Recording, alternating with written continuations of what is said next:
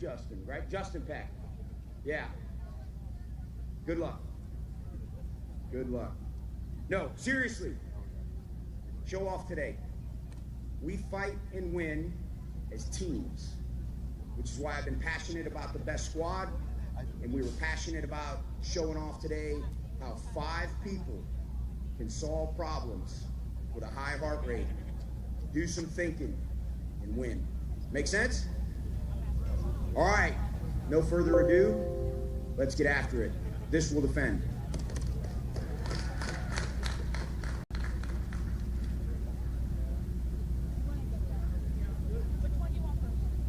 All right, thank you. We're going to kick the fitness competition off down at the apparatus. 0930 will start. The first heat will kick off at 0930 down there. Thank you. Okay, and that was your Sergeant Major of the Army kicking off this Army 250th birthday celebration on the National Mall in Washington, D.C. The atmosphere out here is incredible. It's absolutely wonderful. As you've heard, we have a diverse team out here competing for the Sergeant Major of the Army's fitness competition, even UFC members. I'm excited to see where we line up compared to some of these, I guess, stars on our television screen for the UFC fights. But our guys are stars, I would say, right? They're yes. athletes. Who's your money on? I got to go back to Force Comp. I enjoy the environment, and I have faith in their ability to PT until they become proficient at some of these outstanding performance, I guess, required events. Okay, we're going to shake on it right now. Oh, boy. Mine is on Team USASOC. Let's see what happens. Yes. Of course, I mean, got to give a shout out to the boss. Well, more importantly, though, what are your guys' money on? What's it on? What team do you guys represent? What team are you guys rooting for? Tell us in the comments. I'd love to hear. Absolutely. You could listen to us blab all day, but we know why you're really here. It's for those influencers, those Army accounts that you follow. You watch their reels come up on your feed and you laugh. I know I do. All day. All day. So without further ado, let's bring Captain Kimbrough and Sergeant First Class Butterworth in. We're going to hand over the feed to them. These two need absolutely no introduction. Yes. Thank you. Thank you. Hey, what is going on, YouTube? What's going on, IG? I am Captain Kimbrough, a.k.a. Kid Thunder 2, and I am here with Sergeant Butterworth. And we are here to welcome you guys and introduce you to the Army's 250th birthday. Sergeant Butterworth, how do you feel today? I'm just happy to be here to support the soldiers, be able to walk around, talk to them. If you have a question, ask us here. We'll be happy to answer it. And let's just celebrate the Army's 250th birthday. Yes, now let's bring it over to how important and how monumental this day truly is. This is the Army's 250th birthday, a once-in-a-lifetime event that all of us here today can share and be in. How do you feel about that today? I'm excited. I'm excited to be here. Again, this is about the soldiers, being here for the soldiers, talking to them, asking them questions. If you have a question, let us know, and we'll answer it. They'd like to know what your patches are. Patches are? Oh. Go ahead, you first, sir. Recruiting. Yeah, I'm recruiting commander out there in Chicago. Shout out to the Chicago Recruiting Battalion. Shout out to 3rd Brigade. I'm the company commander for Downers Grove Recruiting Company.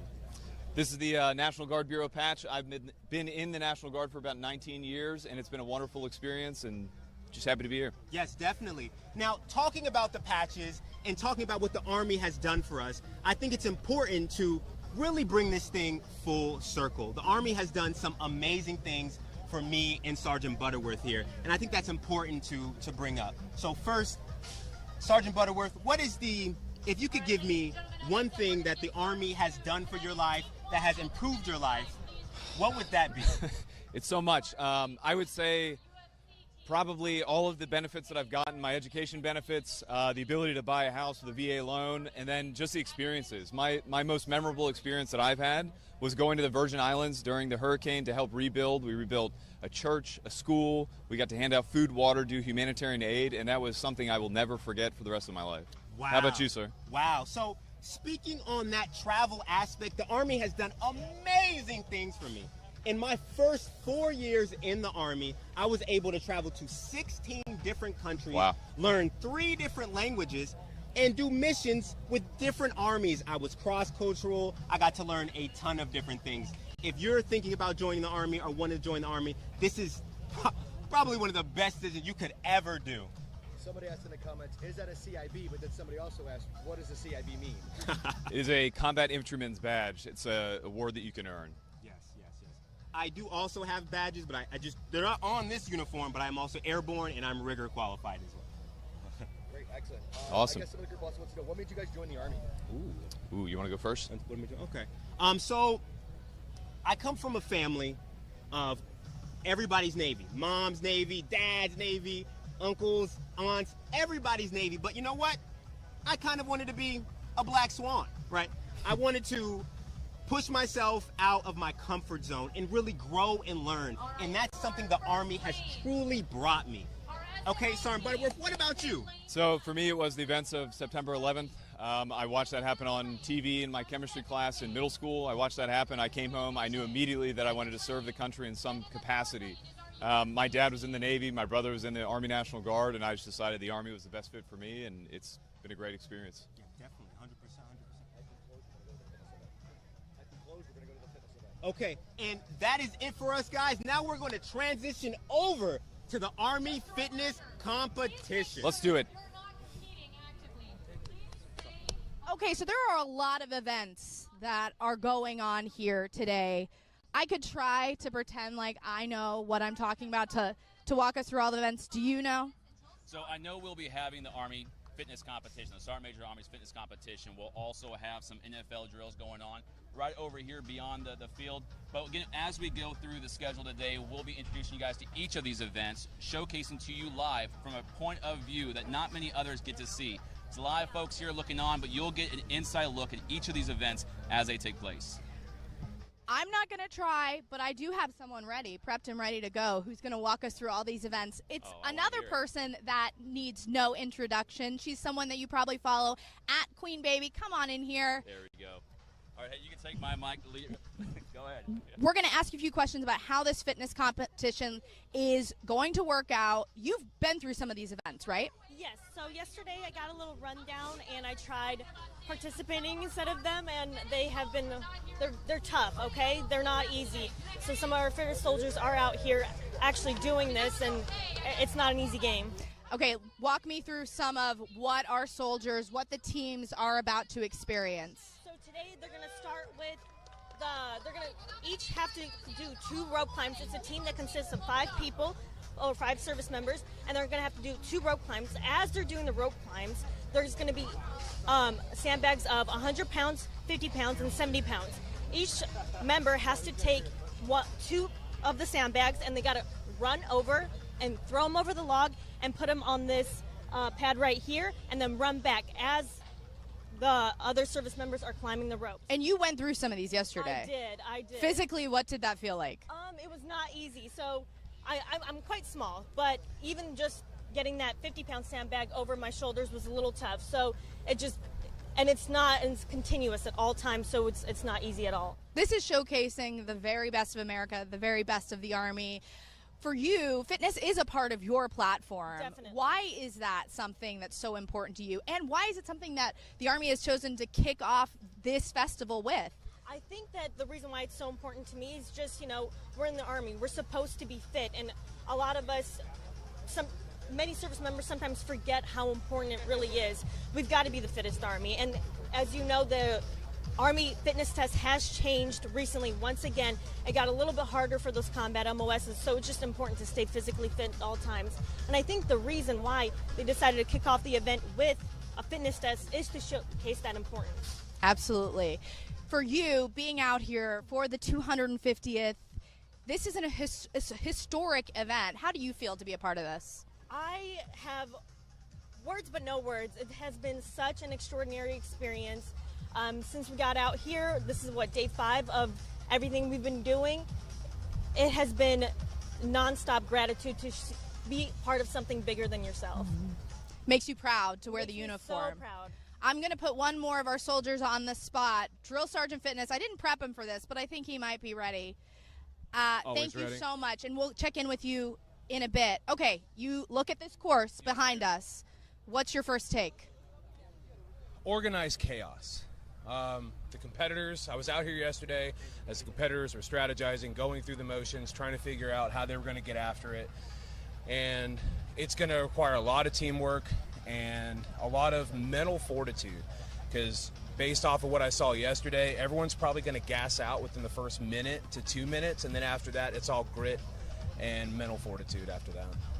For you, what do you think is the toughest event that our soldiers are going to be going through today?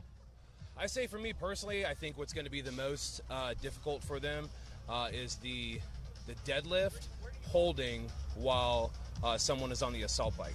Because holding 500 pounds amongst 4 people doesn't sound tough, but your forearm, your grip strength is really going to start to give out, and that's where you're going to have to dig deep. And also, if you're the teammate that's on the assault bike, you're going to have to push through knowing that your team members are really just waiting on you. Being a soldier, how important is staying ready, staying physically fit to you? Staying ready, staying physically fit obviously is part of our jobs as United States Army soldiers, but it also helps with mental health. I can't tell you how many times I wake up in a bad mood, and then by the time I'm done with my workout, I forgot what I was even upset about. You know, so physical fitness, obviously very important staple of what it is to be a United States Army soldier, but also just as a person, just getting through the day, getting up, and I think that's also why we do PT in the morning. It helps set the tone for the rest of the day, you know. Especially if you're on a 5-6 mile run, your day can't get any worse after that. Absolutely. Thank you so much. Yes, We'll check in with you in a little later. We do want to switch the camera angle around in a second because you don't see a lot going on behind us. But over here, we'll switch it in just a second because we got to get some people out of the way. But that's where the main event is happening with this fitness competition. Multiple competitors taking part in this. And it looks like it's going to take a lot of grit, a lot of heart. But that's exactly what our U.S. Army soldiers have. So we're going to flop this camera around right now. We'll come back to you in a little bit.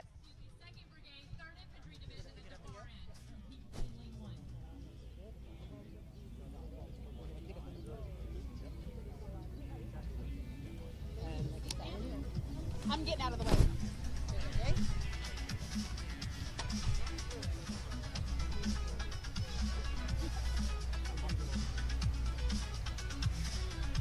30 seconds. Competitors, please stand behind your sandbags. Competitors, move behind your sandbags.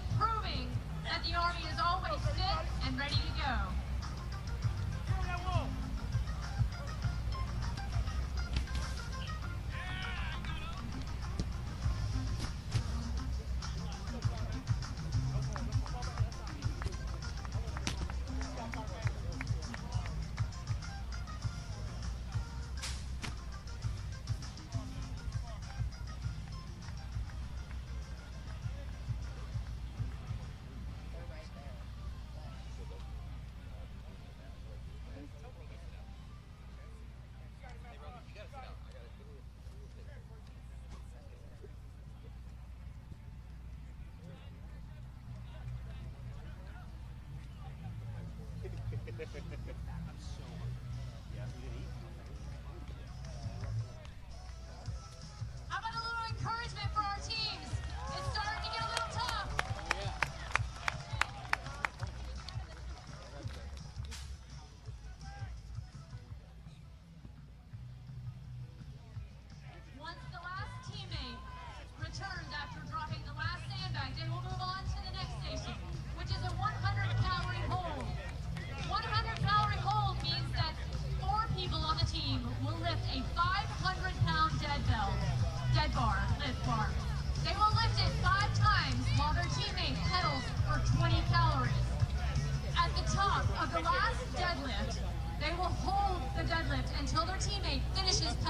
20 calories.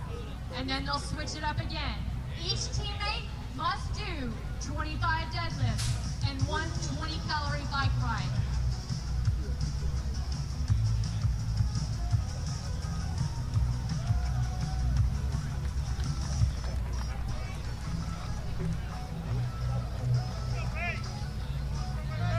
Our first two teams are in their hold as they wait for their teammates to finish pedaling. It's a grueling lift, 500 pounds among the 4 teammates as they wait for that pedal to finish.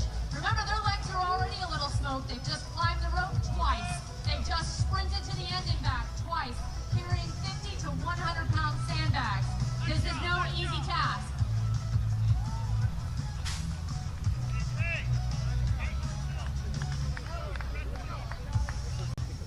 Make some noise, guys. They just got 5 calories to go on this end.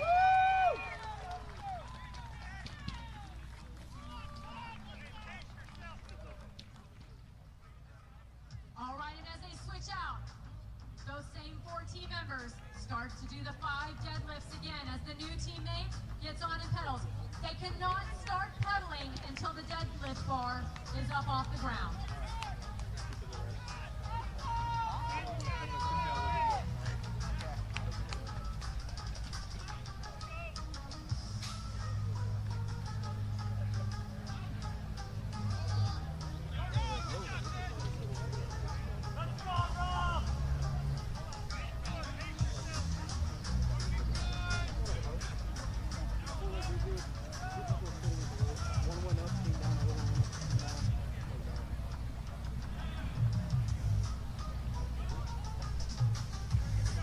The last 5 calories are the most grueling, and then they have to get off the bike, and they have to start the deadlifts.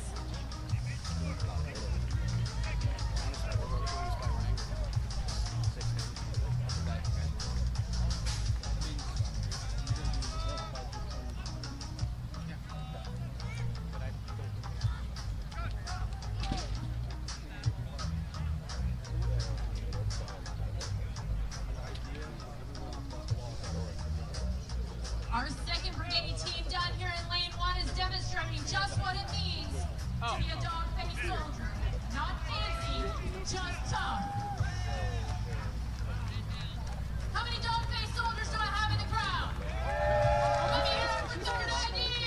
Dog-faced? Dog-faced. That's not very nice. That's not like me.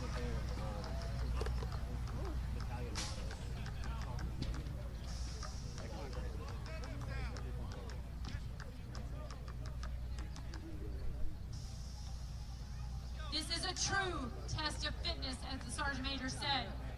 This isn't just about getting through the obstacles. It's also about mental toughness and making smart decisions under pressure. Where to use your teammates in the right places. The looks on their faces say it all. This is not easy.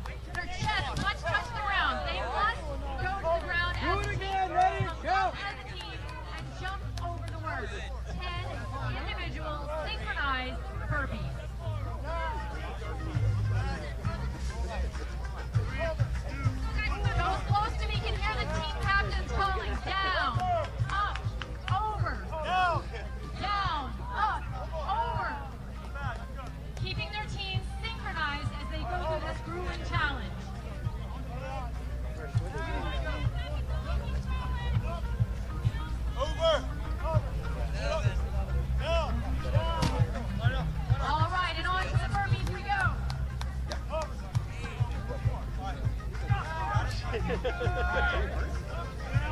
last event's going to be pretty close. And the second lead team catches the Coordinators team. Up for grabs is bragging rights. All right, our Coordinators team has gotten to the final event. They must carry each of the sandbags back. We are at 11 minutes to get close to the finish line. All of the sandbags must go over the wall. All of the teammates must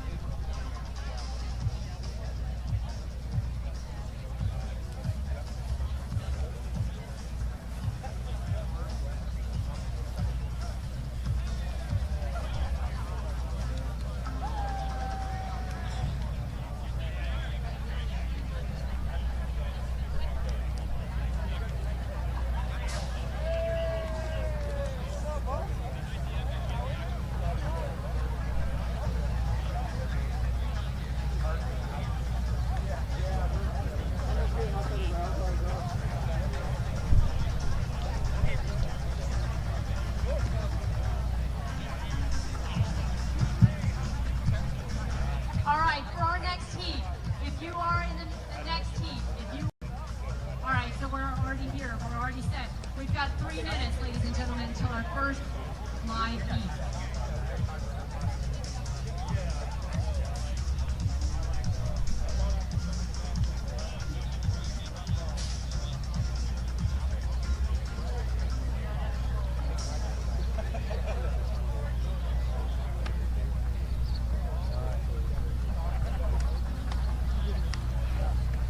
I'll do a photo bomb.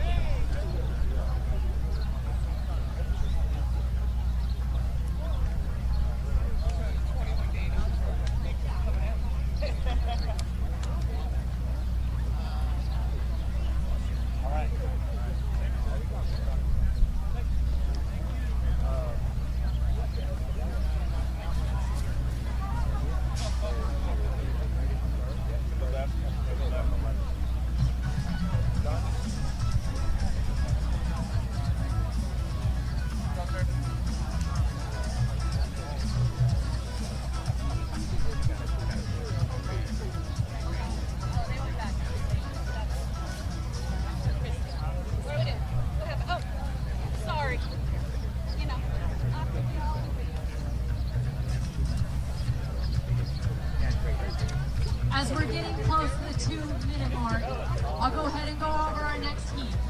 In lane 1, furthest from me, is 82nd Airborne. Do I have any 82nd fans here? Airborne!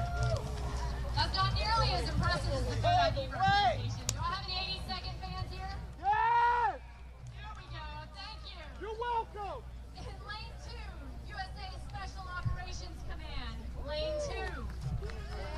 There we go, use the socks, got it. And in lane 3, we've got Cyber Command. That's what I'm talking about. Thanks, guys.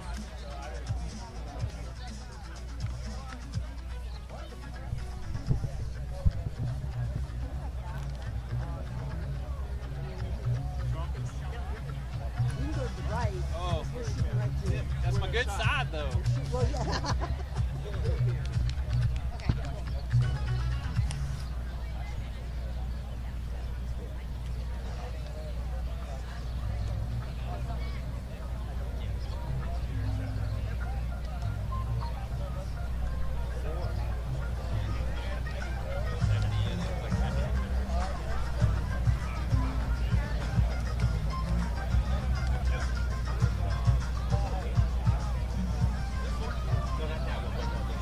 All right, ladies and gentlemen, this is your 1-minute warning.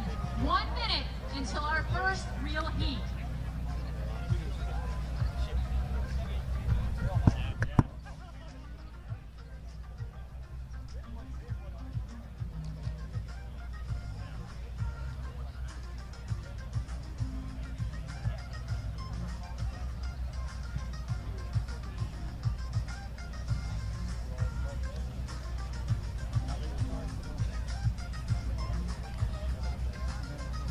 And 30 seconds. Competitors, make sure you're behind your sandbags. We'll start in 30 seconds.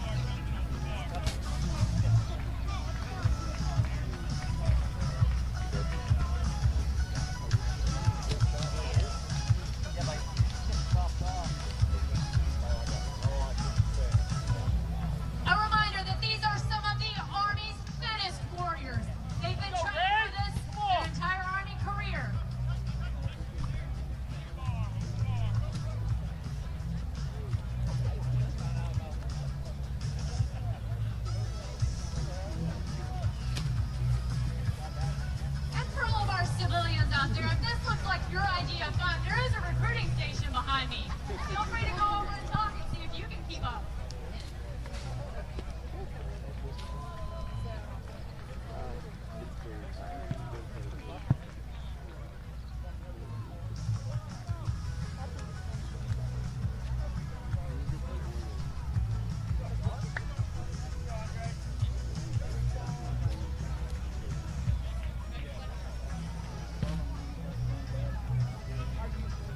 All right, all of the teams have their sandbags at the finish line.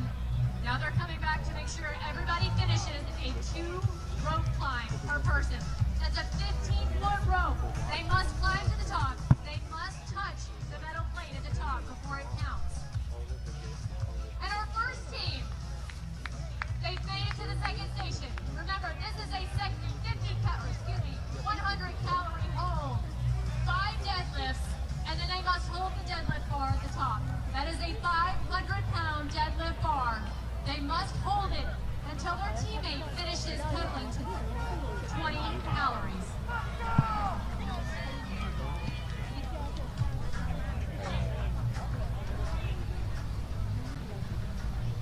All right, let's cheer on our Cyber Command team as they move to the deadlift bar.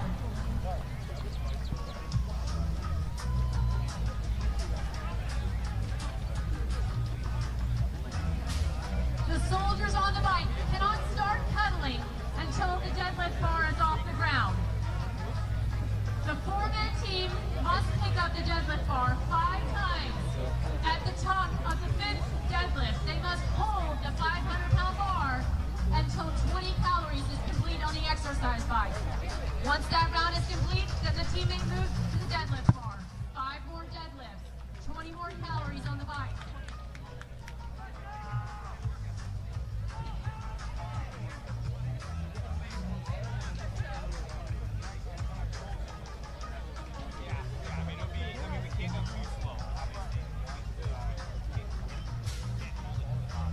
Let's hear it for our 82nd Airborne team.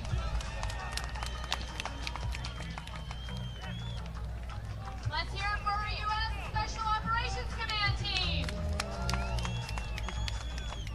And where are our Cyber Command fans?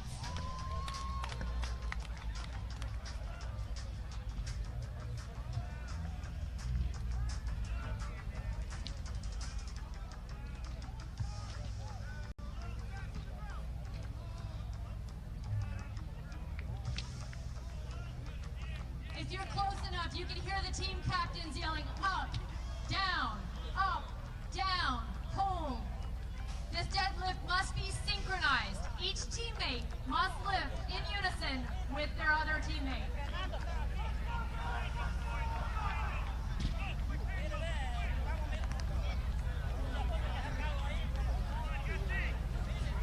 Microseconds count. You'll notice they make the transitions as quick as possible.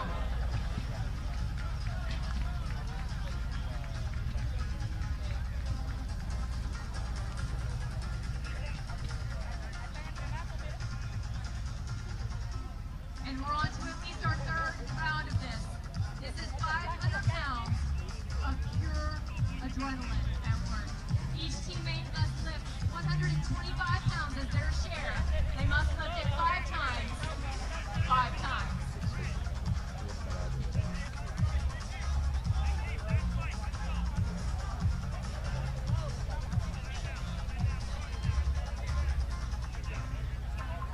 And a reminder, ladies and gentlemen, this is only the 2nd event. If you're just joining us, they've already done 2 rope climbs each. They've already carried 50 to 100-pound sandbags to the finish line and back twice each. This is only the 2nd event. This 500-pound deadlift and a 20-calorie exercise bike ride before they move on to the 3rd event.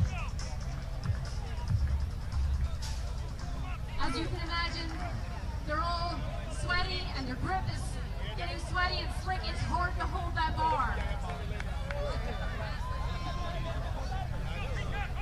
I thought they were going to be like right there, but I couldn't find that.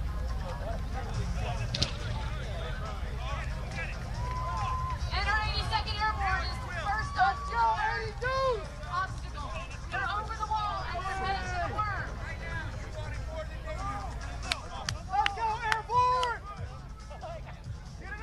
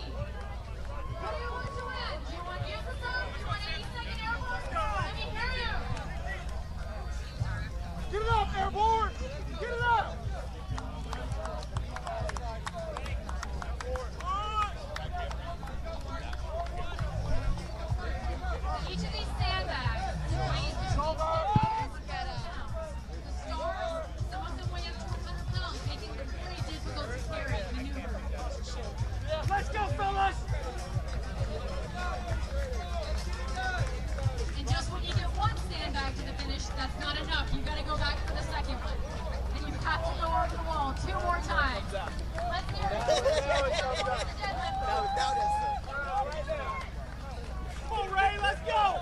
Pick it out. Pick it out. Let's go. Let's go. Get it up. Last one. Last one. Let's go.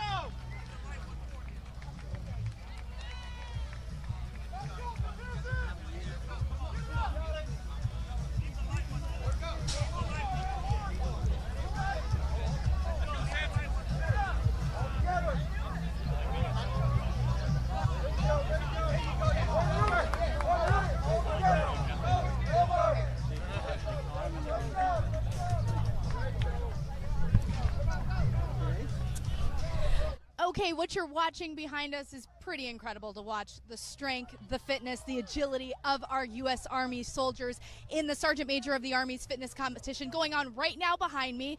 You've got 3 of 6 teams that have competed so far. I'm going to introduce Queen Baby again. She's one of our favorite fitness Army influencers. You've seen 6 teams go through so far. What are you taking from this competition? That this is not something to play about. As you can see, these are some of the fittest soldiers, and they are struggling. I mean, they're doing great, but this is not an easy competition. Especially, I can't even imagine carrying those sandbags back after doing all of that.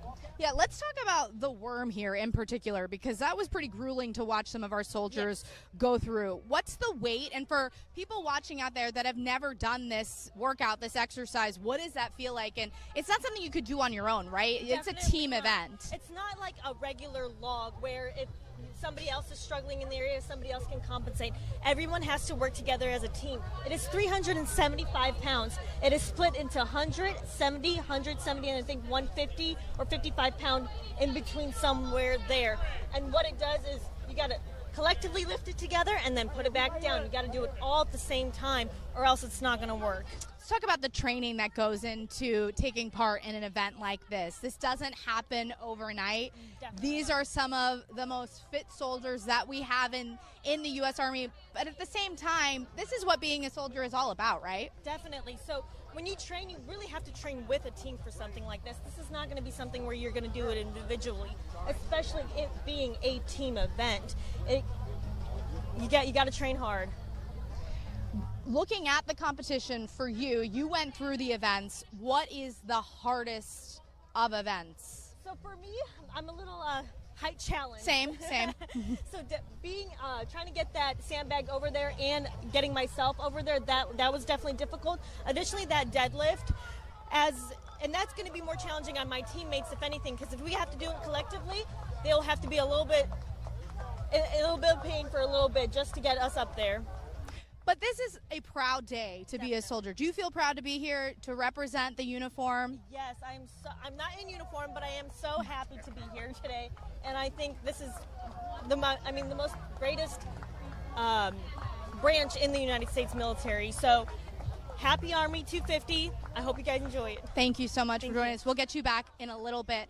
Another thing is, though, if you are watching this live stream on our U.S. Army YouTube page, you can come out here. If you're in the Washington, D.C. area, the festival is open at 11 a.m. You can come and meet your United States Army. That is what this is all about.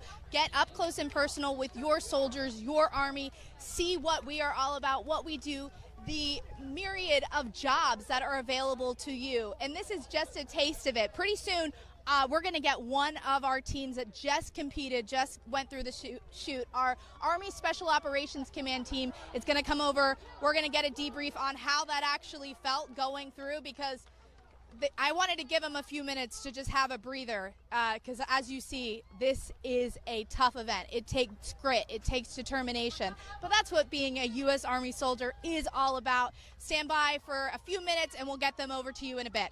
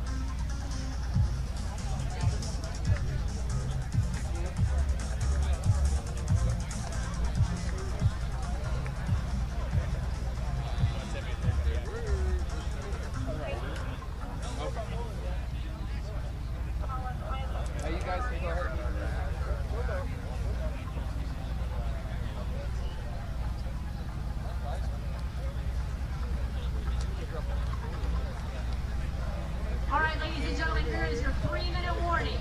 3-minute warning. In lane 1 is the Military District of Washington team. Let's hear it. In lane 2 is our Europe and Africa Command team. Lane 2, the middle lane. And in lane 3, our Army Materiel Command. Lane 3.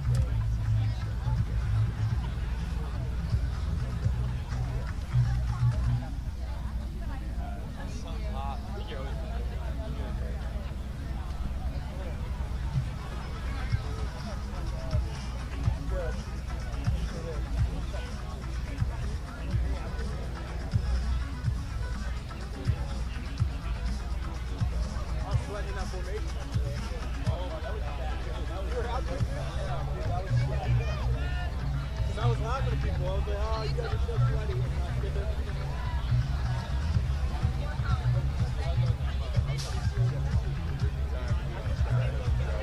I felt like I was abandoned.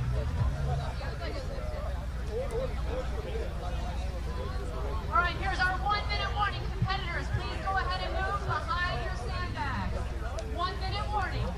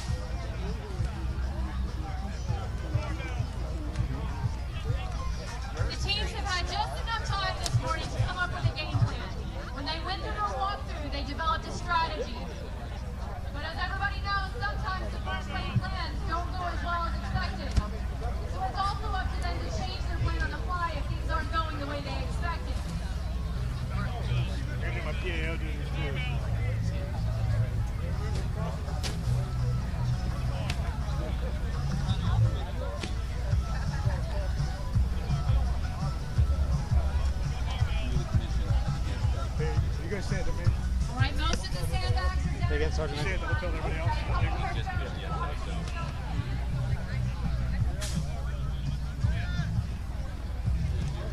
These were on our last roll climb, and they're going to move to the second station.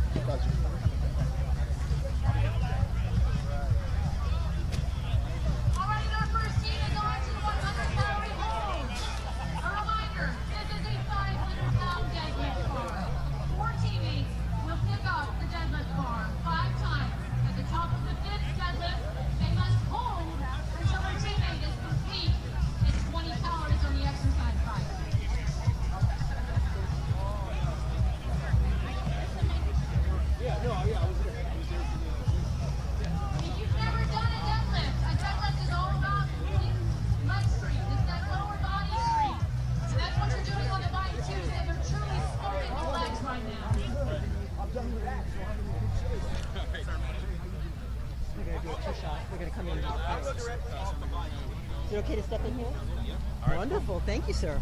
Thank you. All right. Perfect.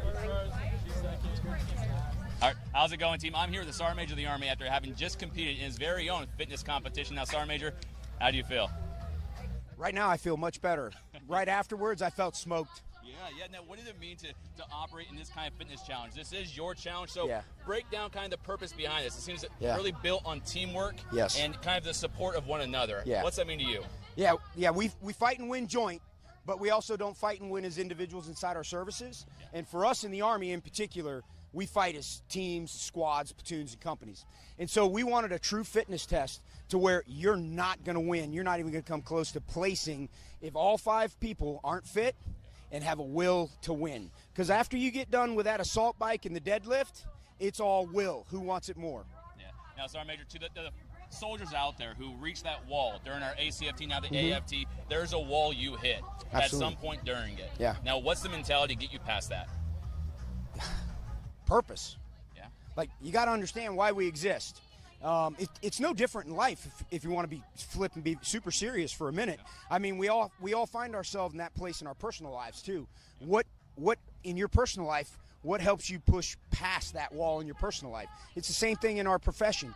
You got to want it. You got to believe in something bigger than yourself. You got to be, you got to feel valued. Like, you can't win out there if you don't feel like you're a valued teammate. 100%. It works in life. It works in our profession. I love that, Sergeant Major. Now, Sergeant Major, we are here celebrating the Army's 250th anniversary. Yes, we are. Is there a message to the force and to those who have served and continue to serve and maybe will serve that you'd like to give as a Sergeant Major of the Army? Yeah, 250 years. It's pretty stinking special. 53 years old. I've been associated with the Army all 53 years because I'm an Army brat. I'm pretty proud.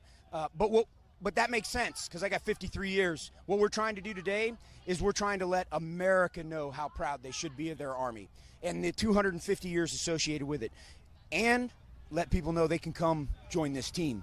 100%. There's opportunities for you. Yeah, 100%. And we actually have a recruiting booth right across the way, just here. So if you are in the area, you would like to join service, benefit from the opportunities and programs the Army has to assist you in achieving your life goals, we're here for it, right, Sergeant Major? Absolutely. And I don't know, pretty awesome purpose to serve your country and this Constitution. 100%. All right, thank you, Sergeant Major, for your time. You bet. Appreciate it. Yeah, it's an honor. So thanks. Congratulations. You bet. Happy birthday, Army. Thank you. Appreciate you. Good? All right, Corporal says it's good. It's good. It's smoke. That's how it is. Ask them when they get done. They'll tell you.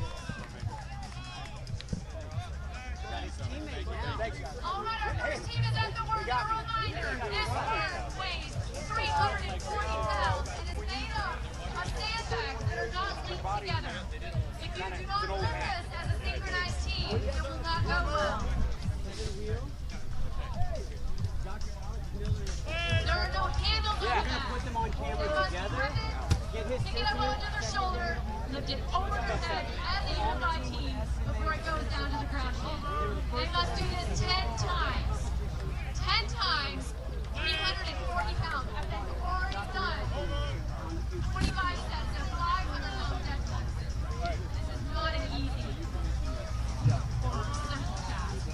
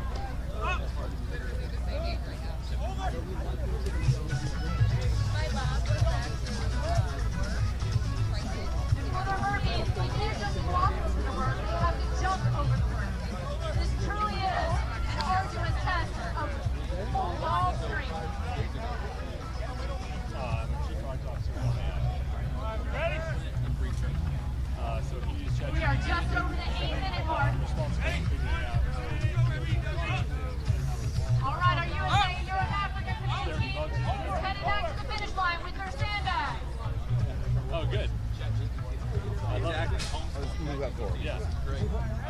So any problems? It's my fault. Come on, Cole. And have to get the sandbags. One more time. They have to go over the deadlift.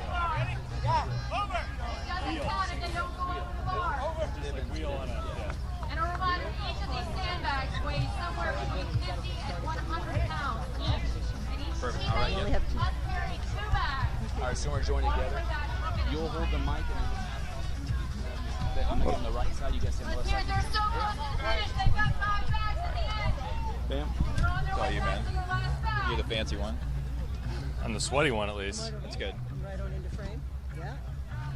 All right, we are just over the 9-minute. All right, team, we're back again. My name is Staff Sergeant Bevan. I'm here with Mr. Miller and Lieutenant Colonel Will. Now, this is a very interesting moment right now. Lieutenant Colonel, you were on the team with the Sergeant Major of the Army, is that correct? Yes, sir. All right, and 2 days ago, what was your rank? 2 days ago, I did not have a rank. Okay, 'cause that's why you commissioned just yesterday, is that correct? Yes. All right, so that's a very unique opportunity to not only commission, but the next day be with the Sergeant Major of the Army on a fitness competition. Now, you may think, okay, well, too easy. He must be in a profession that encourages this athletic build of yours. Now, what do you do? I'm the Chief Product Officer at OpenAI. So I work on ChatGPT. That's very impressive. That's something that's now taken over kind of just every aspect of life. I love it. Now, coming into the Army as Lieutenant Colonel, what are your plans or what is your motivating factors? I want to take the stuff that I've learned in the private sector and continue to learn and use it to help the mission however I can. Yeah, not too easy. Now knowing that, what is your continuous goals? Now you got 5 years, 10-year goals. What are yours? I mean, first of all, I assume we're doing this every week, right? I'm out here on the mall every week. This was a blast. Yeah. But honestly, I got a lot to learn. I'm inspired by all the folks around here every day. It's incredible, and I just want to come in and help however I can. Yeah. Now, participating in an event like the Sergeant Major of the Army's Fitness Challenge, what were some of the key takeaways? The whole thing is about teamwork. The events here are designed. We're holding a deadlift while our teammates were on an assault bike. And the longer you take on the assault bike, the longer your buddy's got to hold the deadlift. So everybody's motivated to go as fast as they can. And, we pulled it off. We won our heat. What more can you ask for? Yeah. Now, Mr. Miller, you can speak on the program. Is that correct? I can. Now, can you explain a little bit about it to us? Absolutely. So, good morning. I'm Alex Miller. I'm the Chief Technology Officer for the Army. So, we stood up Detachment 201 as the Army's Executive Innovation Corps to do exactly what Kevin was talking about. Bring in outside expertise, bring in high-tech expertise and talent to help the Army think about how we solve problems differently. And frankly, putting them in uniform helps because that's where the fight is. Getting them into units, allowing them to engage directly with our soldiers, sort of breaking the paradigm on Pentagon think, but allowing these guys who, one, really wanted to, which is the key thing for joining the Army, really wanting to, volunteering, and then as you're seeing it, building a culture of camaraderie, and then I'll throw this in for the Sergeant Major of the Army, like having that fitness culture as well really helps. Yeah, 100%. Now, back to you, sir. How do you see the integration of AI and ChatGPT-like functions in the Army? How would it benefit us in future, requirements? I mean, I think AI is changing all of our lives, right? It's changing our personal lives. We use it every single day, and it's changing us professionally. I think it's going to benefit the U.S. military and everything from the way that we do kind of basic operations, HR functions, kind of back office stuff, but it's also got to change the way we fight. We got to use it everywhere, both defense, offense.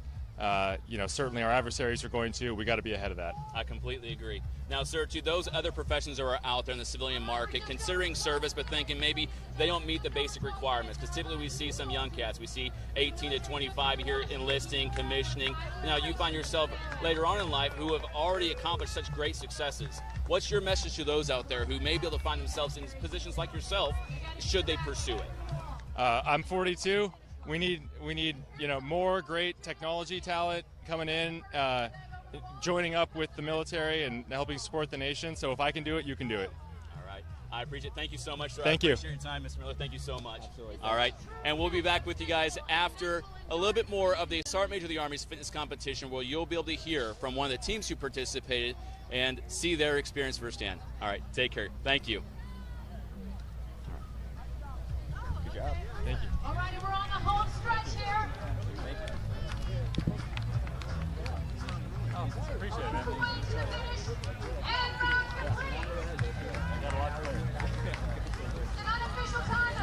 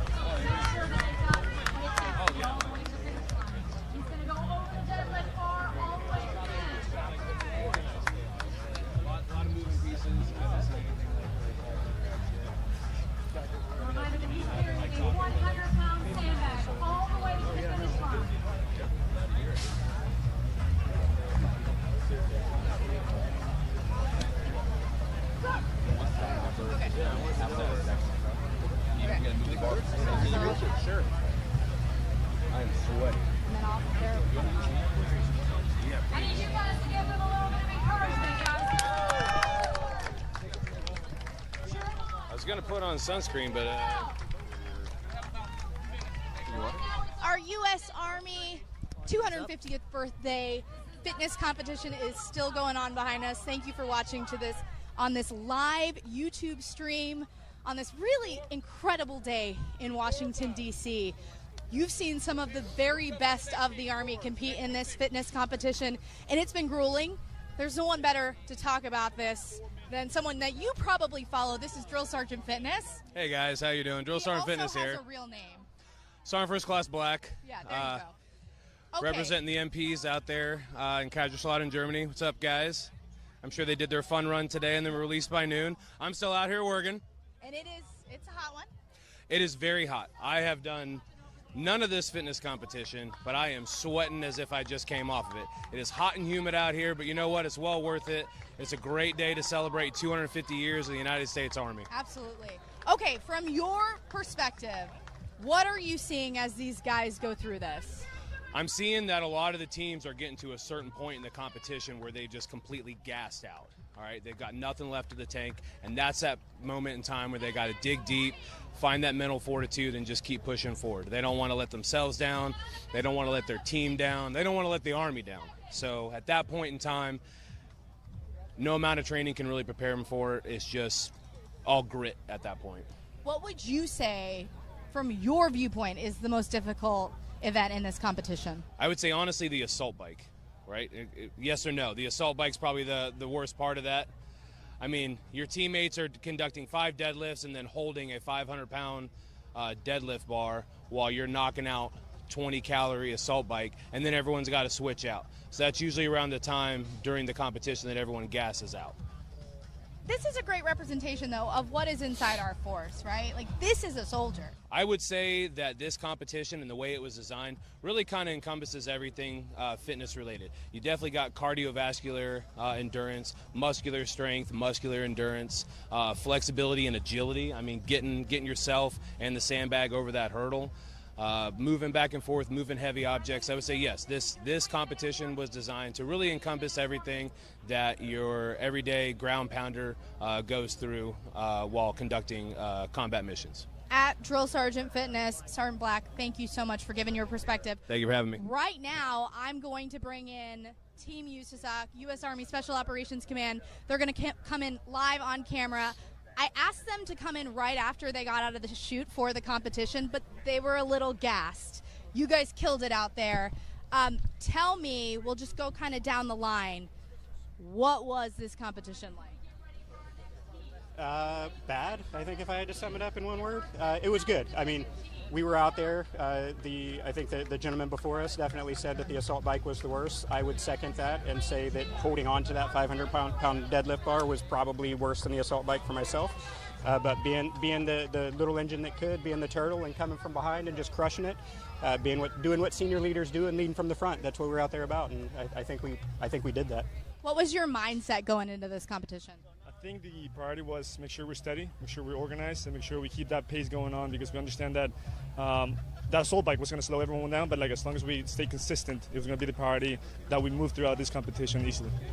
One thing I love about Team USASOC, and obviously I'm a bit biased for you all, but is that you all are over 40, but that didn't stop you. Talk about the prep and the mindset as well. So I think when it comes to prep and mindset, I mean, we should always have a mindset of excellence. We should always push ourselves to excellence, no matter what your age is, no matter what your pay grade, rank is. Just like Ray said, when you talk about leading by example, I mean, you probably couldn't get any better than this. We come out here, hey, if I'm going to expect the soldiers within the formation to give their all, then I absolutely am going to give my all. So, these guys. For you, what was the most difficult of all the events? Just staying synchronized, and everything is a team event. We don't go to war by ourselves. We don't do training by ourselves. We work out by ourselves. And, slowing down or speeding up at times, just kind of making sure all of us are giving max effort, doing everything correctly so we don't get penalized or everything else. That was by far the most difficult part. Soft truth number one is humans are more important than hardware. You guys are all special operations soldiers, Rangers, Green Berets. What does it mean to you to be able to represent special operations on this Army stage today? See, ma'am, they hit it a couple times already, but really I appreciate them saying, hey, this is what everybody's been training for months. We all got notified and asked to do this about 2 months ago. It's awesome if teams get time time off to train and get ready for this. But we've got battalions to run, we've got CG staff positions to run. This is, fitness is a way of life. It's the most important thing we do in the day, getting ready, getting up, starting our day off that way. And I used to, before down in regiment, tell my Rangers, hey, whether you're at the staff or whatever it is, I expect you to be able to walk out the door and exceed standards. And this is the same thing for here. We got notified, our peers and our friends asked us to do this and get out and represent and basically step right out from our jobs to get out here and be competitive. We wanted to win. We recognize it would be awesome for us to win this, but it's even better to have, really any of the teams here to beat us. And so either way, we know we're setting a good example and leading from the front. So appreciate us being out here. Thanks to my teammates. That's a Ranger leading the way right there. One last question. How do you think this is going to shape out? Well, right now we're in second. I don't think anybody else is going to beat us. It's pretty strong. Okay, Team USASOC, I'll put my money on you guys. Thank you so much. Get some rest, but I know that's not really in your wheelhouse, resting. Thank you guys, and thanks for competing. So we still got a little bit of competition left to go out here on the National Mall in Washington, D.C. as we celebrate the Army's 250th birthday. This is an incredible event. 11 a.m. This festival is open to the public. Tonight there will be a massive parade throughout Washington, D.C., and you will see the very best of the Army, starting at the Revolutionary War, going up to present time. You will see history on display, legacy, lethality, all the best of our soldiers. So if you're watching on YouTube, you can do so here. You can also stream it on Instagram. Our influencers will be checking in throughout the day, but we will be back and forth so we can take you on this journey with us. And if you're in DC, make sure to come out and say hello. See you in a few.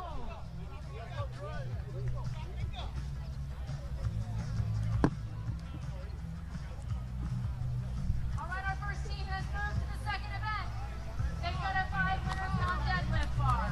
They've got an assault bike. The soldier must pedal for 20 calories as his teammate lifts his 500-pound deadlift bar 5 times. At the top of the 5th lift, they must hold it until the soldier completes 20 calories on the assault bike.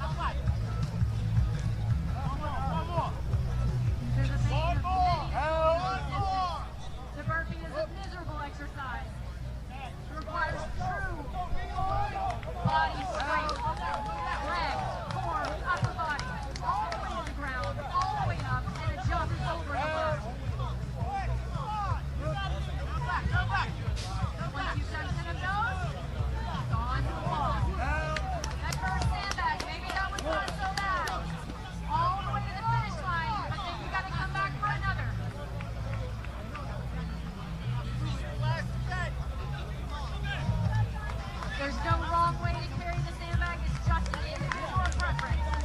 However you choose to get it home.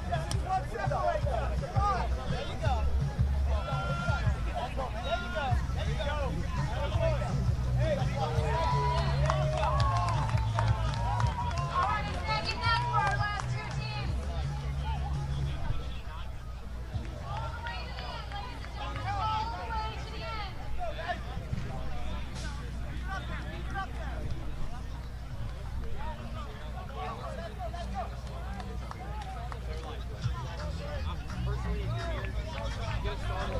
Ladies and gentlemen, it's close.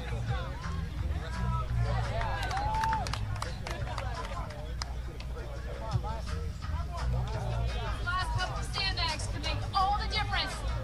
Get a second or third place finish.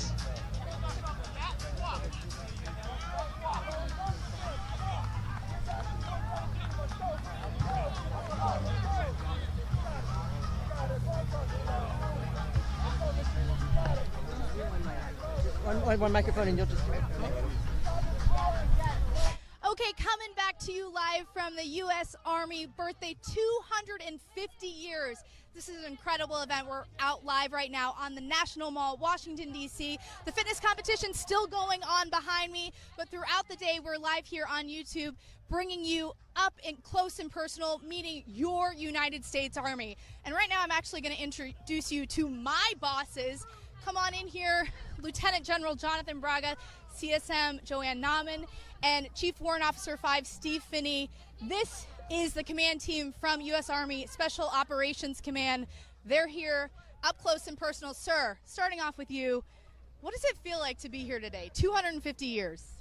It's great to be part of this historic moment. You know, I'm old enough to remember the bicentennial of the United States in 1976, so I think it's going to be a memory for everybody who came out today, or everyone's going to see this on YouTube or on TV to be part of this historic moment. Couldn't have a better opportunity. It's just awesome. 250 years is a long time, CSM. I don't think we look a day over 200. Yeah. That's saying something for sure. For you, what does legacy mean?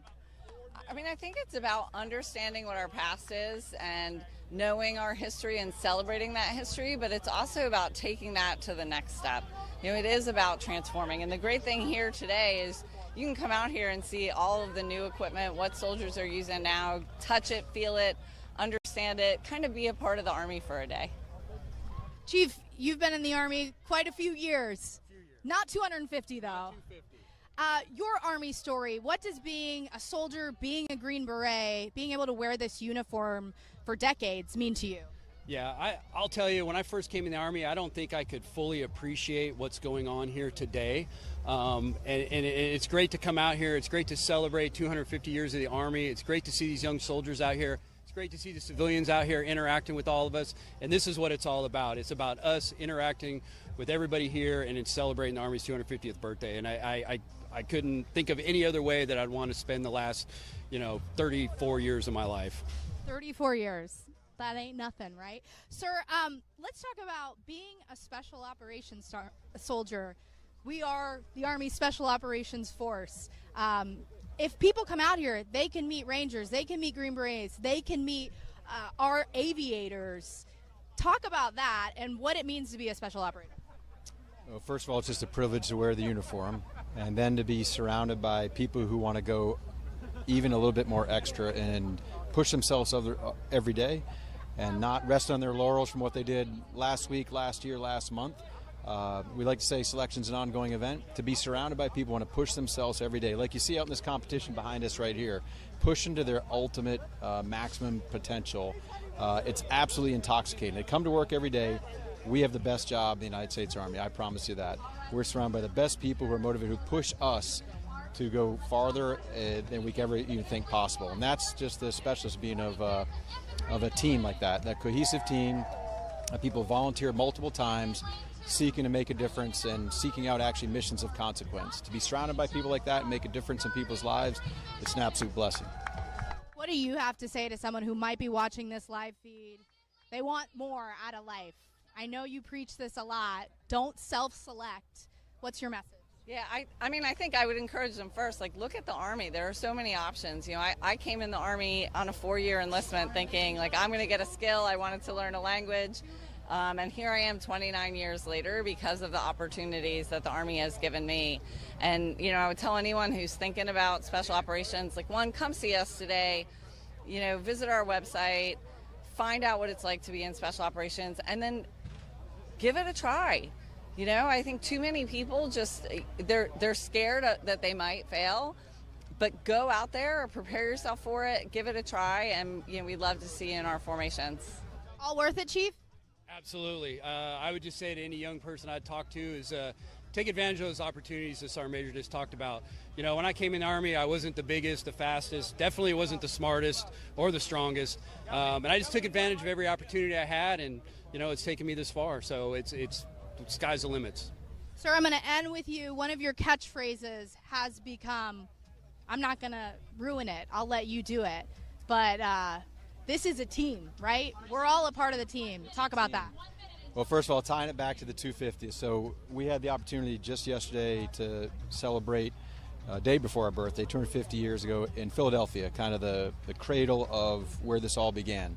So while the first blood was spilled in the battles of Lexington and Concord, you know, April 19th, 1775, it really wasn't until the Second Continental Congress kind of gave us our birth certificate, our happy birthday birth certificate, stood up the Army, put George Washington in charge of it, and I was really thinking about this. The Founding Fathers, I don't know if they thought this grand experiment of a country based off liberty and freedom was going to last 250 years, but I do think they absolutely believed it didn't have a chance without the United States Army.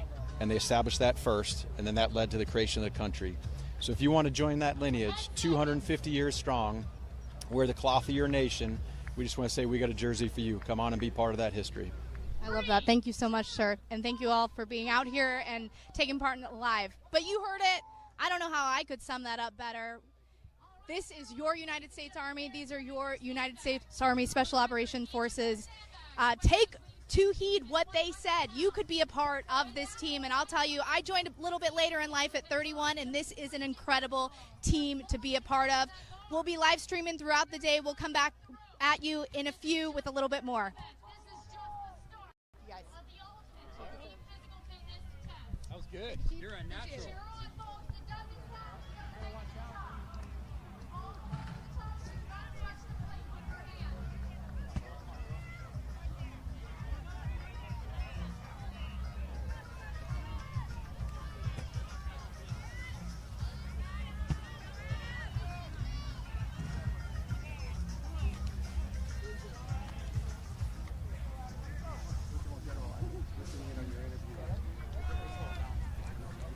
Our first two teams have most of their sandbags at the finish.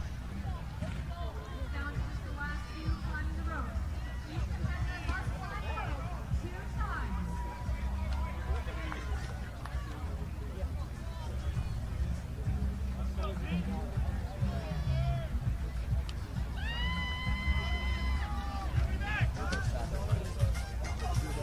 Once all the teammates are back to the start, then they can move on to the second event.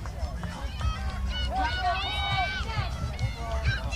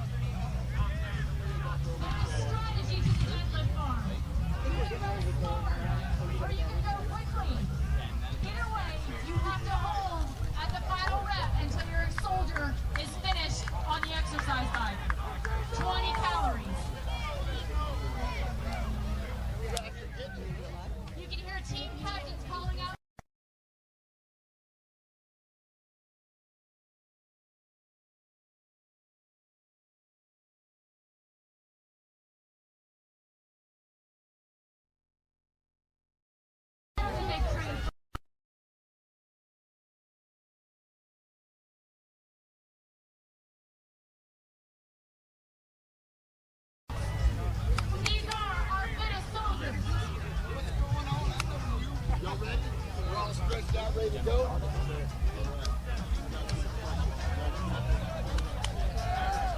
Right now, you hear the coaches yelling. Keep your mind sharp. This is a mental game. Stay tough. Stay strong. I know. Your muscles are screaming at you. This is enduring agony. And it all comes down to who is physically and mentally the toughest.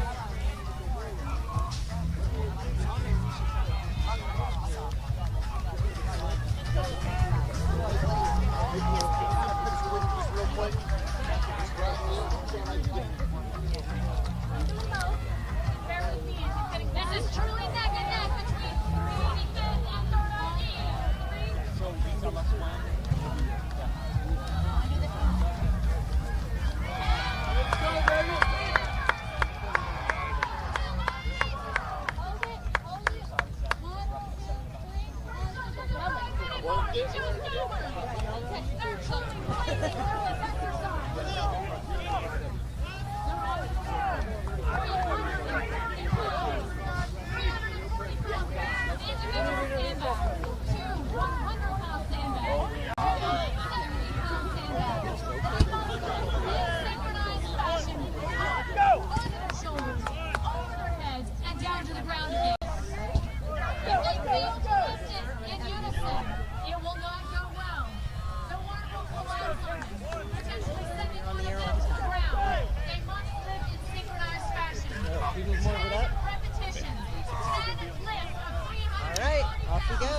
All right, guys, we're going to try something here.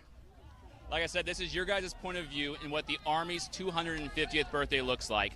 So we're going to walk the crowd, get you to a point to go speak with an influencer of ours, Captain Kimbrough, who is a darn good recruiter. He's going to show you guys what the Go Army booth here has to offer. Now, there are some outstanding U-Strike soldiers here who advocate for providing you guys opportunities to achieve your goals in life.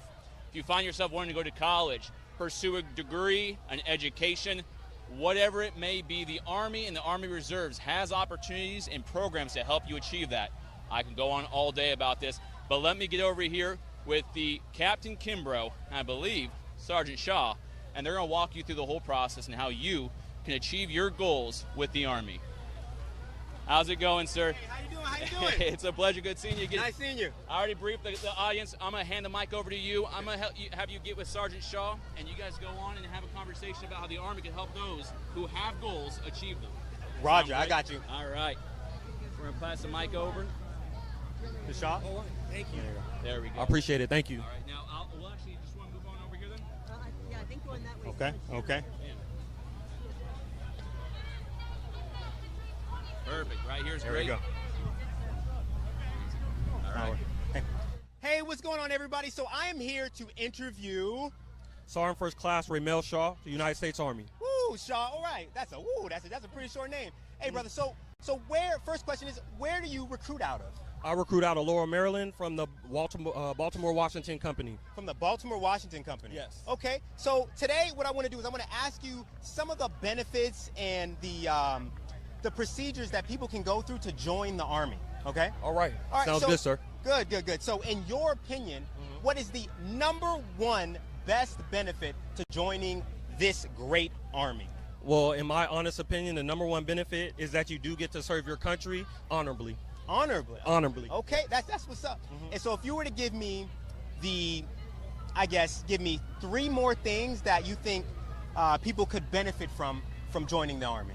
3 things I think people get from benefiting joining the Army is you definitely get to start your career, so you can have a career path. You absolutely can get your education, so while you're in the military, whether you choose to do reserve or active duty, and then also you do get to go out and travel and see the world, so you do get different opportunities and build skill sets, discipline, and structure within your life. Okay, so you know what? We're not just going to bypass that career thing like that. All right, hold on, let's bring that back. Let's bring that back. Yes, real quick. sir. Yes, sir. So are you telling me right now that the Army could be a stepping stone to somebody's future? Absolutely, sir. Okay. Absolutely. So how can people use the Army as a stepping stone to benefit themselves towards their goals? So one of the benefits and the stepping stones they can use is, let's say somebody wants to do IT. We have multiple IT jobs, logistic jobs, medical jobs. If you use the Army, you can do your 3 years time in service, right? You get to choose joining the military. So it's one of the things that the Army has as a first stepping stone to building your career. Whether you do your 3 years and get out, you can continue that on in the civilian world. That's great. You know, and it's funny you bring that up because a common misconception is that the Army is only combat jobs. So you're telling me right now, that there's more than just combat jobs? There's more than combat jobs. We have over 150 plus career jobs you can do in the Army. 150 jobs? 150 plus, sir. Oh, so what you're saying is somebody that's looking to join the Army can just walk right into a recruiting station and a recruiter can tell them about all these jobs that they have? Yes, sir. Okay, woo, okay. Yes, so sir.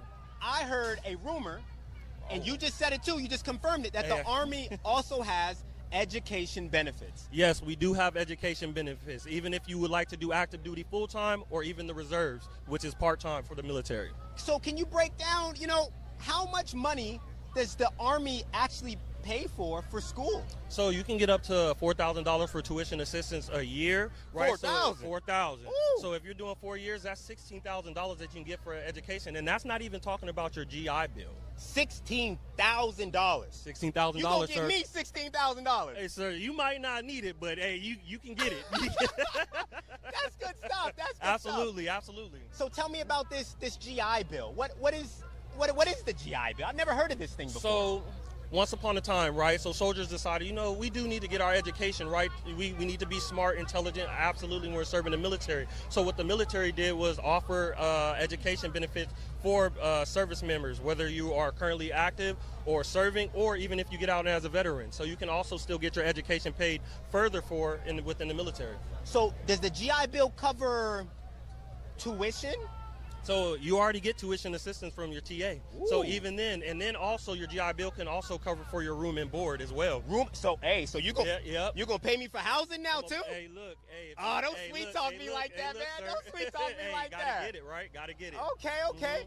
So I mean, you also did mention that I can travel in the Army? You can travel in the Army, and which is also a big misconception with the Army. So yes, you will go anywhere in the world where the Army says you need to go with active duty, but in your own free time, we do get paid leave and time off, PTO for civilians, right? Okay, so I get paid time off? You get paid time off. How many days do I get a paid time off? So you can get up to about 6 weeks worth of paid time off. 6 weeks off?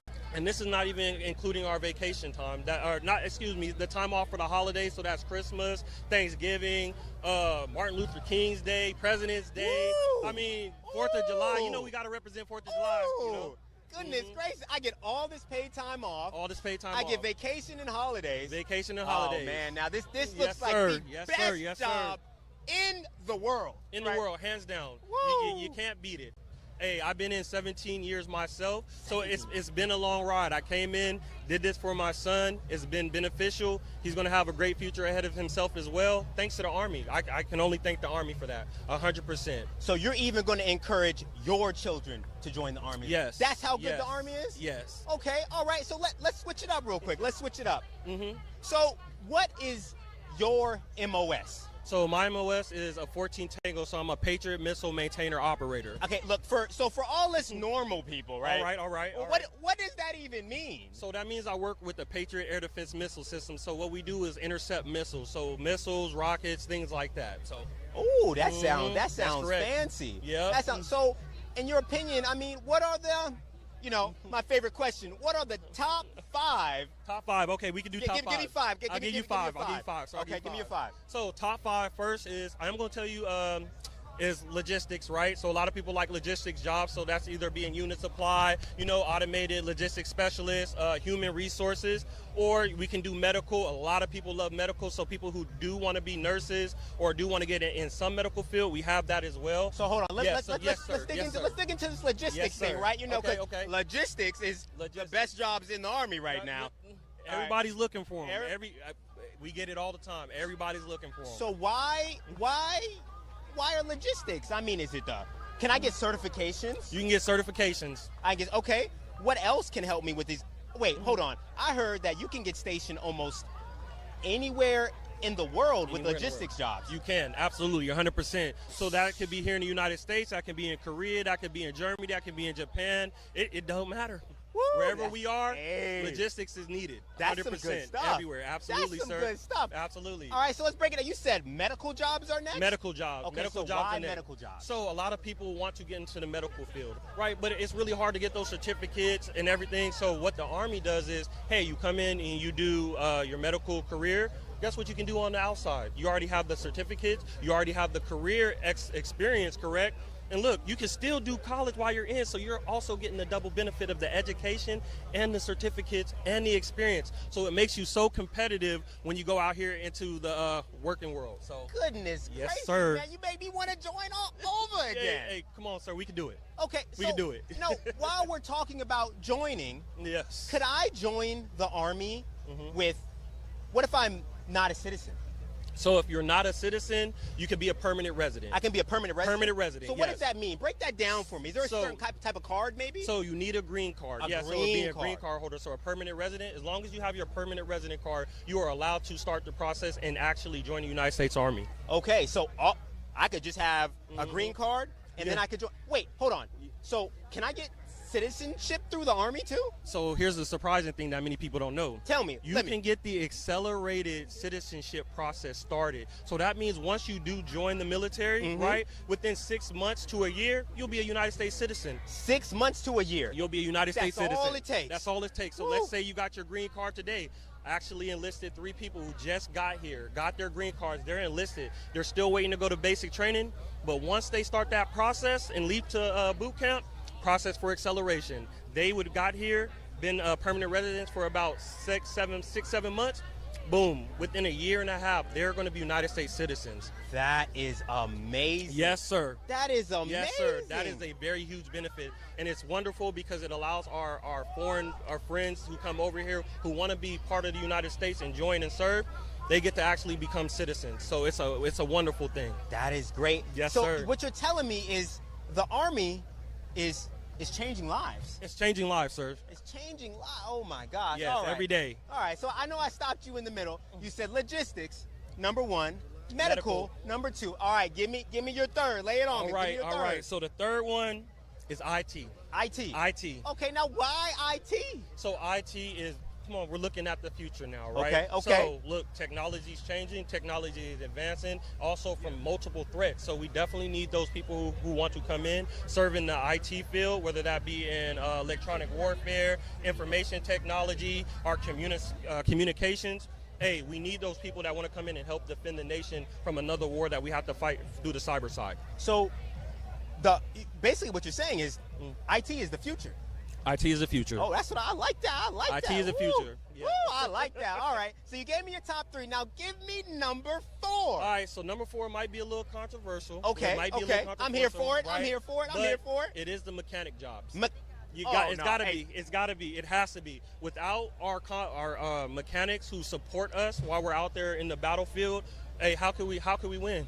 If everything is going down and we can't fix it, we don't have the expertise, we can look for it for our mechanics, for our engineers to come help us continue the mission. So you're saying, I mean, are these just like vehicle mechanics, or are we talking about airplane mechanics? We are talking about everything from vehicle to everyday equipment to aircrafts, everything. Woo, and I say like everything, that. I say everything.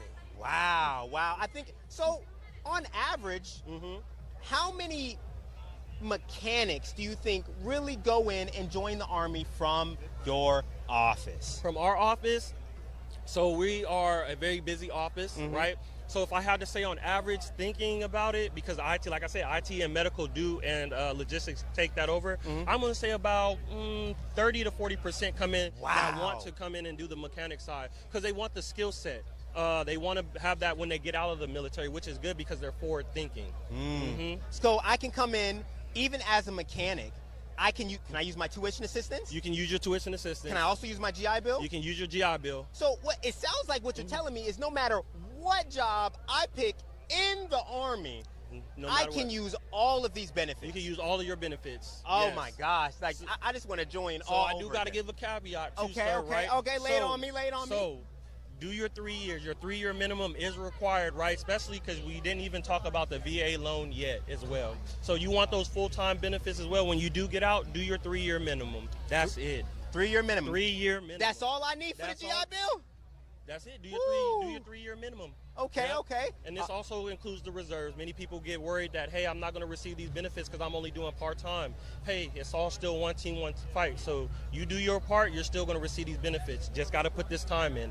Oh, okay, okay. Now I like it. Okay, now give me number 5. Give me fifth best series. All right, so I'm going to hold it down. I'm going to say it's for my 14 series. Let's go 88. 14 series. Okay. Let's go air defense, all right? Let's go air defense, all right? So tell me, what are the options on the civilian side that somebody can do if they join as a 14 series air defense? So a lot of people who do join in this side end up getting into the warrant officer field, right, which helps you become a subject matter expert, right? Or even if you become an NCO, you're going to get to build that leadership skill. You're going to understand the Patriot missile system. You're going to understand electronics. You're going to understand the communication side as well. So when you take that to the civilian side, a lot of people like Lockheed Martin are looking for these type of people sometimes, right? I don't go quote me for Lockheed, but a lot of people like to try to get into that. Okay. And the crazy thing is that people don't know that 14 series, every single 14 series come with a secret security clearance.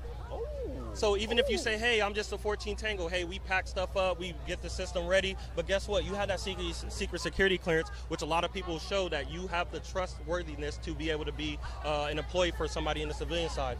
Oh, yes, sir. I like that. I like that. So now let's move into, I say, the less common benefits of the Army, right? So let's talk about the VA loan. VA loan. Yeah. So many people don't know. What is the VA loan? So the VA loan is, let's say you're trying to start a business or you want to get a house or something like that. This is an interest where you can get the 0% interest where you're looking to put down on a house or something or a business, right? A lot of people say, hey, I want to start a business.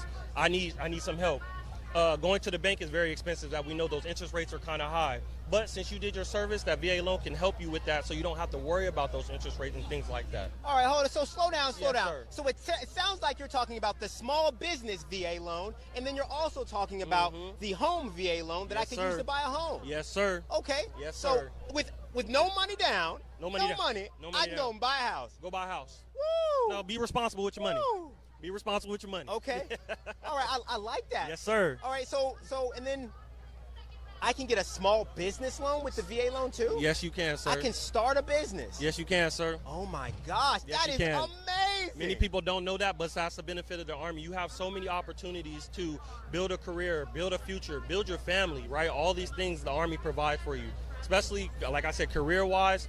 Hey, different times right now, so hey, let the Army be your stepping stone to getting you somewhere. Okay, so I mean, let's switch it up. I know we have more benefits in the Army, right? So yes, sir. What if one day I get sick, like, yes, sir. and I want to go to the doctor? So, and I'm a soldier. Do I? The do best I have one. to pay? Do I have to pay for healthcare? Absolutely not. What? What are you telling me right now? Not. Absolutely not. So, being in the active duty military, right, you are paying for zero health care, okay? So what happens is, right, you do go to, let's say, a military hospital, like me for myself, hey, you can get LASIK paid for, free, $5,000. LASIK? LASIK, PRK. Woo! Yeah. So I don't got to wear glasses no more? No more. Oh, I'm man. living proof. I don't wear no glasses no more. No I can see the future. Yes. Okay. I don't know how far, but you're going to see that far. But still good. Yep, so same thing. Break your leg, get injured, anything like that. Hey, let the military pay for it. Hey, even if you're on duty or off duty, hey, the military's covering you for your medical bills. Yep. Okay, so I also heard, and now, again, this is just a rumor. Yes. But what if my teeth hurt? What if I you guys have like maybe some type of dental insurance or something Yes, here? we do. We also have dental insurance, and you can also get your family covered with the medical and dental as well. Okay, so wait. So the Army will cover not just me, but my whole family? Your family, yep. My whole family. So my whole family's covered. Yes. Oh my gosh. Yes. Oh my gosh. So you know what? I think we have exhausted a lot of these active duty benefits that the Army can offer you. Yes, now, sir. let's switch it up. Let's bring it on over into the reserve To the reserve side, yes. A lot of people are curious about that because they do not know. So. Okay, so tell me, what is the Army Reserve? Because I'm active duty. I don't even know what the Army Reserve is. All right, that's wonderful. I'm glad you asked me, sir. Great. So the Army Reserves is part-time military. So you're going to work 2 days a month, 2 weekends out of the summer, right? So what happens is you can also stay in your local area. So let's say you wanted to join and you want to do one of the logistics jobs. Great. Let's find you a unit nearby. We find that unit. You go to basic training. You go to your job training. Don't worry about where the Army's shipping you. You're coming back home. Oh. Coming back home. You're come back to your unit right here, let's say in Maryland, then you're going to see them once a month, one weekend. That's it. And then you can continue going on. So if you decide, hey, I want these certificates or the security clearance so I can continue get this job, hey, work that job full time, work the Army part time. So wait, hold on. So you're telling me I can join the Army. Yes, sir. As a reservist. Yes, sir. Go to basic, go to AIT. Yes, sir. Get my certifications, and then come back around and come back home? Come back home.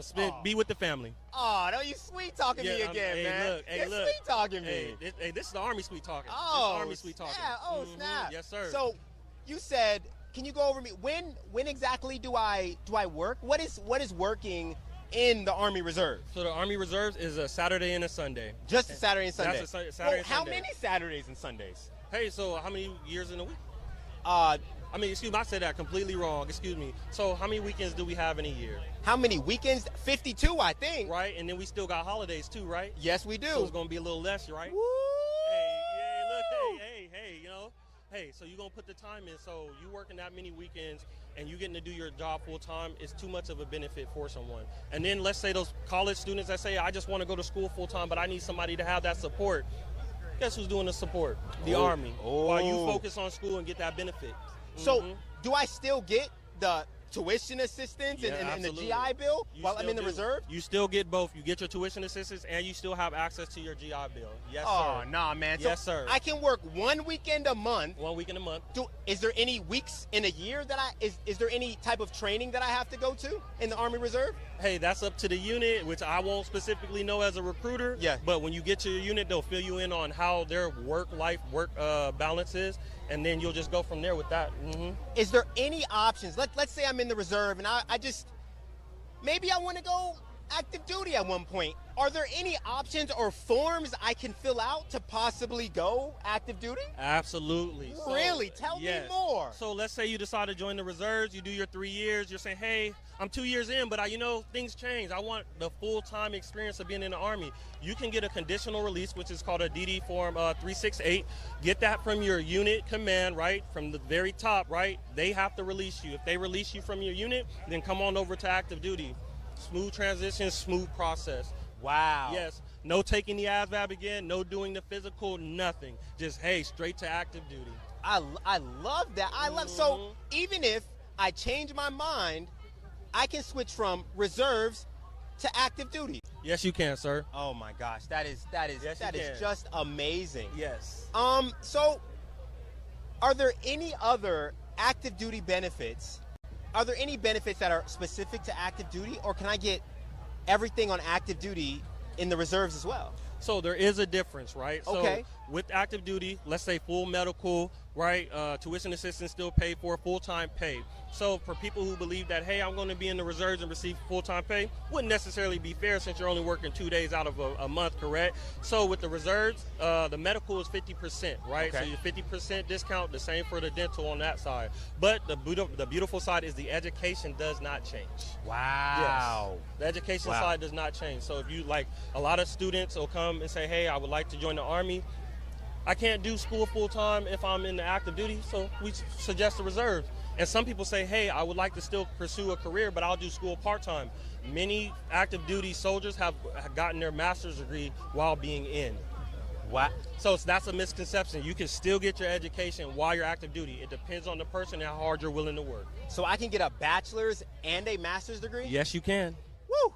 Got to put the work in. Goodness gracious, goodness gracious. So, all right, so let's keep going. Let's dig a Absolutely, little sir. deeper Let's into dig. the Army, right? Let's go. Let's all right, go. so we're going to talk about duty stations now, right? Duty stations, because yes. you told me that I can get stationed all around the world. All around the world. Okay, so in your opinion, what is the #1 best duty station in the Army?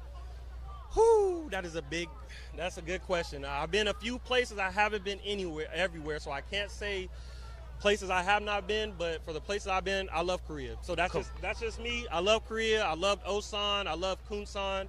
Korea is one of the best experiences I've had.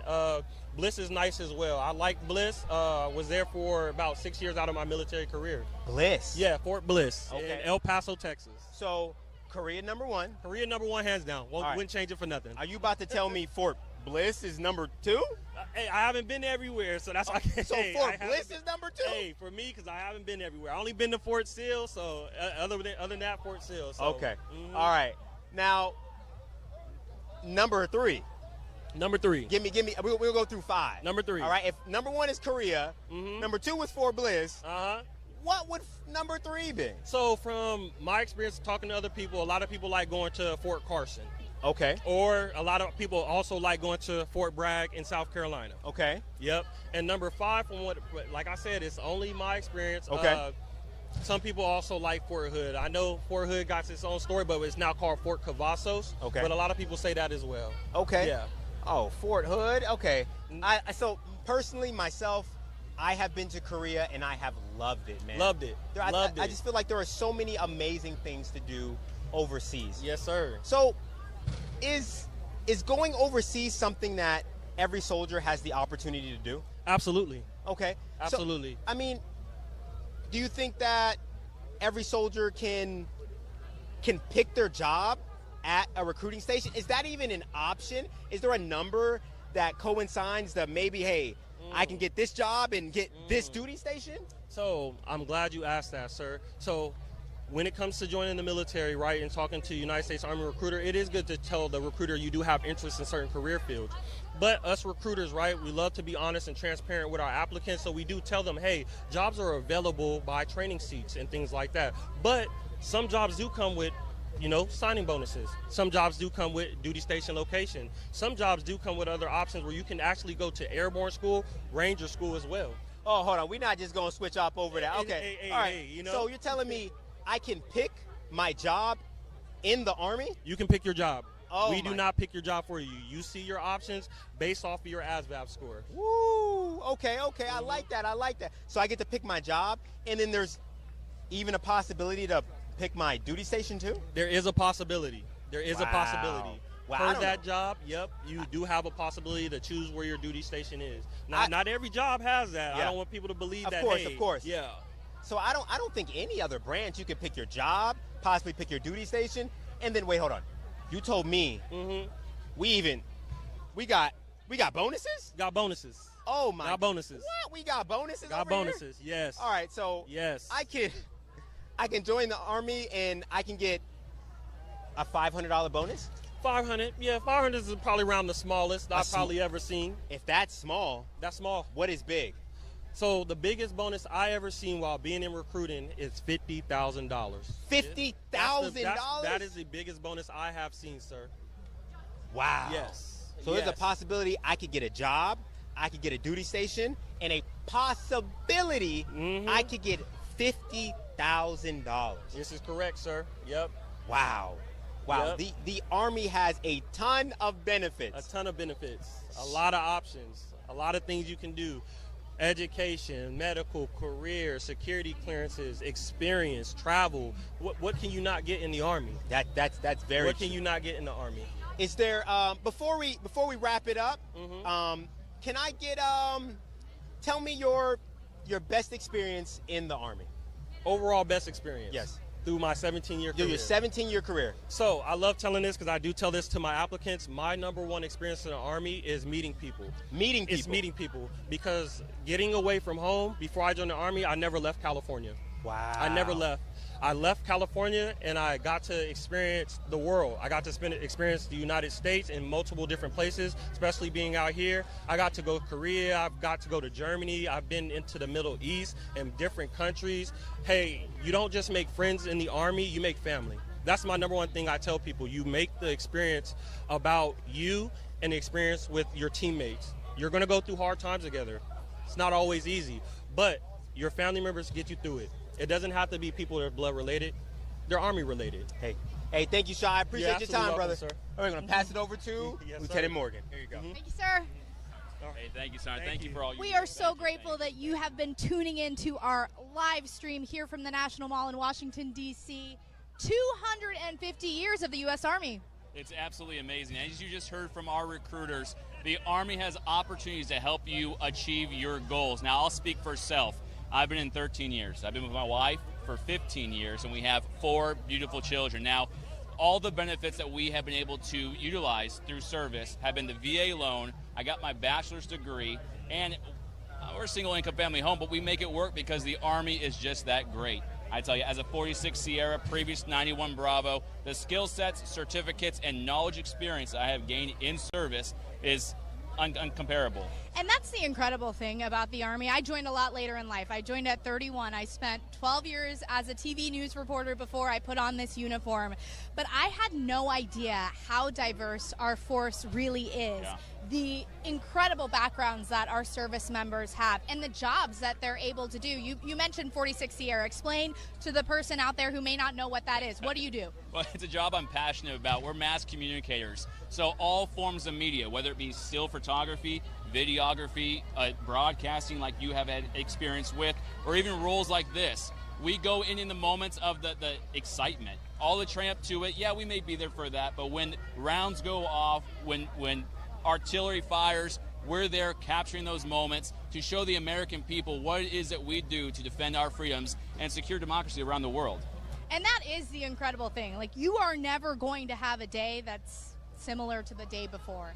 That's why I joined the Army. I was looking for something new. I'm an intel officer, but I'm doing public affairs work right now at Army Special Operations Command, being able to see and capture some of the most amazing, incredible work. And really, what you said, when you get to see it up close and personal and be the one to highlight the incredible work that our service men and women do, yes, it's powerful. It's a gift to me that I'm the one that gets to tell the story, right? It truly is. And as the NCO had said, Sergeant Shaw, meeting people is truly, I think, one of the biggest takeaways from service. From folks all across the world, from folks who at one point in time weren't citizens but gained their citizenship through service, as well as those who just were across the nation who you never met, but you meet in formations. Now, the Army is small. I've ran into folks here today that I haven't seen in years. But seeing progress in life just come together, knowing that the Army was the foundation they built that progress off of,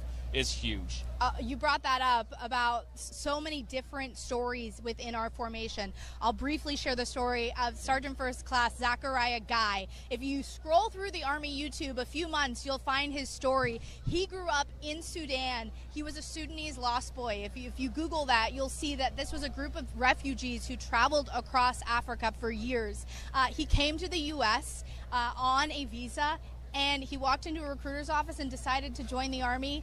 He spent 20 years in the Army and retired as a Special Forces Green Beret. The incredible background to see where he came from. He was once a refugee, and then to have this prestigious career, multiple combat deployments as a Special Forces soldier, it really just touches your heart. And those stories are not few and far between. They're everywhere within our formation. Yes, and as you said earlier, don't self-select, right? You may find yourself later on in your years. You may be 30, and you say, hey, the Army's not looking for someone like me. I've already done X, Y, Z. No, we are. Go to your local recruiting station, go on Google, figure out where that's at, and call. Inquire. That's all it takes, is asking that question. Then you're going to have a passionate recruiter on the other line saying, hey, I think we can make something work. What are your goals, and let me help you achieve that through service. it's an amazing opportunity. Hey, it changed my life. As I said, I was 31 years old when I shipped off to basic combat training, had a career that I loved, but I wanted something different, and it completely changed my life. Going to basic at Fort Leonard Wood and then Officer Candidate School at Fort Benning, it was a little different than the life that I was used to in Charlotte, North Carolina, very comfortable. But it gave me a kick in the tail and changed everything. And it's one of the best decisions I've ever made. And now you're here in Washington, D.C., celebrating the Army's 250th birthday. There we go. Here I am. All it takes is the question and the initiative. That's it. Yes. That's all and it is. If you don't go through with it, okay. But just, you never want to wonder what if. That was my thing. So I walked into the recruiter's office, and the rest is history. Hey, I love that for you. And like they say, this will defend, right? We are American soldiers here celebrating the 250th birthday of the United States Army. Okay, so we're going to take a quick pause. Correct. We are so grateful for you tuning in to this live broadcast of the 250th birthday of the United States Army here in Washington, D.C. This festival is still going on. It started at 11. We'll go a few more hours, and this is your opportunity to meet your U.S. Army. You have all the different equipment, technology, the soldiers, the people that you want to hear from. You can speak to them, go up to them, talk to them. Recruiters out here as well. We invite you to come out if you're in D.C. If you're not, in a few minutes, we'll be back, right? That's correct. We'll be back showcasing the awards ceremony for the Sergeant Major of the Army's fitness competition. Okay, I think we made a bet earlier, so we're going to see who wins. I think the Sergeant Major may have this in the bag. I'm going to be honest. Seeing his performance, is that who's going to take it? Am I about to lose? We haven't heard it yet, gosh, but deeply impressed. I think we're going to both be losers on that point. Okay. But never bet against Sergeant Major of the Army. That's no, for that's sure. true. That's true. Yeah. We set ourselves up for failure on that. But we will be back. We'll be showcasing you guys the awards ceremony. Again, if you're in the D.C. area, please come on down. The gates are open, and we are here for you, showing the American people what the Army truly is, what we've been about, and where we're continuing to go. So if you can make it down here, please do. If not, continue to share this feed to all those who may want to participate in seeing what's going on. We'll see you soon. We'll be back in a few minutes. Yeah. But don't stop streaming, because we'll be back. Yeah. All right. Take care. Okay. We're going to go down for a second. Yeah, we're just going down for a second. Stand by.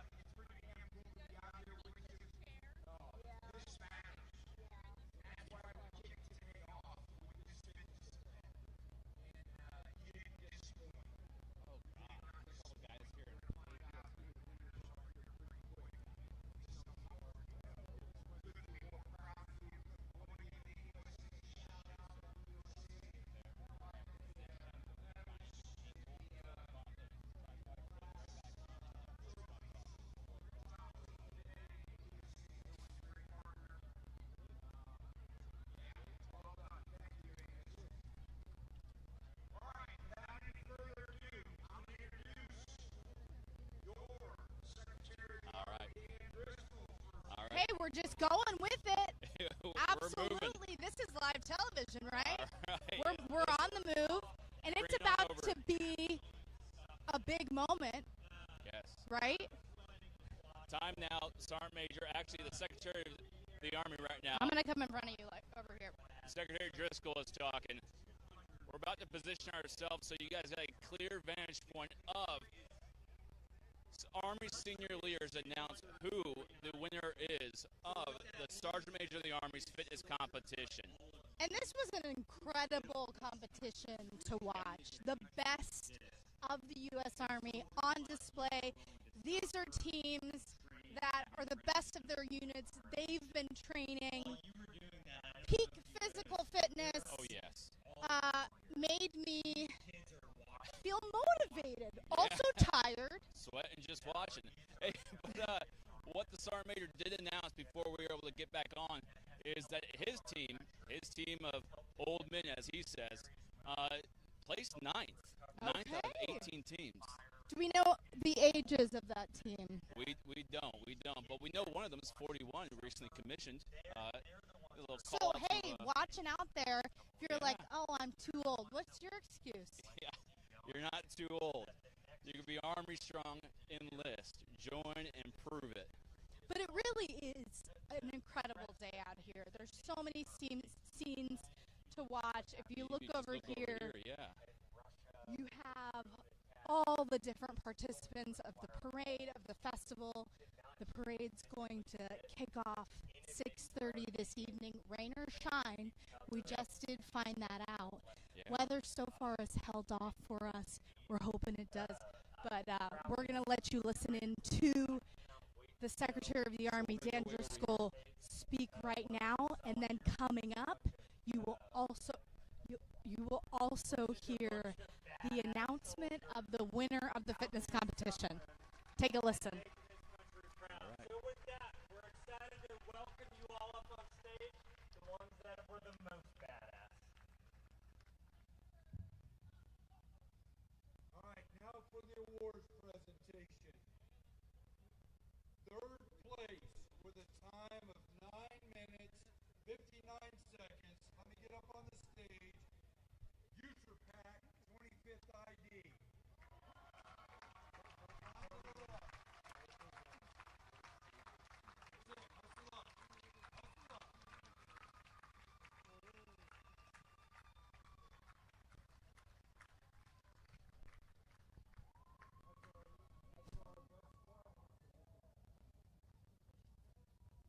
That's right, and just so you know, last year's best squad, United States Army's best squad, came from User Pack last year. They've been representing all year this year. Get out here on Zoom.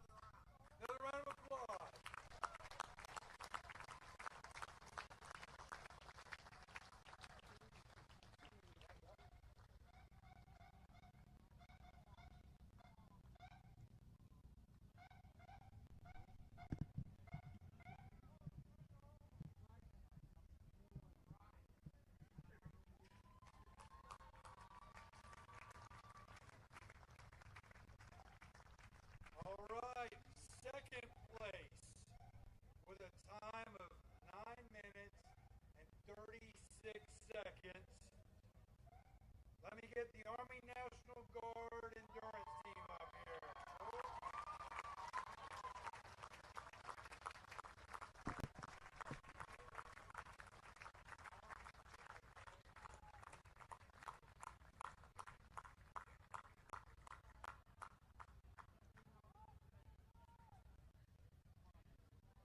National Guard. All right.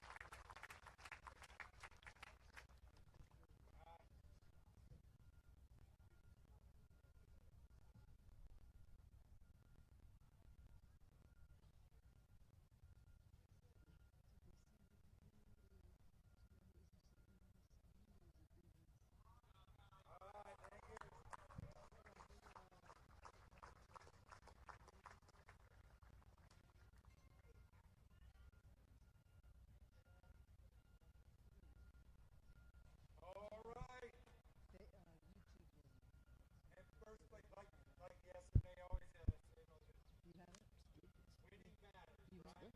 Winning matters. First place in the winners of the United States Army 250th birthday fitness competition with a time of 9 minutes and 35 seconds. Force Comp, third ID.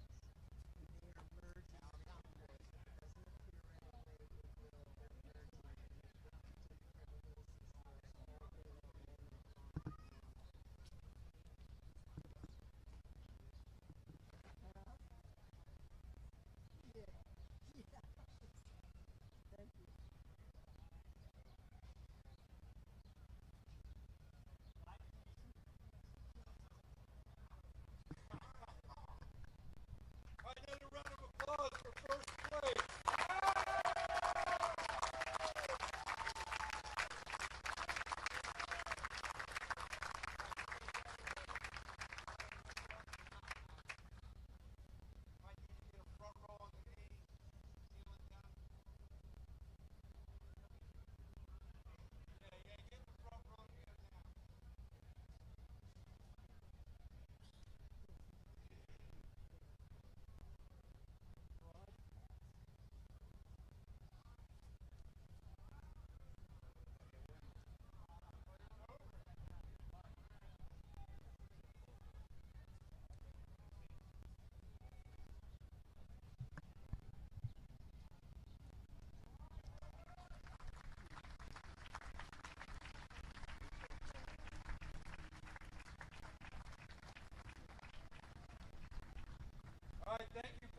for your participation and support during this celebration of fitness and excellence.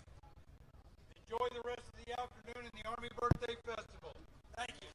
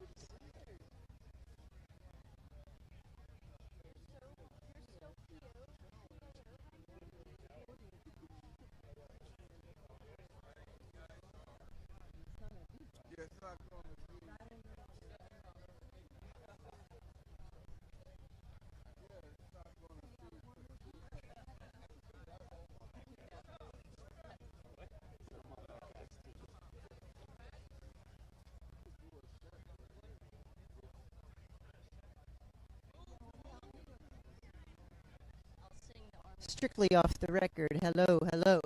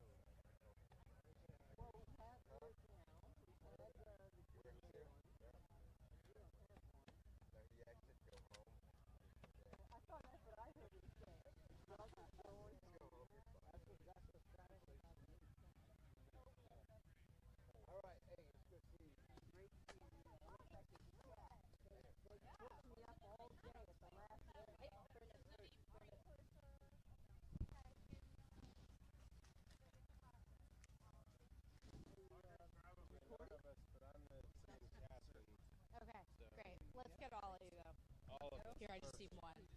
How many seconds was that? 1 second. 1 second. 1 second. YouTube channel. This is Team Force Comp. This is Team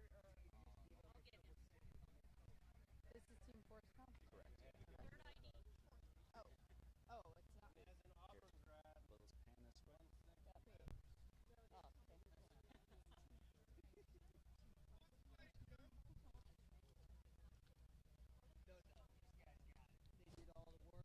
Okay, if I can get you guys kind of close together. Okay, we are back out live on our U.S. Army 250th birthday live stream. And guess who we have behind us? The winning team of the fitness competition out here on the National Mall. Okay, you all just were announced. First of all, tell America who you are. We're Third ID's fitness team. What, a man of few words. How do you feel? How was the competition? It looked grueling from where we were. It was pretty painful. We trained really hard for the last month. Most of us train like this every day to prepare for stuff like this. But we definitely had to go to a dark place to get it done. And training really paid off. Tell me, for you, what was the event that you really struggled through and had to dig deep? The last sandbag carries that we did. That was a little rough. Yeah, really had to just these guys were hyping me up and just going to that dark place where you're like, I need to do this. Going into it, what was your plan to train? Did you guys train for a while, months, weeks? What was it? Yeah, we trained for about 4 weeks together. Major Cash did a screening process with all of us to see who would fit best on the team. And we got together in Jordan Gym at Fort Stewart every morning. And from there, on Saturdays, we would go into a CrossFit gym locally and train kind of what we thought the event would be as much as we could. And we definitely prepared, thanks to Major Cash, prepared really well. And, yeah, paid off. So. Did you expect to take the trophy? Absolutely. Absolutely. You didn't have any doubt in your mind coming off that court. For you, what was the most difficult event? The Echo bike was the most difficult. Just pushing yourself and, going as hard as you can, just knowing and trusting your fitness along the way, making sure that you leave it all out there on the bike and then just trust your fitness, finish through. Physical fitness, of course, is the cornerstone of being a good soldier, being a good NCO, a good officer, all of it. For you, what does it mean that you guys get to take home the trophy for the fitness competition, being a soldier? It's just toughness and it's teamwork, right? That's what it's come down to. It's these guys executing all together, all of us being the same page and same piece. Come down to the training, the dark mornings where it's just us training hard. That's what it comes down to. Sir, I'll come back to you. There's a lot of people that are watching this feed that might be looking at you all, sitting at home, thinking, yes. Yeah, so I've seen the placing teams, and now I know if I'm on there, I'm not placing at all either. But no hard feelings on that. All I know is Third ID was representing ForceCom, and that's what I said would win, right? That was lucky, though. That was pure luck. It may have been the first thing I thought of was ForceCom, obviously, Fort Bragg, spent some time there, and that's the extent of that. But I still said it, and that's the important part. Well, you win. Congratulations. I lost. Thank you. Team USASOC lost, but that's okay. That's okay. Yeah, we'll get him next year, right? Like that just earned. There you go.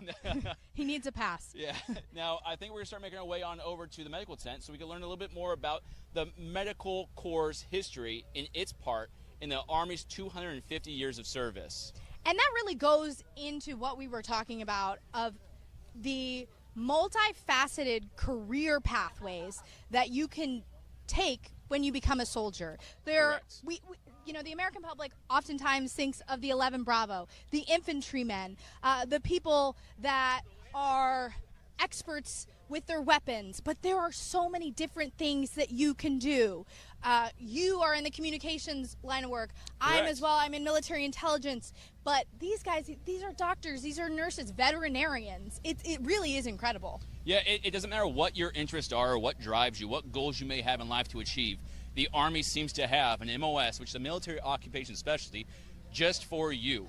It has degrees, certificates, it has training, everything put in place to help you achieve those goals through service. For you, was the Army something you always wanted to do? You know, I think I've heard it before, but when 9/11 happened, I know it seems to be so long ago, but this wasn't. This was just 24 years ago, and that really motivated me to want to do something different, be a part of a change, be a part of a community that gave their all to those that really weren't able to. So 9/11 was my motivating factor. As I grew, I found a purpose in life. I'm a husband, I'm a father, and I knew I needed to provide. And through service, I was able to provide. I still am. I love it. And that's so important to talk about, because in the conversation surrounding the military, you often hear this being part of something bigger than yourself, being 100%. part of a team. And when I was a broadcast journalist just reporting on the military, I always heard that in my interviews, but it wasn't until I joined the Army myself that I fully grasped what that meant. Having someone to your left and your right of you that always has your back, and feeling like you are truly a part of an experience that is far greater than yourself. Yeah, I mean, for example, find me another employment where your direct supervisor reaches out on a Friday, hey man, if you need anything, let me know. Reach out. I want to make sure you're good to go. These safety briefs, you know, in service, we make jokes, right? Safety brief every Friday. But there's value to that. There's an investment into the soldier and their well-being from their direct line of supervision. That's huge. It is huge. It is huge. We're next to a giant Army truck, which actually, let's pan over and see, because I love the words on this truck. Turn potential into purpose. And so many soldiers out here can tell you that's exactly what they've done through their Army careers. One person that we want to talk to is the medical and the veterinarian corps. I'm going to put down my mic. I'm going to leave it with you. I'm going to run and grab them. We'll have them in about, I don't know, you can time me, 30 seconds? Let's see. All right. Okay. All right, so we got 30 seconds to kill. Now, we are here again celebrating the Army's 250th birthday. Now, this is for you guys, the viewer. So please tell me, if you have served previously, what are some of your most fondest moments? If you haven't served yet, what are some goals you hope to achieve? And if there's a recruiter in the chat, please get with these individuals and let them know that there are opportunities out there to help them achieve their goals. Now, if there's a question directly you have for myself or the young lieutenant, let us know as well. We are here to answer your questions in real time. There's a slight delay. We may be engaged in an interview, but when there is time and it's brought to our attention, we'll answer them.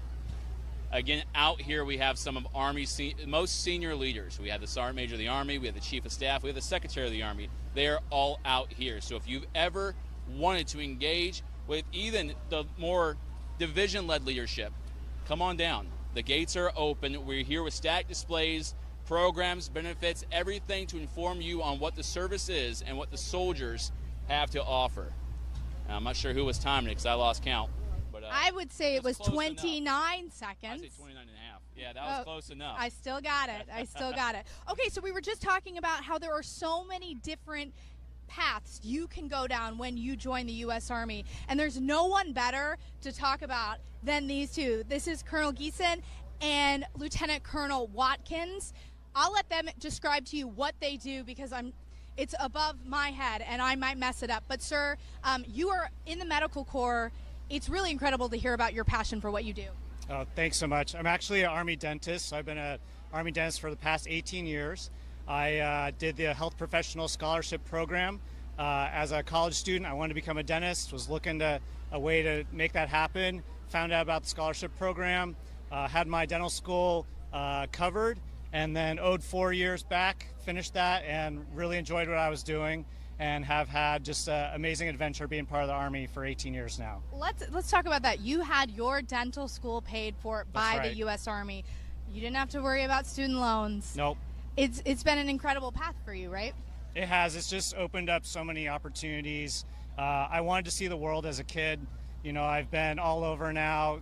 Just came back from 3 years in Germany. been to Korea, Kuwait, Afghanistan, Honduras, and all over the U.S. So just really have had a great career of treating soldiers, taking care of soldiers and family members, and seeing the world. Awesome. Ma'am, just to pivot to you, you have an incredible career to talk about. You piqued my interest because I'm an animal person, and if I could do it all over again, I might go down your path. Talk about a little bit about what you do. Yeah, so I think we actually, ironically, have two of our smaller specialty corps here representing Army medicine today. So I'm a veterinarian. I've been a veterinarian for 13 years, came directly onto active duty, again, through the Health Professions Scholarship Program. You know, as a little kid, I probably had the same path that most people do, wanted to be a vet. Didn't really see how that was compatible with service and didn't see it in my future, but I ended up doing ROTC and found some veterinary corps recruiters there, realized that there was actually a future for me. So came on to active duty to serve my time following the scholarship, and I've been here ever since, enjoying my life. Talk about what a veterinarian for the Army, or someone that's a vet tech, someone that's support, what are you doing day to day? So I think probably the most forward-facing mission that we have, obviously, is the animal care that we do. So the military working dogs are probably the forefront that everybody sees. Obviously, the Army employs horses as well, and you'll see that represented in the parade today. So we do the care for them. And really any animal that supports the DoD. So what's maybe not always known is that the Army is the only veterinary corps, and so we do a tri-service mission. So we provide veterinary support to Marine Corps, Navy, Air Force, and the other part of the veterinary corps that's maybe not as forward-facing to the public is our food protection mission. So we actually have a whole enlisted MOS, 68 Romeo, who are veterinary food inspectors, as well as a warrant officer corps, or warrant officer group that is our food safety officers. And so anything that you consume in our dining facilities, on post, our MREs, they're all inspected by actually the veterinary corps prior to being received. And that's something that I just learned today. I had no idea. Sir, bringing you back in here, this was probably not the exact path that you expected to take when you decided you wanted to be a dentist, but any regrets? Are you proud to wear this uniform? Oh, certainly proud. Like I said, I mean, I've gotten to work with so many teams, so many soldiers all over the world, so many different duty stations, and just have some incredible experiences. I really value, you know, having soldiers as patients, right? I mean, they're just an incredibly deserving population to work with and be team members with. And you're right, didn't foresee this maybe back in high school, but it has worked out really well, and I've just had a great career. Do you feel like, ma'am, that there are people who may want to go down the veterinary route and might not even know this is an option? I think there's a number of people that do, and we thankfully try to do some recruiting through the veterinary school pathway, but certainly even the food inspection side of it. I think what I love so much about the veterinary corps that maybe people aren't always realize is the variety of things that you can do with the degree. I think everyone thinks you just go into private practice and you're doing direct patient care, but we have specialties. I'm a veterinary, I do public health. Specifically, we have pathologists, we have people in research, we have our clinical consultants, and so it's really opened my aperture to what the veterinary profession does at large for really all of our communities, and what I can do with it in uniform to support our, you know, brothers and sisters at arms that are, you know, fighting the fight every single day. What an incredible career. Okay, so for someone out there watching this, I keep asking the same question, but if there's someone standing by thinking, God, what they're saying is speaking to me, why should they walk into a recruiter's office, sign on line, and ask the question? Why should they take that first step? I think if you want an unforgettable experience that's going to open your eyes to what this country has to offer, to what the world has to offer, take the chance. You know, you never know what could happen in the places you're going to be stationed. You'll never know who you meet, the teams you're going to be a part of. And, you know, I encourage anyone out there to look into all the medical professions, not just dentists and veterinarian, but we've got, you know, doctors, nurses, technicians of all kinds, right? And so the Army has so many health professions programs available, and it's a great team to be a part of. And the most incredible part, maybe not the most incredible, but a good perk is the fact that the Army takes care of your schooling. Yep. And you're not bogged down with student loans, right? Exactly. Yeah. I had a lot of classmates coming out of school with a lot of debt, and I really didn't have to worry about that. I just started working, right, and earning that paycheck. So it's been a great ride. Thank you, sir. Thank you, ma'am, and thank you for what you do. So many incredible pathways out here. We've just hit the tip of the iceberg of telling you about all the options, all the paths that you can go down in your Army service. Out here on the National Mall, we're going to be out here till 5 o'clock. You can get to meet your United States Army up close and personal, meet those soldiers, find out what this uniform is all about. We'll be back in a few minutes to tell some more stories. Thank you so much.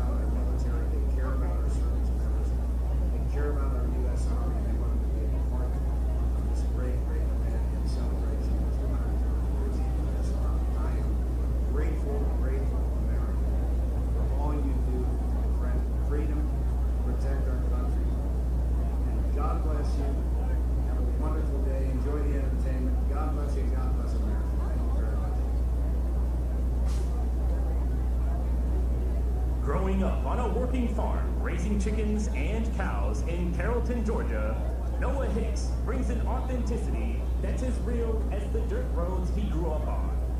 After making the move to Nashville, he quickly found his place among some of the city's most respected writing circles. But it's not just his ear for a good song that sets him apart. He prides himself on his energetic live shows and undeniable connection with fans.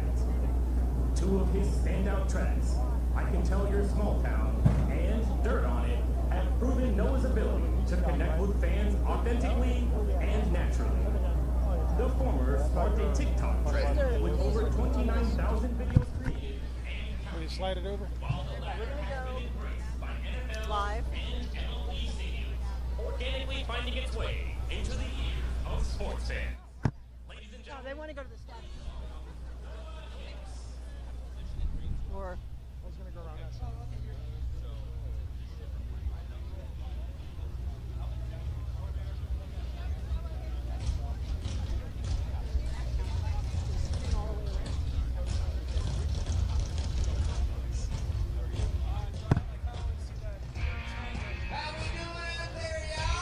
Oh, there's Scotty Hayes. Oh, come on. I said, how we doing out there,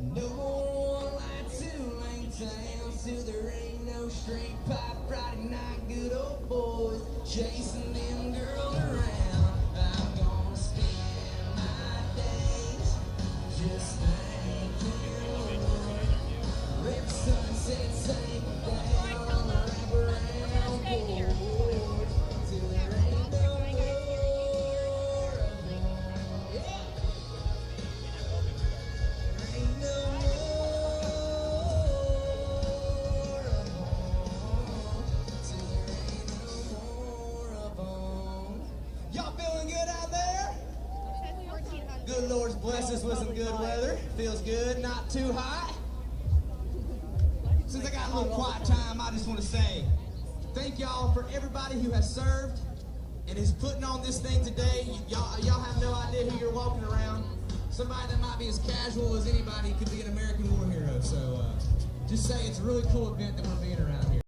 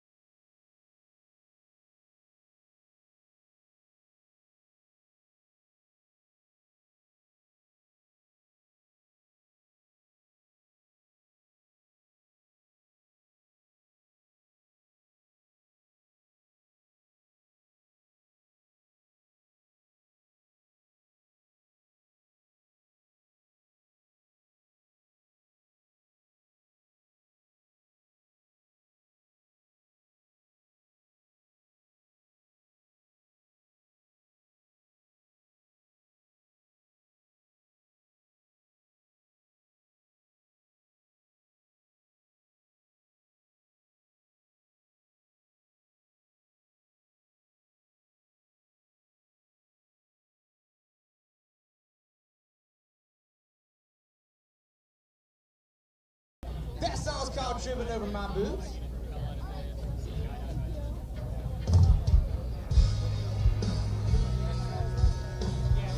This next song.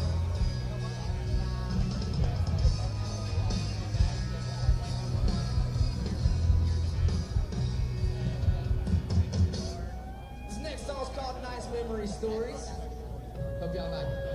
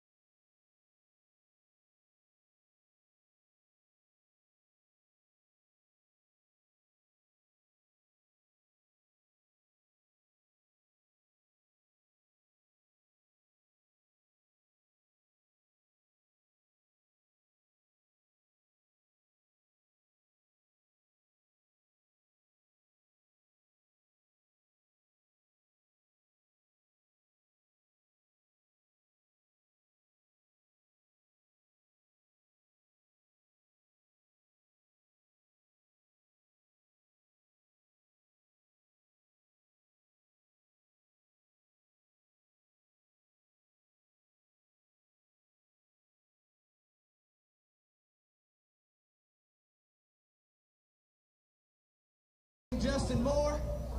Justin Moore.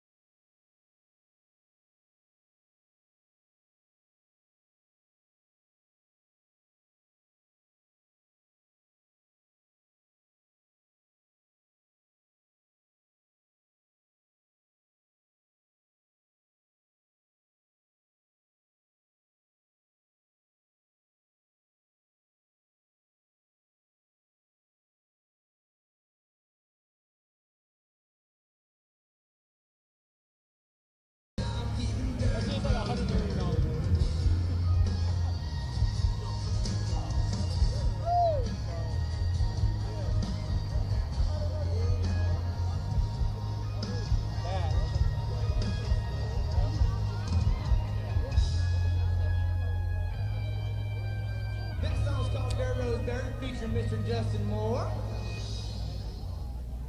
Y'all still feeling good out there? It's humid as Georgia.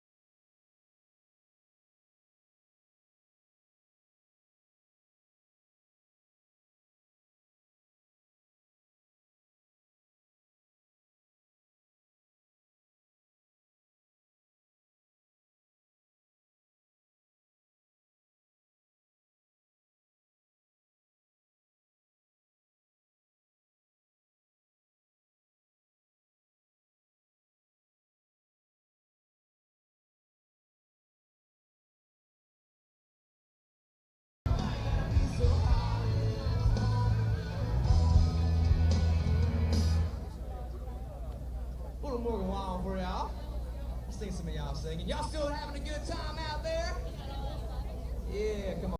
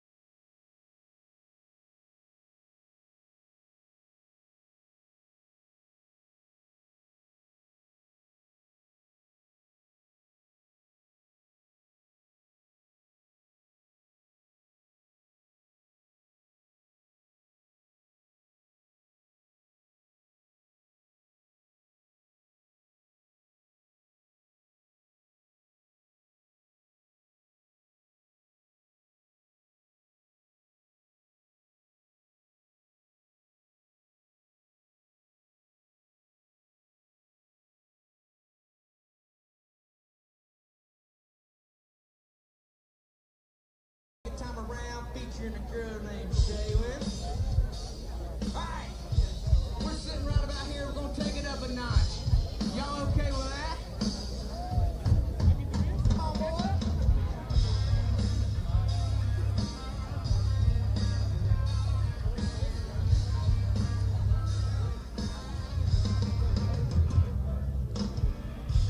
Y'all sing along if you know it. Come on.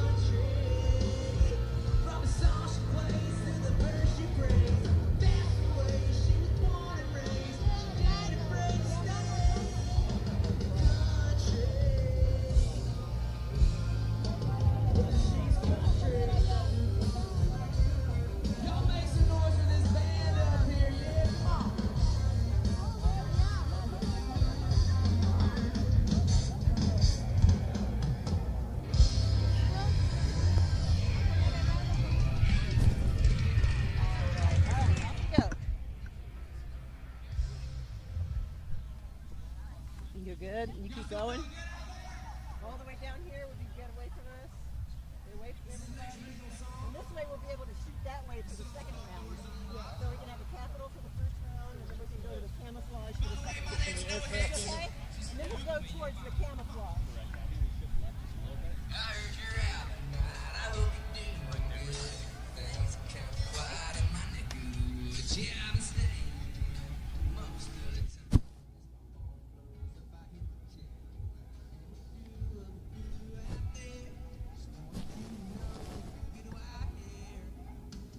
Doors unlocked, in the driveway, the one key slammed.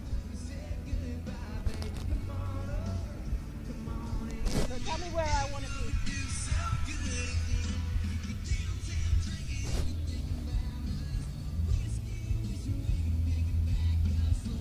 Okay, might be 5 wide.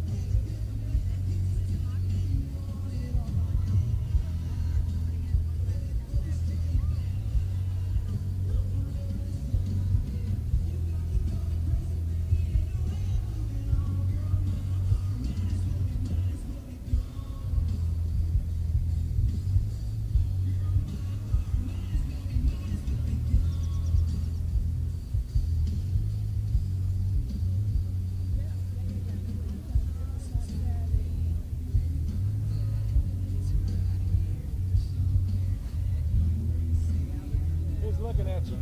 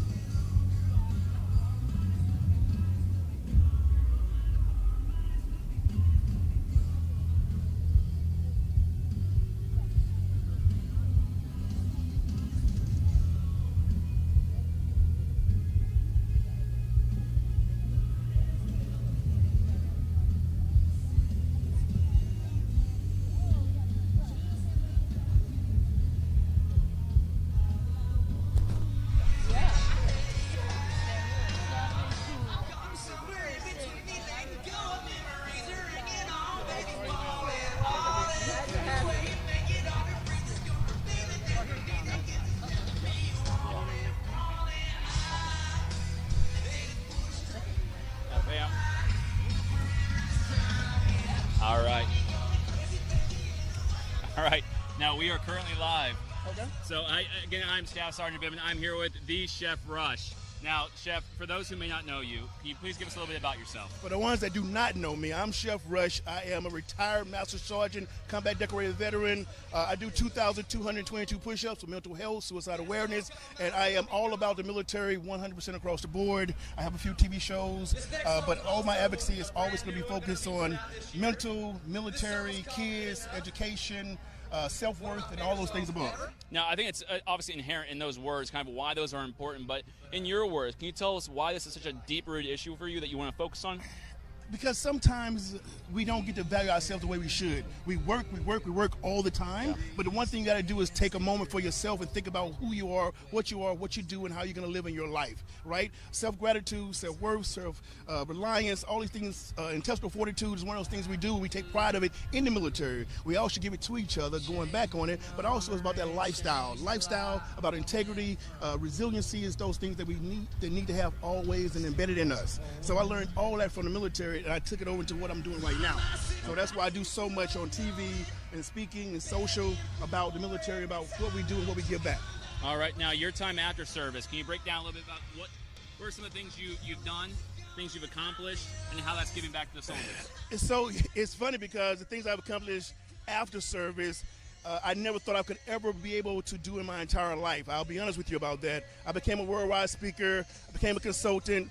I have about 4 TV shows coming out right now. I've already had about 4 TV shows out with Gordon Ramsay, my TV shows, Disney, Netflix. I have another show being produced right now. I have about 7 different companies, from AI to finance. I just do a lot of different things. But it's all fun because it's about self-worth again. It's the things that it's not about a job. You know what they say is when you do what you love, it's never a job. Even in the military, in the Army, this was never a job to me. This was my lifestyle, and I still make it my lifestyle. The same way I think about my mindset, my body, my health, is never I used to. It's what I'm doing right now and tomorrow.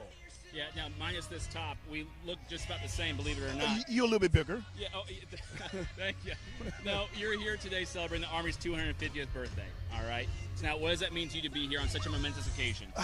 Did you see that? It got bigger. Those chill bumps are made by itself. It's one of those.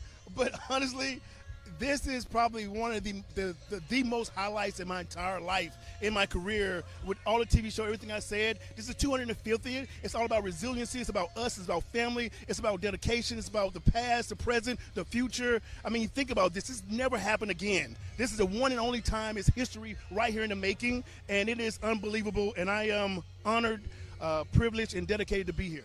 Yeah, now, in those words, I think you hit it. But now, if you can speak to those who have served before us, myself, yourself, and those who served with us, and those who will serve after, is there any kind of testimony you'd like to give them, or words of encouragement or honor?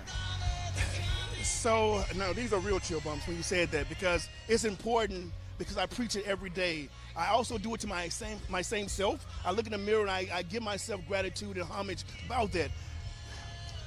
stop for a second and think about what you've done, what you've been through, and where you're going. In life, we have our ups and our downs, but remember, you're worth it. Everything you've done has led to this moment right here, right now. I personally want to thank you for your service, everything you've done, everything you continue to do, and everything you will do. You got to give homage to yourself, and I just want to say thank you for that. It's important. Yeah. Now, Chef Rush, again, thank you so much for being here on the Army's 250th birthday. Thank you for what you do to continue your service, not just in uniform, but even out of uniform, what you do for those soldiers. Thank you so much. Thank you. All right. Take care. All right.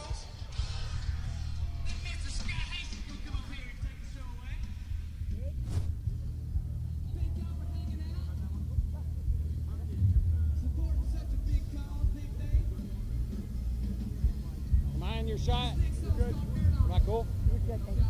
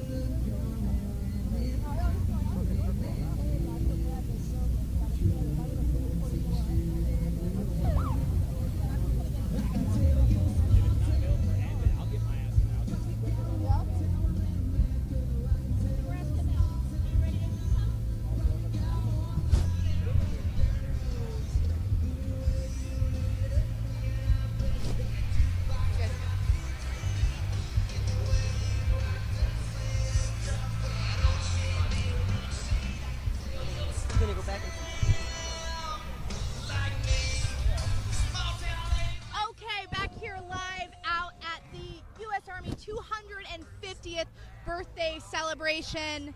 It's an incredible event.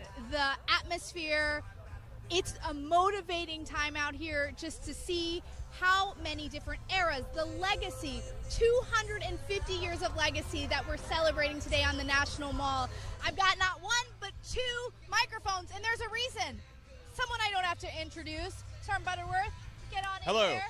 Okay, so let's just break it down. You've been on the live feed a few times. I have, yes. What is the mood? It is very exciting. Everybody's happy to be here to celebrate the birthday and have a good time. Okay, so what we want you to do right now is to start putting your questions in for our team, for our influencers that are out here. We've got Sergeant Butterworth, we've got other ones, but write your questions, we're monitoring them, and then we'll have them answer them live. While we're waiting for some questions to come in, you know, you have been interviewing soldiers, but I want to talk to you about your Army story. Okay. You kind of took off on social media. Yeah. What got you in this uniform in the first place? So I joined back in 2006. I joined because of the events of September 11th. I was heavily influenced by that. I joined as an 11 Bravo infantryman. I've been an 11 Charlie and a recruiter. I've been in for about 19 years in the Army National Guard, and during that time I've had deployments, done a lot of different things for the country as well as different states and humanitarian missions. I got into recruiting and I realized that social media is a good way to talk to people, and so that's why today we're doing a live stream. Go figure. Yeah, so it's been a great experience, and being able to use social media to connect with people and teach them about what the Army actually offers direct to them is what I wanted to do. Have you been surprised at how your message, how your videos, your humor have resonated with so many people?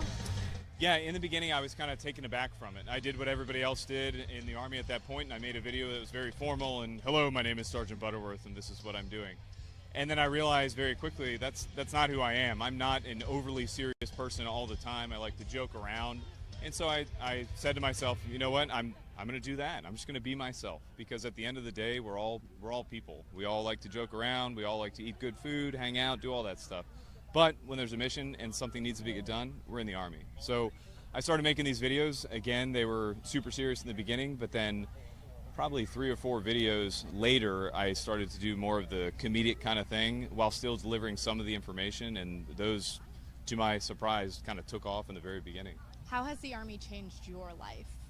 The Army has changed my life in so many different ways that I never would have thought about back when I was a PV2 getting ready to go overseas.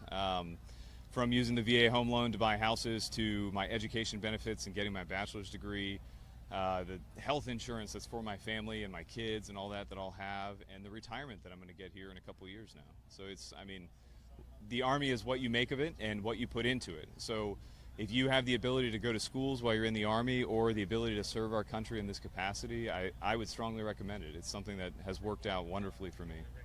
Let's grab one more if you're okay with coming out here. Come on down. Come on down. You're the next contestant.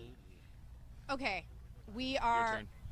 Yeah, well, it's all of our turns. All of our Yeah, turns. we're all going to share this. Are you Excellent. monitoring the live feed? Mhm. This is another Here, do you one want me that needs no introduction. Not at all. No, not at all. Not at all. How did you get into the social media space? Was it an overnight thing that you took off? Were you surprised to see how your message resonated with so many people? So how did I? So bottom line up front, yes, I was completely shocked at the impact and outcome that it has reached to now. Like, to case in point, I never thought I would be out here selected to, help celebrate the Army 250th birthday. So it's truly been an honor, right? Especially from the beginnings that I came from. As far as like how I started, I'll be honest with you, it was really just kind of watching a movie and applying some chapstick, and then it kind of just did its thing from there. But I grew and evolved, and I experimented, and then I decided to I did a lot of chapstick videos.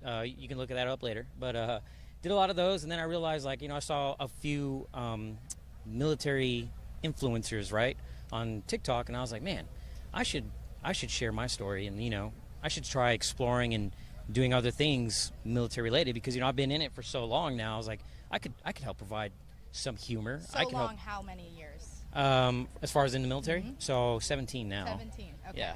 Keep going. Yep. So, just doing that, I figured I can help provide experience. I can help, soldiers learn. I could help soldiers laugh. I can help soldiers relate. And, yeah, and so, like, I don't really have, like, a agenda, if anything. I just kind of just do what feels good. And right now, I currently do military news. So anything military news related, I've been, like, highlighting and just trying to share that out and just highlight main points. And so far, it's been working out really well for me. As a former news reporter, I appreciate that. Yeah. You know, if you ever want to cross over and join There you go. the news ranks, let me know. I'm recruiting for both, I guess. Okay, any YouTube questions? One of the things that keeps coming up is MREs. So I guess that's a good question. What is your favorite MRE of all time in 17 years? I'm not gonna. People are gonna hold you to this forever, so you better answer right. No. Yeah, I'm totally down. If anything, I'm making sure that I say the right things because I know how my first arm voice can get. So my favorite MRE, 1,000,000%, I would trial by combat for a Chili Mac. Chili Mac MRE, you know, I love the Chili Mac. Second one would be chili beans, you know, because it comes with the cornbread. I love chili beans and cornbread. But yeah, those two MREs, if I can at least get one of those for the day, no matter what. And we just came out of the field training event, and I can tell you right now, I only got it like once out of like the 10 plus days I got it. But you know what? I was really happy to have Chili Mac. What about the worst MRE? Ooh, definitely for me, it's the veggie omelet. They don't have that one anymore, but it was disgusting. It's a good one. Fettuccine Alfredo. Creamy spinach fettuccine. Yikes. That's rough. It will work. You can eat it. You can eat it. It will sustain you. It will. And isn't that the whole point? Exactly. Yeah. Okay, what's your favorite? Favorite for me was the beef ravioli back in 08, 09, I think. I choose the pizza every time. Pizza's pretty newish. I've only seen it like twice. I'm pretty I think. newish, so. Yeah. Yeah. Spaghetti and chili mac is what I'm seeing a lot here, and tuna. Tuna's also good. I don't mind the tuna. The big question I've been wondering out here, and I've been looking everywhere, and I can't find him. And I know he's a hero, so like he's a national treasure, Army national treasure. Where are you going with this? I'm on the edge of my seat. We are looking for the coveted, the sacred PFC Kearns. Has anyone, like, I can't find him to save my life. A fun fact. Is this a call out directly to him? Yes, absolutely. Like, I mean, I thought he would be out here. I'm a sad panda, you know, because he. That's a collaboration I want to see. Yeah, he just brings the morale out of me. We actually talked with PFC Kearns of the North Carolina Army National Guard via telephone today, and it was by far one of the most wonderful experiences that I've had thus far. Really? Yeah. And you've had some pretty incredible experiences these last few years. I have, but he is a extremely motivated soldier, sets a good example for everyone, and we're lucky to have him. But isn't that the cool thing about social media? Like, people that would never have a platform, people that would never get that type of attention, are spreading a message of motivation and passion. That would have never happened 10 years ago, right? No, it's a totally different time now. I mean, social media, you're able to communicate with a vast audience on tons of different topics, and the Army's no different. We're able to share that message on social media via this live stream and the videos that come out of this through talented individuals like such as him. Yeah. When you hear from someone in your DMs or they come up to you out here on the mall, I ignore it. No, you ignore it. I never.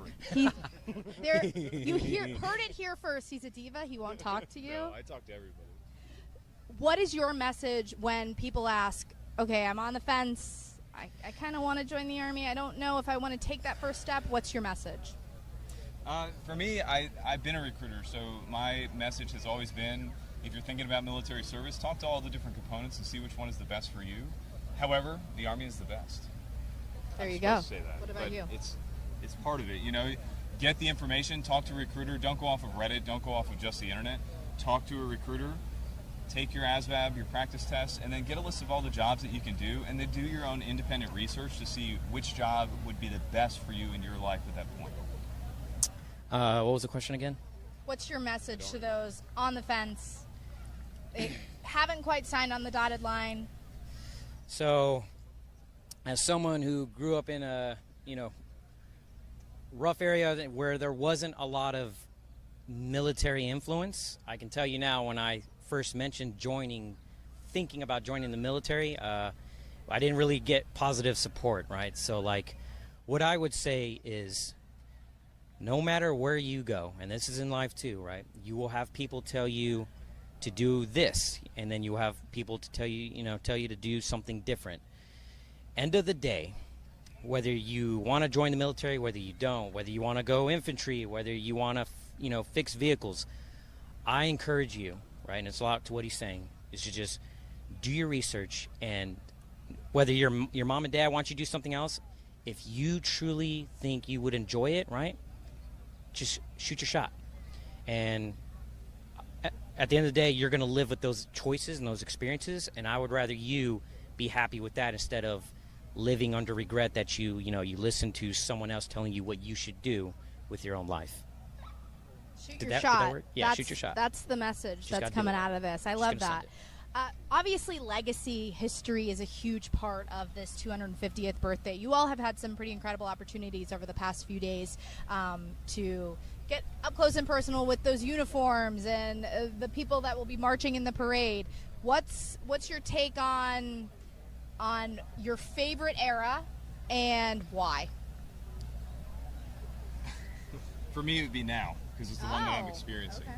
And it's what we make of it. Yeah, that's it for me. Okay. So what's our take on our favorite era? What's your favorite era? In the Army, Yeah. like Army era. I mean, I'm thinking like generations, right? Mm-hmm. So like, give me like a year span. Like, what do you think? What are we thinking? Like every 5 years? Are we doing World War II, Vietnam, Korea? Oh, okay. We're going huge Yeah. spans. That's Got what it. I'm I was talking thinking about, like, okay. era. What is my favorite era?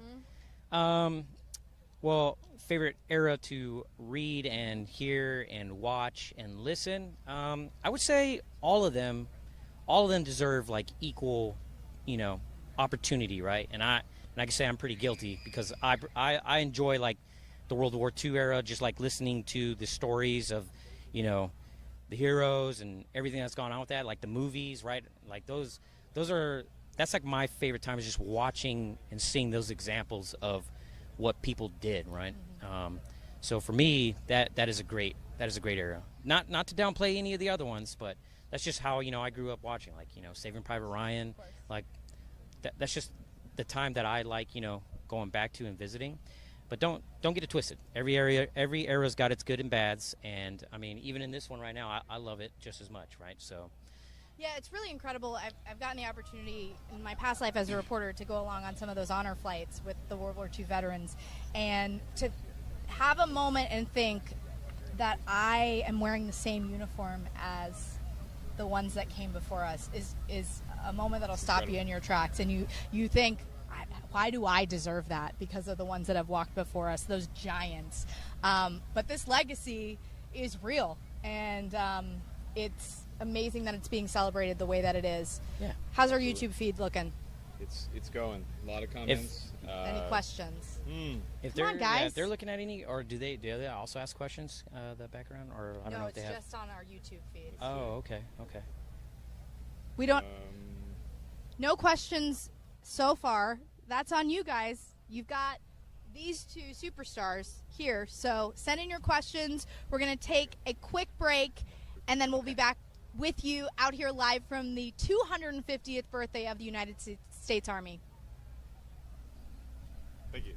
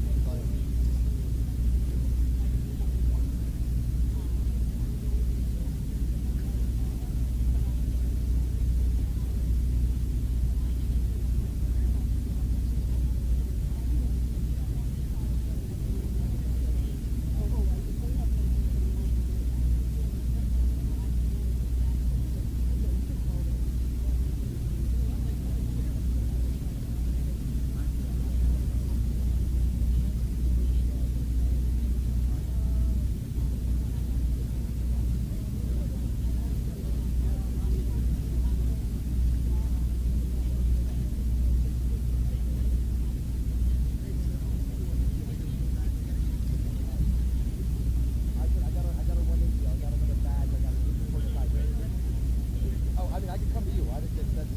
That's no problem. I'm right next to the Apache and the Black Hawk. Right in the middle. Yeah, you were just here. I just don't know where you went. Where at? What are you next to? Oh, yeah. You should be running consecutively, especially if you ran one battery.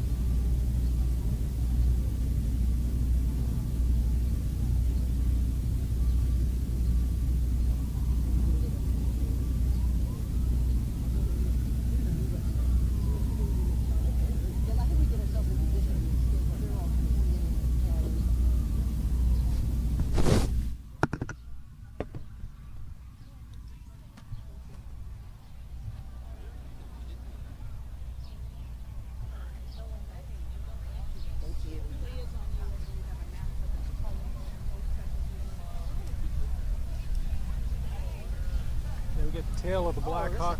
Yeah, or even the front. So you can do all kinds of moves from here. That's great. Yeah, that's good. Makes sense. Yeah, we'll get all kinds of busy background here. This looks good.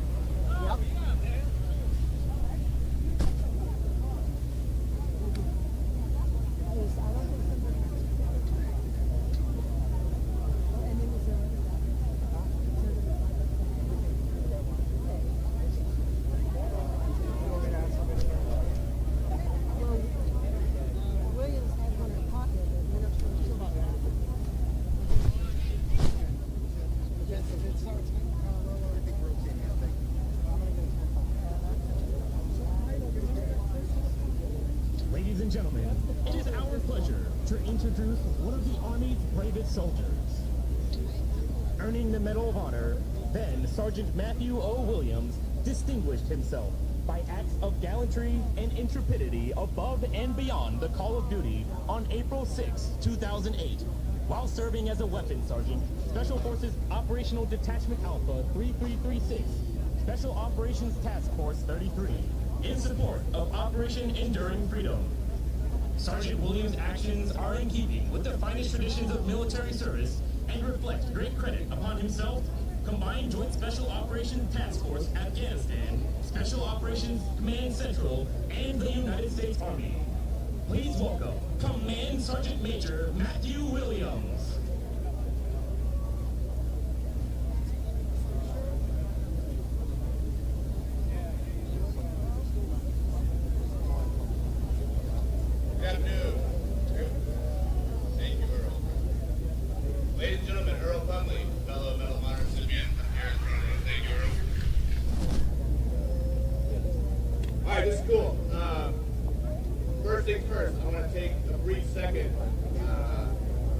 address something that's very important.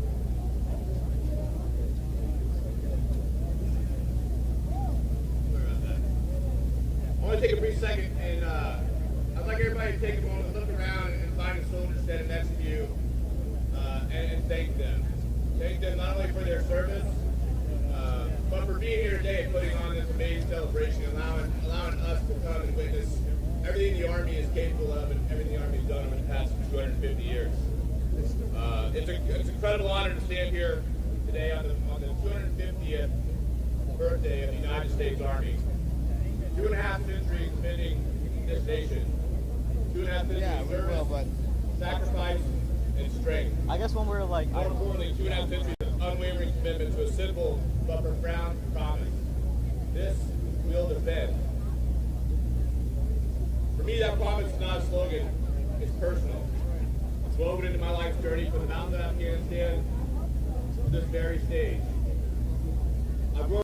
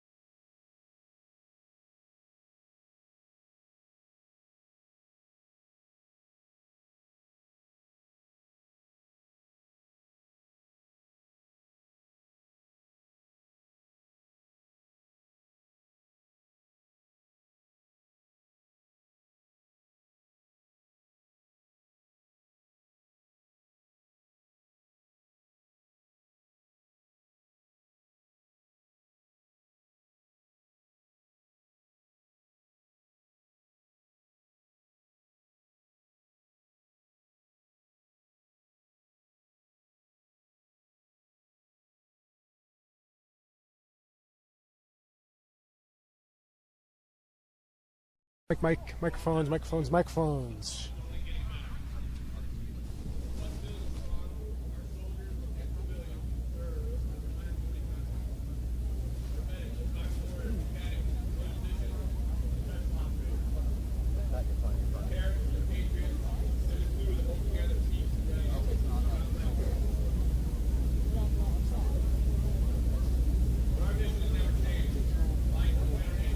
Good to go? Awesome. So thank you so much. Appreciate it. You want to go get out of the sun over there? So they come up find you. Oh, I know. They charge me over here. That's what fun. I'm at the little one. Oh, you get in?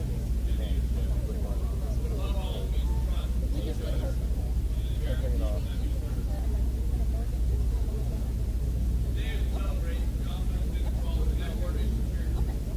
Oh, we're good. We're good. Everything's good. We're all fine. Yeah, just keep something. Yes, I think we're going to have to put the Joe in the truck. Do interviews or something over there by the truck so we can get the Joe in the truck. I know it's going to overeat too in about an hour. We're going to keep having to do this. Hey, I'm just asking, what do you think? I'm suggesting that so this don't overheat. We have AC in the GMA truck. We can keep this in the truck. If y'all want to do some stuff on the field or in that area over there, it'll probably be best if you want out there. If we keep it out here, you know, in about an hour, this is going to work. Yeah. I think that's our only option. My only question is, I think we'll put that one in the chill. It's got a nice long cord. I disconnect the barrel connector, which just allows me to extend the DNC. So you guys can install everything as you want. I just need to keep this on the cord. Okay. I just told him. And then what is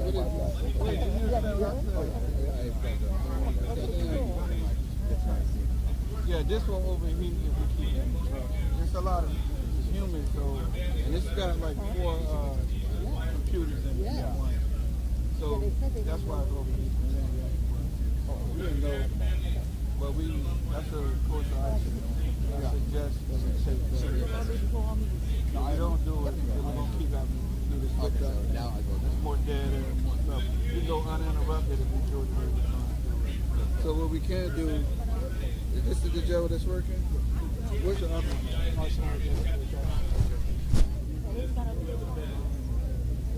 Carry that legacy forward with humility, with pride, and with resolve to meet whatever challenges the next 250 years.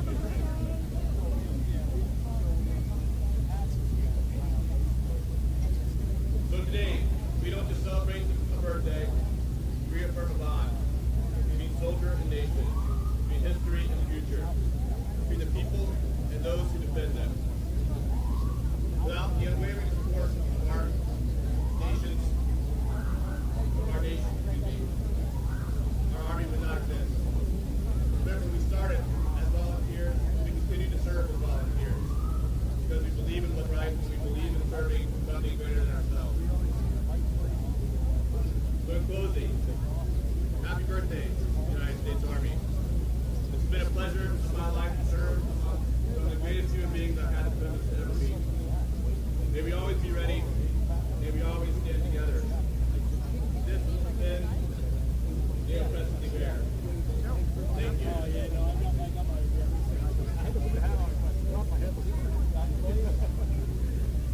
Ladies and gentlemen, once again, please give another round of applause and a thank you to Command Sergeant Major Williams and his fellow Medal of Honor recipients. Yeah, well, I can show you all about it.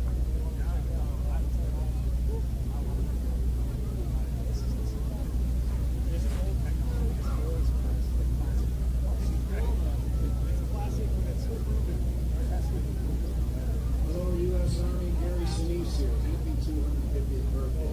To the U.S. Army, 250 years.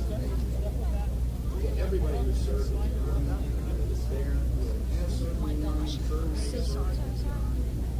Welcome. We are happy to be sponsoring the entertaining Scotty Hastings and Noah Hicks today.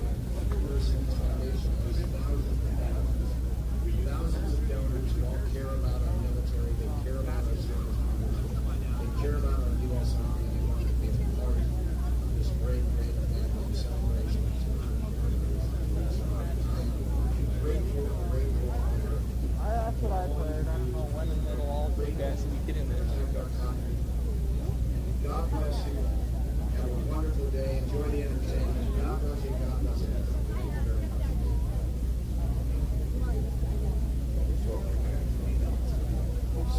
In 2010, I decided that I wanted to enlist in the United States Army, so I did. April 21st, 2011, I was shot 10 times.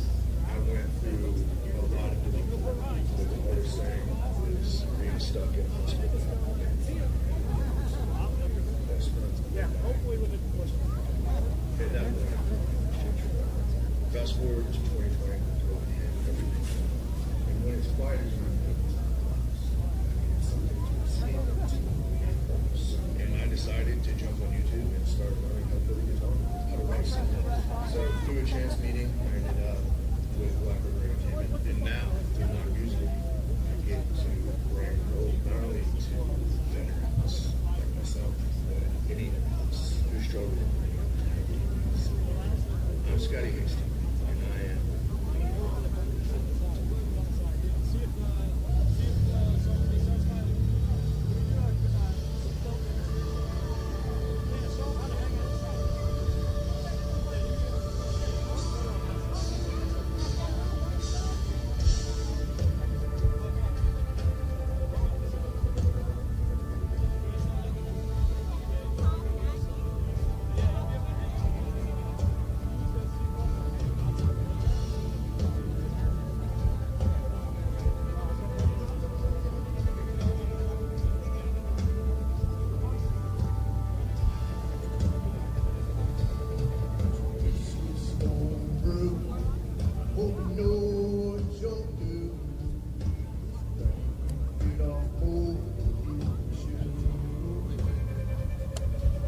forecast on the Roman candle. Bound to be more than you can handle. Ain't too late to start out things. Wanna dance with the devil, brother, that's just fine. It ain't my first, it won't be my last. Come to the chance, ain't got the damn fast door. Right now, gotta roll upside, ain't telling what my little man looks so me down.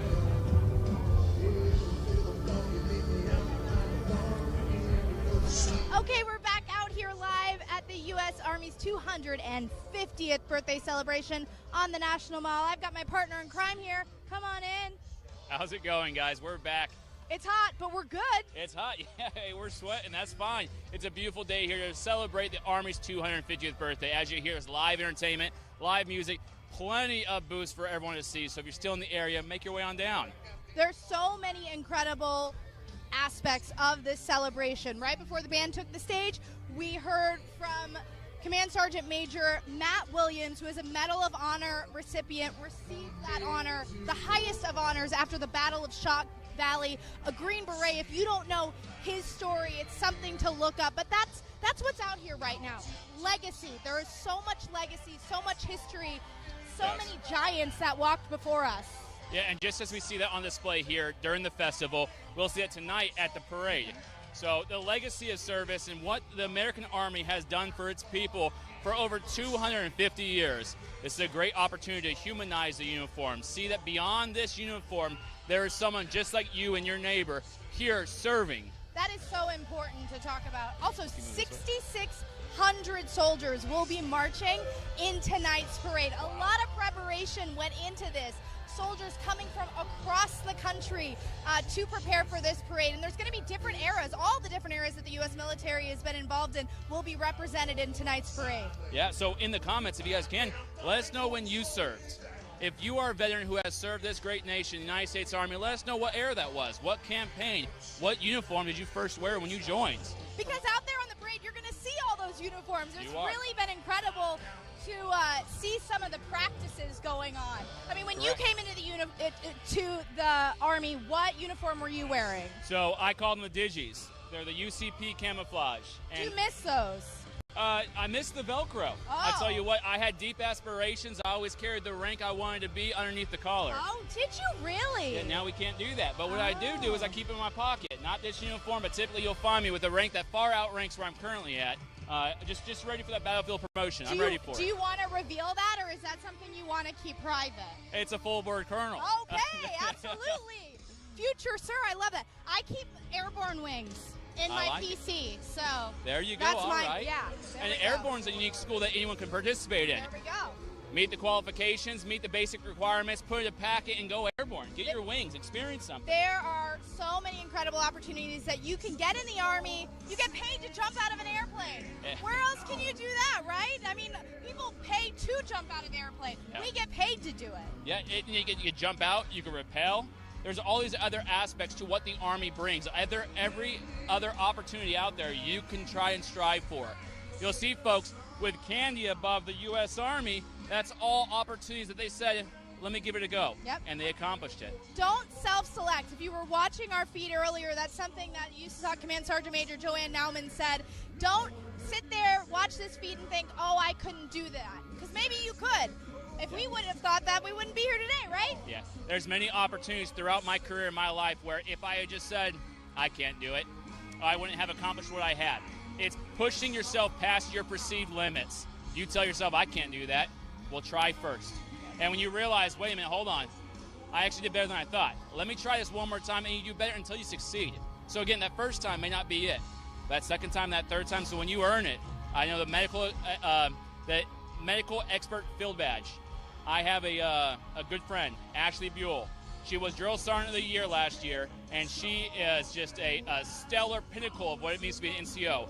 She pursued that badge, and I tell you, given heart and grit and effort, she is one of the standouts amongst the candidates. It's amazing seeing what hard work and determination can do. And when you accomplish something like that, how it can change your life, how it can change your perspective. I know, just for me, wasn't, for someone that has been in the uniform for a long time, they're like, oh, it's just basic training. I went to basic training at 31. So even graduating, that gave a total shift in my perspective that I can accomplish anything. If you're looking for that, I know we've said it quite a few times, but this uniform can certainly give it to you. 100%. Everything here is earned, from the name tape to the candy you put on your uniform to even the USEREC patch, bringing on the future of our formations. It's all earned. There are so many opportunities in the U.S. Army where we have been blessed to be giving you just a taste of some of those jobs, opportunities, chances, and telling you the stories of the soldiers that have come before us, those Medal of Honor recipients, veterans who have worn the uniform before us. To be a part of that lineage is really something incredible. 100%. Now, I do think it is time to kind of put the camera somewhere stationary, let them see the kind of community events that we have in place. The live performances and music will give you guys a break from our narration, but tune back in and we'll be doing interviews with your community, I believe. Absolutely. If you are interested in special operations, I would stick around. You're going to hear from the 160th Special Operations Aviation Regiment. You're going to hear from the 75th Ranger Regiment. And, of course, we're going to throw in some Special Forces Green Berets in there as well. So stay tuned in a little while. We'll get those live for you. Yeah, now before we cut to a break, for you viewing who are still considering or on the fence, I can't do it, I'm still self-selecting. Please, for me, for you, for your loved ones, for whomever it is in your life that gives you purpose, your supporters, please call your local recruiting station, see what opportunities they have available to help you accomplish your goals. Then comment, let us know how it goes. Yeah, let's get more questions in the comments, because if you have some questions, we'll be looking through those. Yep. If you have questions for recruiters, for special operations, for us as public affairs, anything, we'll try to get you those answers. So just drop those questions in the comments and we'll be back soon. All right, take care.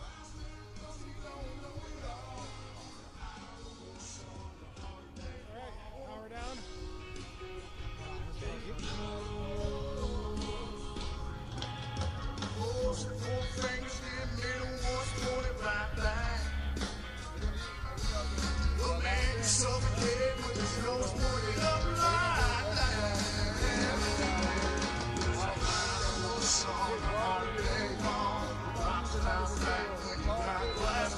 Who? Deadlift. We're swapping out the zeros again. We're going to do a test real quick.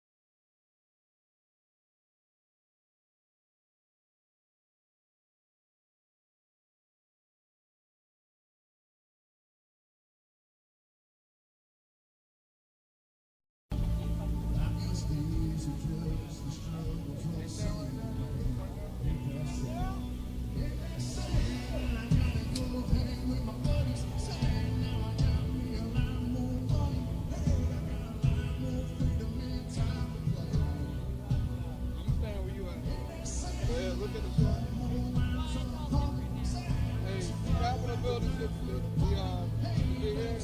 other person right here, all right?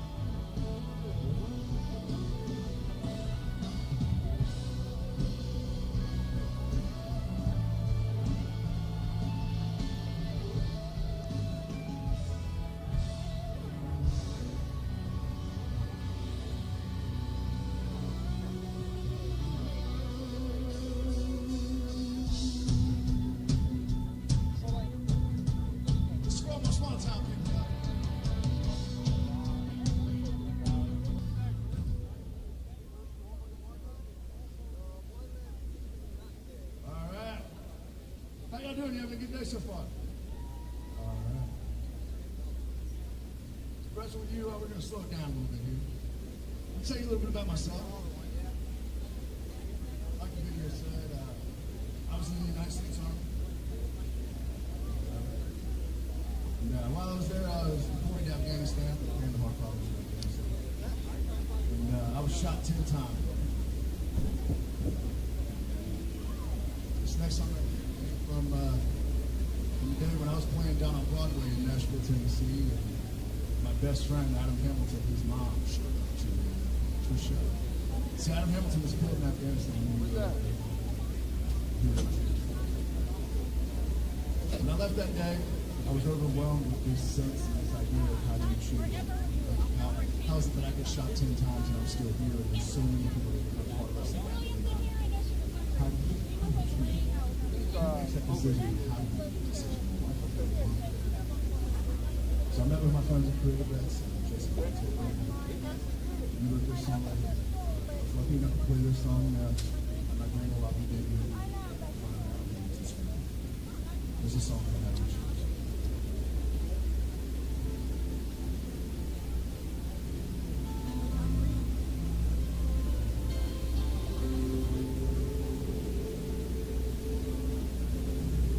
Rolling down the window, too scared to be alive. How do you say goodbye to someone who thought you could live? My eyes were set. Memories of who we was and how good everything used to be.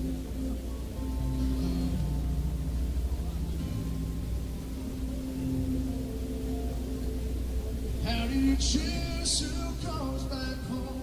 Who goes under no great storm? I'm just asking 'cause it makes no sense.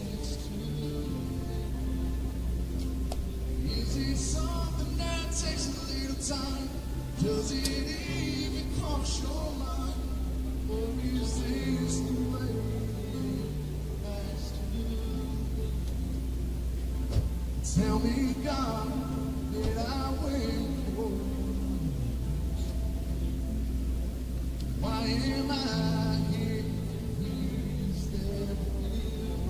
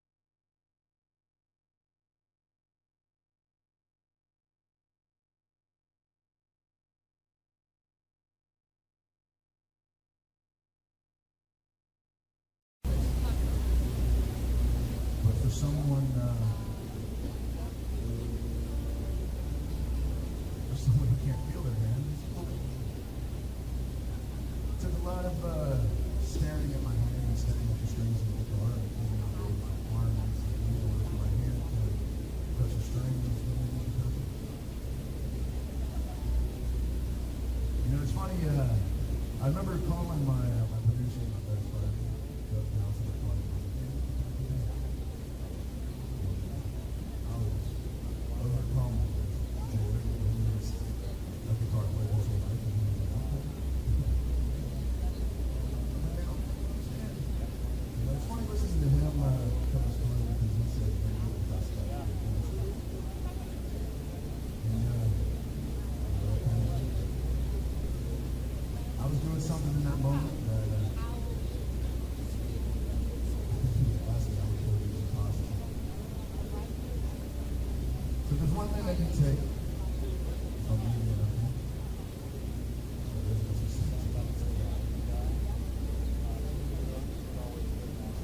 So I'm gonna play this song.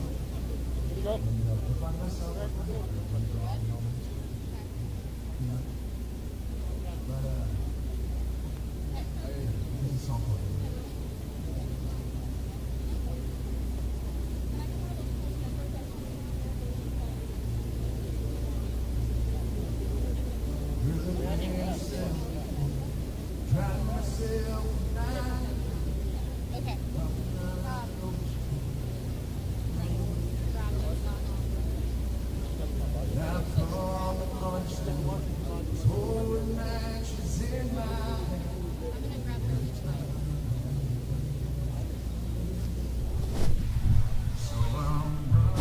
Okay, we are live back here out at the U.S. Army 250th birthday celebration on the National Mall. This has been an incredible day of history, legacy, celebrating our Army, your United States Army. Right now we've got a band playing behind us. We have our different units across the National Mall giving people an up-close and personal look at their soldiers so that you can see what your Army is doing. But one of the most storied units in the United States Army is by far the 75th Ranger Regiment. Right now I'm joined by Master Sergeant Skaggs, who is a U.S. Army Ranger. He's been in the regiment for how long? For 15 years. 15 years. I've gotten to know him at some other events. We did Army-Navy together, right? Yep. Let's start at the beginning for you. You are a passionate soldier, a passionate Ranger. Where did that come from? So, like most kids, young, growing up in the holler, West Virginia, had good core values, I think, and always wanted to serve something bigger than myself and serve my family as well, I think. That's so origin story of a lot of young patriots. You joined the Army. Did you always know you wanted to be a Ranger? I didn't know what a Ranger was, so no. So do you remember the first time you realized what a Ranger was, when you first saw that tambourine and said, I want to do that? Yeah, actually I was already in selection, right? I was in RASP. My drill sergeant told me that I was going to go to Ranger school. Found out I wasn't when I was looking up my airborne Ranger in the sky, which is, a fallen Ranger before you, right? And then I'm like, oh, this is a unit. This is way bigger than I thought it was. Makes sense why it was so hard. But that's when I realized, like, wow, this is going to be something that lasts forever. So let's talk about that selection program, Ranger Assessment and Selection Program. When you hear RASP, that's what it is. You've not only gone through it, but you've also been a cadre out there, correct? Did I make that up? You made that one up. Okay, I made that up in my head. Someone else. Anyways, but you know what it takes to be a Ranger, and that's why we're talking about this. What does it take? What do you go through in selection? I think it takes, everyone knows it's physically hard, right? No surprise there. What is surprising that you'll find a lot of people that are great at PT that fail. They quit. So at some point in your life, I think you had to have overcome an obstacle that gave you enough grit to not quit on your buddies, not quit on yourself, really. So you have to have a good reason why. Do you remember digging deep when you were going through RASP and how you got through those hurdles, those obstacles, finding that grit inside you? Absolutely. I think we all do. Old guys, we find it in Coal Range, right? And it was 100% my why, which is my mother. Just, again, deep down roots out in the, I don't know, just the country, And yeah, whenever I would get hungry, tired, sleepwalking, I'd be like, oh man, my mom would be so proud if I actually did something with my life. And so this is it. Tell us what it felt like when you did finally get to wear that tan beret. Yeah, so, we have a ceremony, graduation ceremony, just like everyone else. Family gets to come up and used to be put on the shoulder, the scroll. It changes over the years, but at the end of the day, when my mom comes up, you can't cry. You can't cry. You're a Ranger, you can't cry. That's right. But it's something you only feel if you take that whole basic training graduation thing and you just multiply it by 100. And it's like, because there's only about, there's not a lot of Rangers. And so to do something that not everyone else got to do and then show my mom, who actually came down and, pinned me or whatever, it's the best thing that I could ever give back to her. One of the incredible things to me about the Ranger Regiment is the American public might have this idea, this image of what they think an Army Ranger is, and it's the 11 Bravo, it's the guy on the front line, it's the weapons expert. But every single person within the regiment wears a tan beret, and they're not given that tan beret. They have to earn it. So that's every job. That's your support. That's your cook.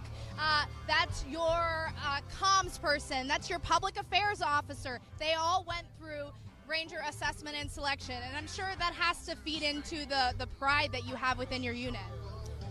Yeah, 100%. I mean, that's my story, right? I grew up 11 Bravo. I actually switched to 8 and 9 Bravo, ammunition specialist. Don't regret a bit of it, right? Because one beret for one standard, and that goes for every age. I went through with a guy that you can watch on YouTube, Brian Marks. He turned 41 and RASP with me. Yeah, and he's a forward observer. So like, when we say that we have like this brother and sisterhood of Rangers, yeah, because we all went through the same thing. That's right.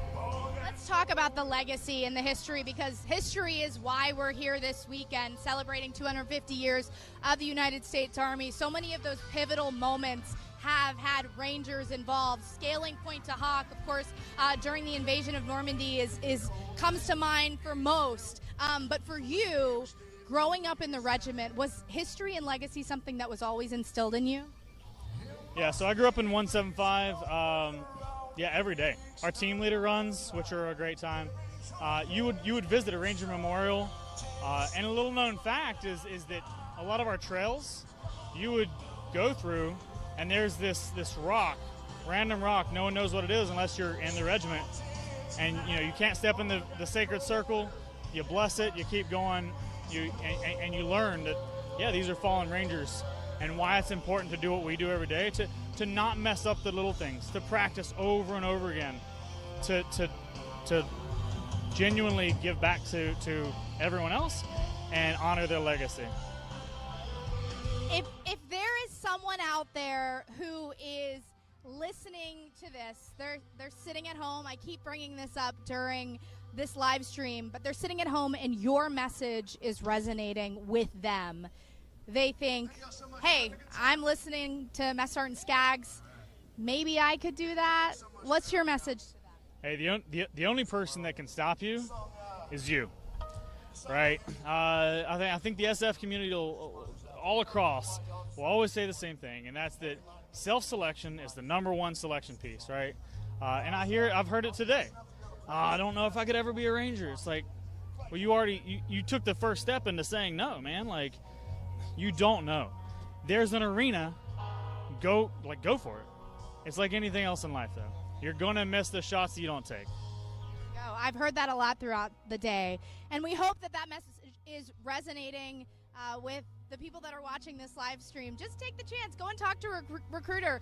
There is a way to enter the Army and potentially become a Ranger, right? You have to make it through RAFs. You have to make it through basic training first. But you could get a contract that is a Ranger-specific contract, correct?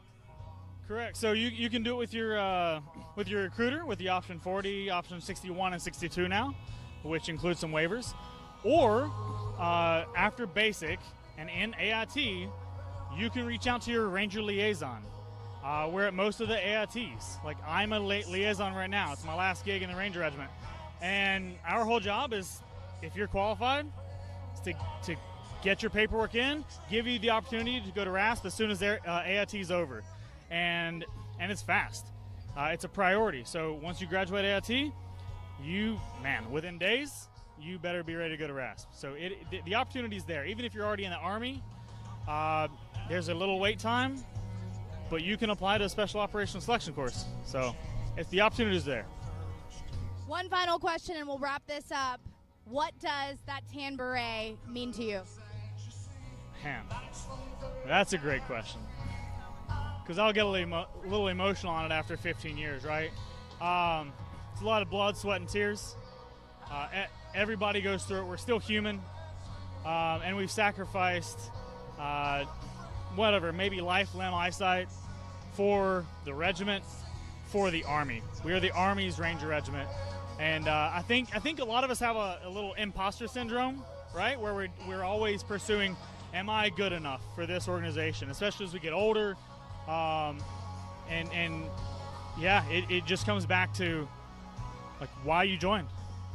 You know, to serve the nation, to serve your buddies at this point, to serve my American friends and the ones that I haven't met yet. So at the end of the day, it's we always come back to the roots. That's my whole life story is I'm always going to come back to my roots. Sergeant, thank you so much. Thanks for sharing the regiment. You listened to everything that he said. You might be watching and wondering if you could do that. Remember what he said. Don't self-select. Go after it. Go talk to a recruiter. Working around these guys, I can tell you they are the best of the best. Thank you for listening to our spiel on the 75th Ranger Regiment. We're going to take a quick break. You can listen into some of that music, and we'll join you in a few.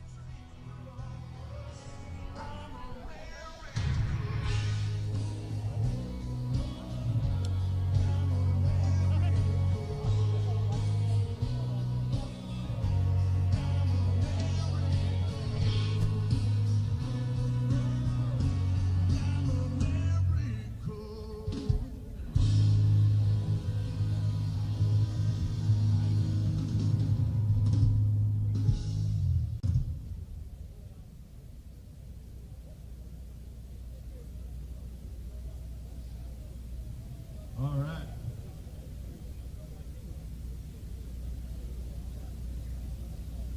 All right, this next one here, I'm gonna need some help from y'all. All right. I know you guys are gonna know this song, so I'm gonna need y'all to sing it. All right? All right? All right.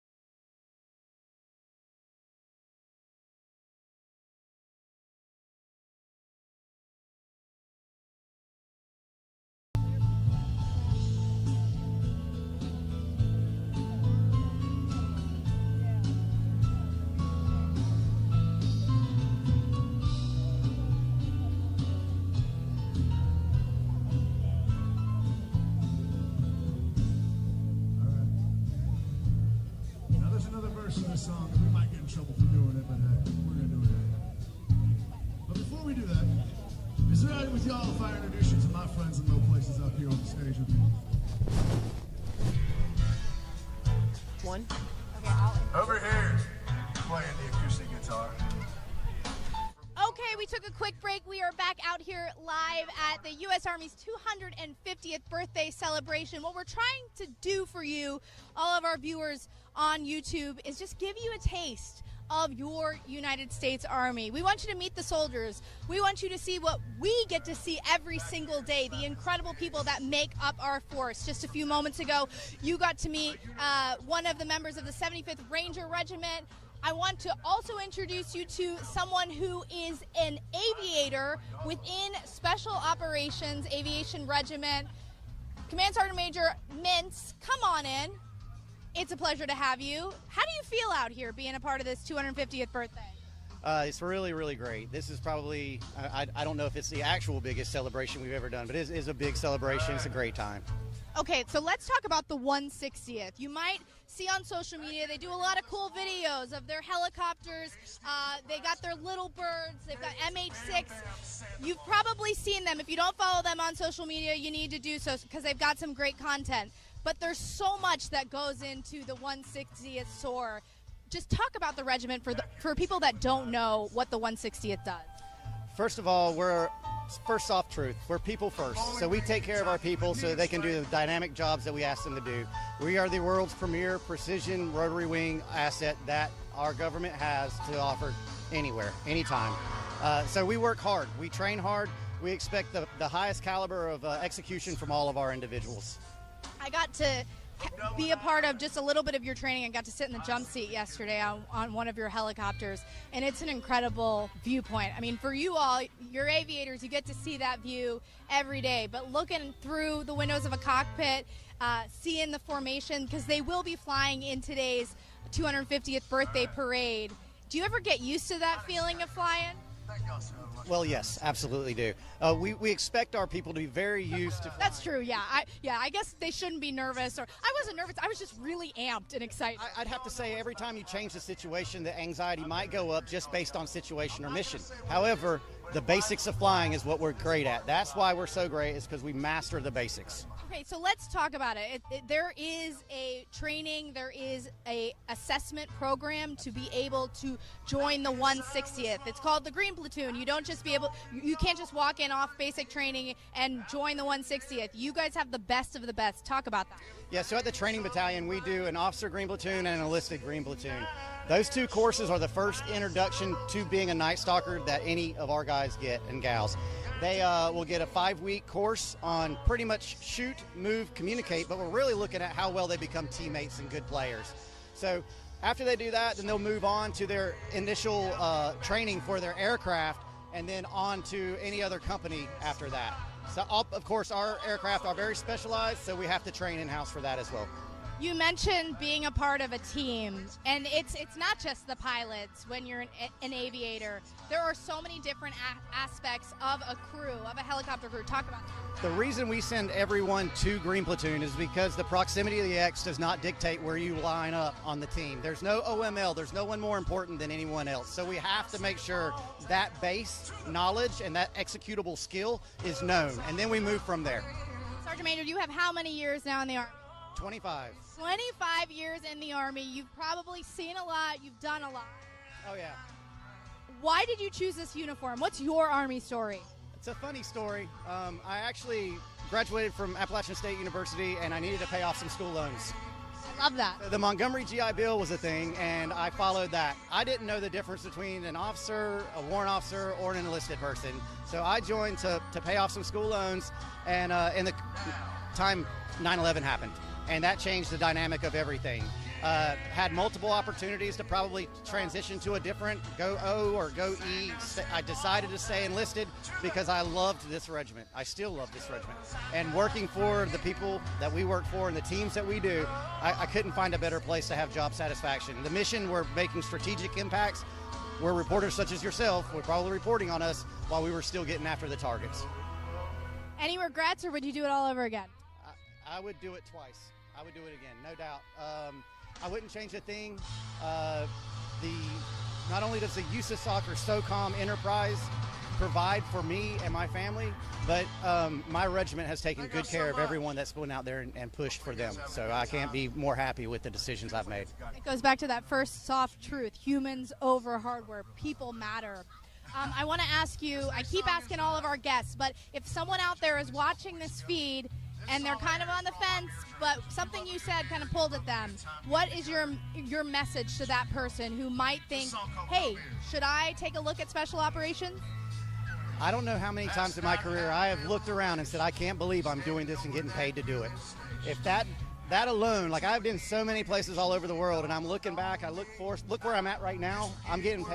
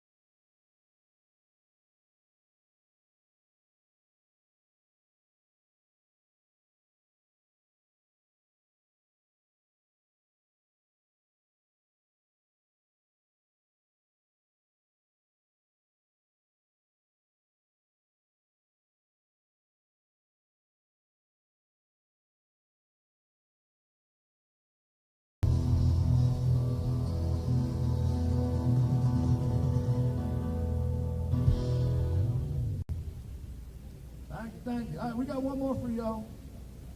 This song right here ended top 30 on country radio.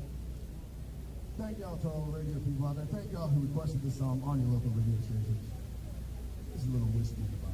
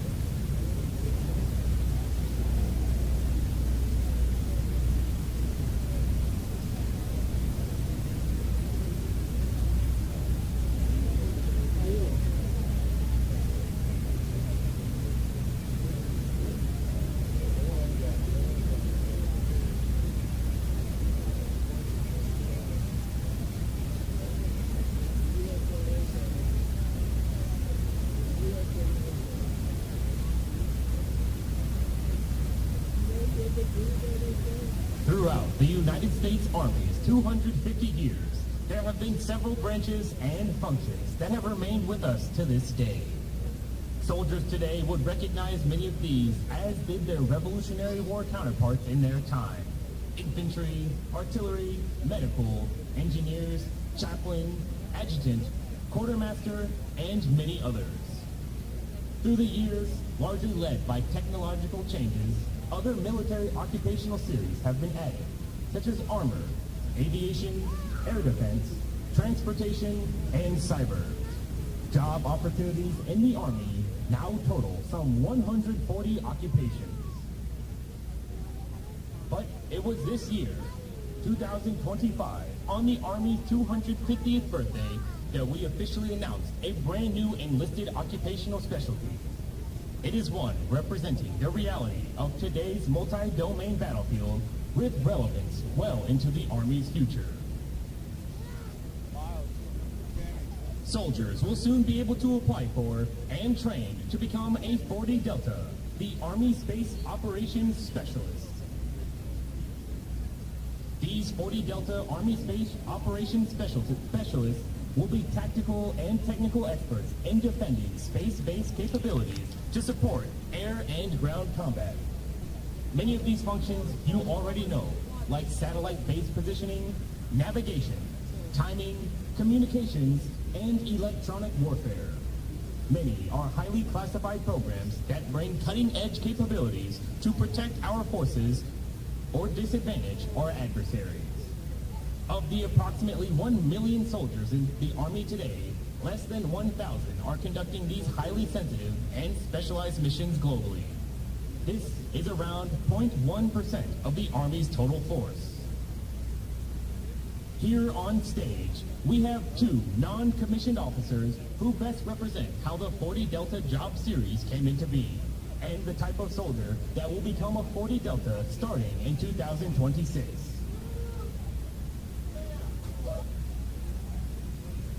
Sergeant Bryce Anderson currently serves as a Mobile Integrated Ground Sweep, or MIGS operator with 4th Space Control Company, 1st Space Battalion, 1st Space Brigade. The 1st Space Brigade is the Army's only brigade with the mission of bringing space capabilities to the terrestrial fight. It reports directly to the United States Army Space and Missile Defense Command. Many of us, even those in the Army, probably have little idea what a MIGS operator does. Much of their mission, training, and equipment is too sensitive to discuss in public, but know that it is a highly specialized, highly demanded warfighting capability for the Army and Joint Force, ensuring success in tomorrow's fight. Sergeant Anderson's command recognized his abilities and nominated him for participation in Space and Missile Defense Command's Best Warrior competition, in which he beat every NCO across the command's global footprint this May, and was subsequently designated as the command's 2025 NCO of the Year.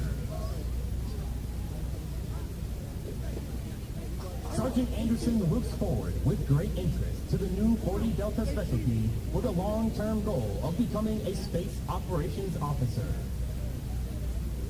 Master Sergeant Daniel Huddleston also serves with Space and Missile Defense Command as the Senior Enlisted Leader for the Army's Space and Missile Defense Center of Excellence, a position usually retained for a Command Sergeant Major.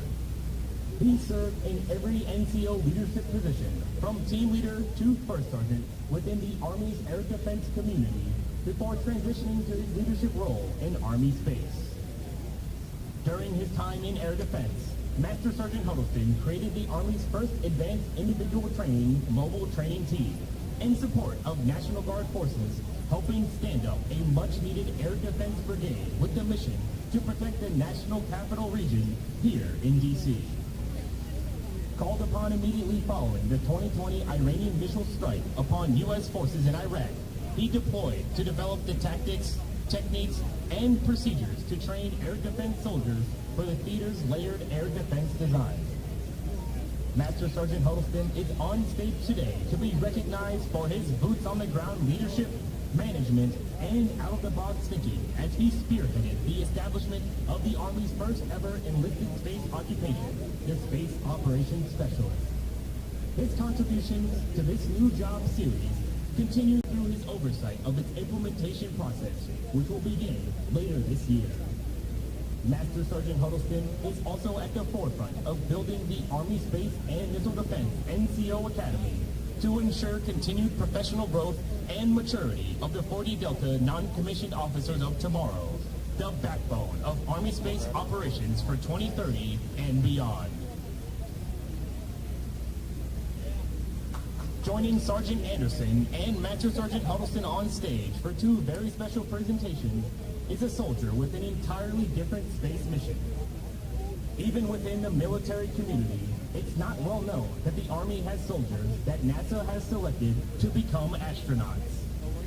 While in that capacity, they serve as part of the United States Army Space and Missile Defense Command while living and training at NASA's Johnson Space Center in Houston, Texas, to one day fly in space as part of our nation's civilian space program, NASA. Today, we're fortunate to have one of our 3 active duty Army astronauts with us, Colonel Drew Morgan. Colonel Morgan is an astronaut and Army Space Operations Officer. He is a West Point graduate and medical doctor who undertook some of the Army's most challenging training and served in Special Forces units during combat operations. In 2013, Colonel Morgan was selected by NASA to become an astronaut. In total, Colonel Morgan spent 10 years at NASA, ultimately launching to space in July 2019 to spend 9 months as a flight engineer on the International Space Station. During that time, he performed a variety of operational tasks and experiments in space, to include 7 spacewalks, an American record for a single spaceflight.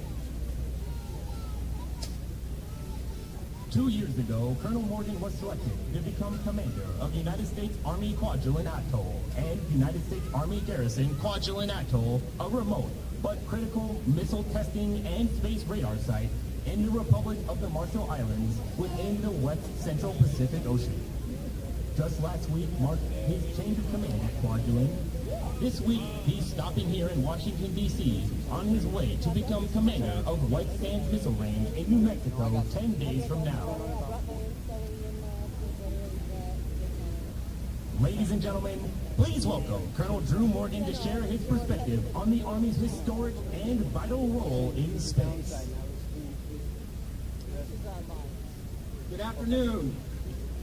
It's an extraordinary honor to stand here beneath our nation's capital, along with my fellow space soldiers here on the National Mall, in sight of the monuments to our greatest leaders on this special day marking the 250th birthday of the United States Army. For 2.5 centuries, the Army has not only defended the nation, it's been a force for progress and discovery, forging America's future. From the founding days of our republic, the Army has built America. From Captain Meriwether Lewis and Lieutenant William Clark on the Lewis and Clark expedition, charting waterways and exploring the vastness of the early West, to our cavalry protecting logistics lines as we laid tracks and trails to span the country. The Army is the military service our nation depends on to adapt to new environments and set conditions for stable progress. And the spirit of exploration and of expeditionary service has never been confined exclusively to land. You may be surprised to learn that the U.S. Army also played a foundational role in the earliest chapters of space exploration. The very rockets that launched our first satellites and sent Americans to the moon were born from Army research and development and Army ingenuity. Before NASA was even established, the Army funded and guided the development of Explorer 1, America's first satellite, launching it into space on a modified Army Redstone rocket in 1958. Since then, that legacy has only expanded. Over the last 5 decades, NASA has selected 20 Army soldiers to train and fly as astronauts, leading missions launching on generations of rockets, ranging from the Space Shuttle to SpaceX Dragon. In recent decades, these missions have had a common designation, the International Space Station, the ISS, Our nation's space program has kept this engineering marvel continuously orbiting the Earth for more than 25 years. Many of its long-duration crew members have been Army astronauts. 5 years ago, I was one of those astronauts. Today, we're fortunate to hear directly from another Army astronaut on board the ISS right now. NASA astronaut and U.S. Army Colonel Ann McClain is a West Point graduate, a Marshall Scholar, and a U.S. Army War College graduate. She's a highly experienced helicopter experimental test pilot, a decorated combat veteran, and today she's 250 miles above us aboard the ISS on her second long-duration space mission. Colonel McClain and I were selected as astronauts together by NASA in 2015 as two of the 8 members of NASA's 21st astronaut class. We've not only trained together for the last decade, I proudly call her a fellow soldier and one of my closest friends. She is a living example of the Army's enduring values: duty, selfless service, integrity, and personal courage. Reminders that the same traits that win in ground combat also propel us to new frontiers. Please join me in welcoming fellow soldier, astronaut, and friend, Colonel Ann McClain from the International Space Station. Greetings from the International Space Station, 250 miles above you in low Earth orbit. I'm Army Colonel Ann McClain, currently living and working here on a 6-month mission to our nation's orbiting laboratory. At 17,500 miles an hour, we circle the planet every 90 minutes and cover 90% of the Earth's surface every single day. For the past 25 years, the space station has been continuously crewed by NASA and international partner astronauts. 285 total from 23 countries have worked here. I'm also proud to share with you that of the 20 Okay, perfect. who served as NASA astronauts, half of those have also You're going to stand up in front of them? Correct, yeah. That coalition of scientists, doctors, engineers, pilots, and physicists have conducted groundbreaking All right. research. Hey, how's it going, guys? I hate to interrupt, but we do have special guests here today. We have the Unsubscribed podcast. Now, these are 4 members, I think, who have built themselves off a community of camaraderie, from vets themselves to people who after service find community and shared struggles. So let's engage with the team right now. By all means, guys, come on out. I'm going to have you hold this. 2-1 micro. Hi. Hi, chat. There we go. Chat's blowing up right now. All right. Hey, here's the team. I'm going to have you guys introduce yourself, by all means. Eli Double Tap from Unsubscribe. Hi, I'm Nick, the Fat Electrician from Unsubscribe Podcast. Brandon Herrera from the Unsubscribe Podcast. I guess I'm Cody Garrett from the Unsubscribe Podcast. I guess Cody. All right. Hey, so if you guys could take a moment, for those who may not have seen Unsubscribe Podcast or may not be familiar with who you guys are or what you guys do, can you please break it down? It is a veteran-based podcast. Well, we're number 2 in the world now for veteran-based podcast. Dark comedy, history, and then just having a good time and trying to make people laugh. Amazing, yeah, guest-based podcast. Amazing guests, too. All right. So now, where are some notable, episodes, if you guys want to call it that you guys like to speak on? Yeah, we got super lucky. We had a World War II veteran from Iwo Jima, Don Graves, come on. Wow. And it was one of the coolest experiences, at least of my life, being able to sit down and, to my shock, at, I believe, 101 at the time. Yeah. Wow. I believe he was 99. 99, just turned 100. He was 99 years old, and he sat down and he drank a beer with us. And we still have that beer can. We still have that beer can in the shadow box in our background today. So that was super cool to see. He was at the raising of the flag. Wow, that is absolutely amazing. We just did one at the Pentagon as well earlier this year, which was a crazy experience for pretty much all of us, I think. Now, I guess, Cody, can you break that one down for us? How was that experience for you? Yes, I am Cody. It was just a crazy experience because I know you guys, I mean, your time serving, I don't think you would have ever guessed that your career path would, lead you to the Pentagon, much less after you retired. We took fake it till you make it to an extreme that most other people just haven't, Got out as an E4, and now on paper, technically, I'm the first person to chug a White Claw in the Pentagon, so there's that. He's telling the truth. Is that a recent feat? Yeah. That is awesome. I've got the memorandum and everything framed on my wall. That is good. That's legit. They actually gave us a memorandum to drink at the Pentagon on camera. We were the first podcast, everything, to do that. Well, that's amazing. Do you guys know the episode that was in? If you look up unsubscribe I guess podcast that's something Pentagon, you it's gotta going to do. pop right up. That's something you guys got to do. Yeah. Check it out. 100 something. I think. Yeah, so how long has this podcast been going on? 3.5 years, I believe. Yeah, I think we've been going about 3.5 years at this point. What was the driving factor to begin it? Well, man, we used to we would day drink while we were doing content, and then we're like, you know what we can do? Well, we day drink. We can film it and then just talk about that. Well, we do that and then turn it into another business. We never actually thought it would go to this level. It was supposed to be fun. So this was, everyone does their own individual content and are crushing it. And then this was for fun. And then it just kept growing and growing until here. Until being here. Now, number 2 veteran podcast. Now, that means there's something about you guys that speaks to the veteran or the service member or the civilian aspiring to be a service member. If each of you can speak on it, what do you think that is? Brandon. That's Cody. Well, I think one of the things that that brings people to unsubscribe, at least, is the dark humor and just the comedy and the idea of, like, it's just guys hanging out. There's a lot of comments we see left and right. They're like, guys, this was the hole that I was missing since I was in the service. Like, I miss this banter. I miss this sort of irreverent back and forth with the boys. And, like, this is a hole that's in a lot of people's lives when they leave the service. And it's really cool to be able to just be a bunch of idiots filling that void, you know?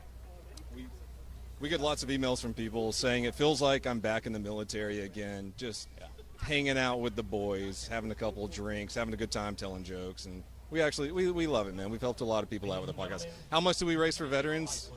We did $110,000 last year. Oh, in total we've raised $500,000 for veterans nonprofits. So again, it shows a testament to the community that's been built, and then all the guys, because it is truly a mission we care for. It is, hey, how do we get back to this community that's given us so much? Yeah. Oh yeah, we're going for 250 this November. So in November, you guys do another run of that? Yep. All right. And what's the goal there? You said it's for veterans. Now, what's the aim for these funds? Like, is it to support veterans who are what? We choose different groups every Yeah. time. Yeah, a lot of medical PTSD. It is how do we help these service members or veterans that are in a dark spot that actually need something. It's good. There's a lot of terrible nonprofits, and then there's a lot of nonprofits that just, it's like, hey, I'm going to take you horseback riding, and that's going to cure your PTSD. Yeah. It doesn't. Yeah. So let's send these individuals to get actually evaluated. Let's send them to psychology. Let's get them therapy. Let's get them the help they need, and then start rebuilding from that, and then build that community based off of it, so they can then police each other in the same aspect. Very nice, very nice. So what called each of you guys to service? So having served yourselves, what was the motivating factor to say, you know what, I'm going to raise my right hand, I'm going to try to pursue a career in the service? I tried to be Army infantry. My mom talked me out of it, so I joined the Navy. Oh, that's unfortunate. Okay. I've come from a long line of military people. My grandpa, my dad, my mom, everyone served, and so I wanted to do it. And I just wanted to serve my country, be all that you can be. There you go. There's nothing wrong with being a seaman. That's great. Yeah, I like the fact, I'm trying not to make so many jokes right now. That's good. Brandon, what brought you to serve? Well, I never did serve.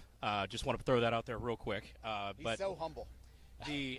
Despite what you might see in the chat, basically I grew up on Fort Bragg.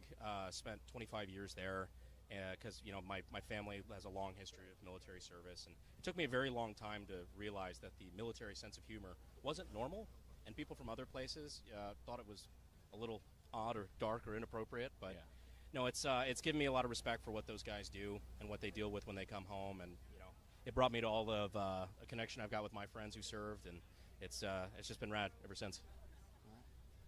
I mean, I just played with G.I. Joes and stuff growing up, played a lot of video games, thought I wanted to do that, and so signed up when I was still in high school, got college paid for. It's a great time, a lot of fun experiences. Recommend it to pretty much anybody. They paid for your college? They did. Actually, I did National impressive. Guard. They paid for it twice over. It's amazing. It worked out even better. All right. Man. Eli's old. He has real reasons. I know. Yeah. I dropped out of high school. I was like, I want to do war. That sounds fun. Joined the military, got shot, got out of the military. No, I joined just because I wanted to. Man, I hate that I say it. Video games are why I joined the military. That's why I went Army Infantry. I was like, oh, I want to jump out of helicopters and planes and do the cool stuff. Which video games you like? Metal Gear Solid, 100%. You never got that P90. I did not. Well, now I do. But after that, they were like, you have a GED. You cannot do any of that unless you... And then the recruiter's like, oh, just ace your PT score, shoot expert, and then they'll offer all that. Didn't work out? No. Oh, boy.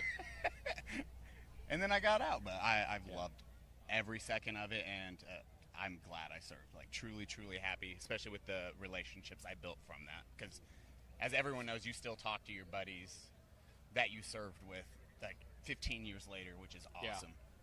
Yeah. Now, I thank you guys for your guys' service and continued contribution to the force, and even not Cody, or I guess Cody, not having served. What you do now for the community is huge. So thank you for that as well.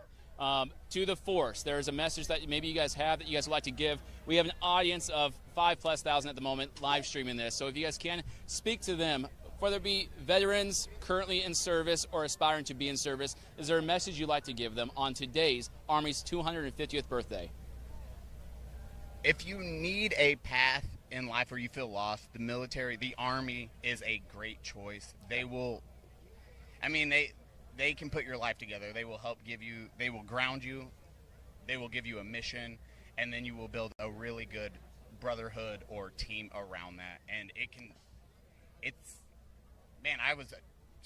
I struggled at a lot of stuff, and I was like, I needed that. I needed the military to straighten me out. And then I took that outside. When I got out, it was, hey, now I can just do this. I can apply the same things I learned in the military with what I do now in business. I can lead from the front.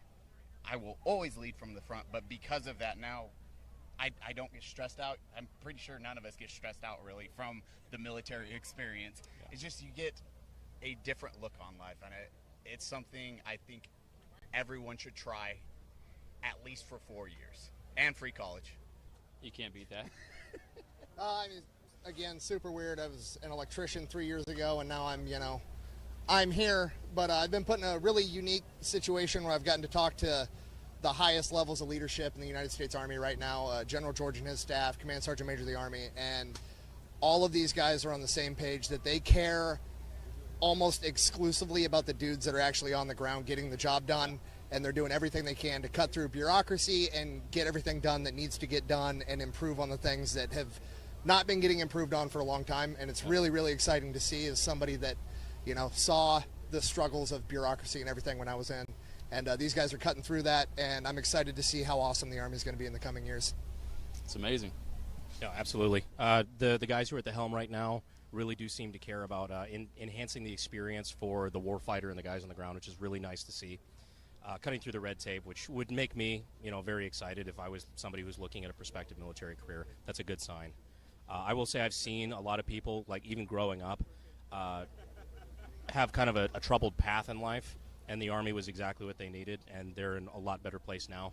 And since we've actually been good this entire time, I feel like I can say it now, to those guys who are currently in the Army, keep kicking ass. Ah, man. The military gave me structure, and I needed that in my life because all I was doing was playing World of Warcraft. And so it was quite wonderful. But as far as you asked about talking to veterans, call your friends. Please call your friends. We're a bunch of tough military dudes, but if someone says I'm fine, doesn't mean they're fine. Call them. 100%. I appreciate those words of wisdom. I'm going to get on real quick. I'm going to introduce these two right here. They're going to take the mic. I'm going to have you one place.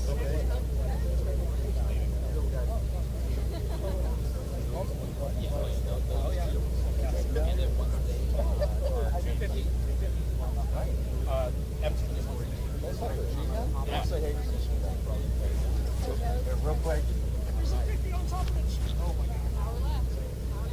My friend, can I get a selfie with you real quick? This is my first time seeing you real time. See your stuff all the time. I'm blind, my bad. Perfect. Thank you.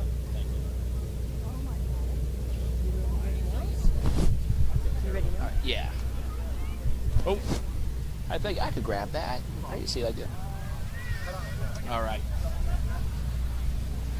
All right, guys. I hope you guys enjoyed that short break. I'm going to provide you guys with a unique opportunity to learn a little bit about the Army Reserves and the 38 Golf Series Civil Affairs. So I have two outstanding officers with me. We got Captain Wagner and Captain Drosty. He told me to call him Drosty Frosty. So, sir, by all means, ma'am, here you go.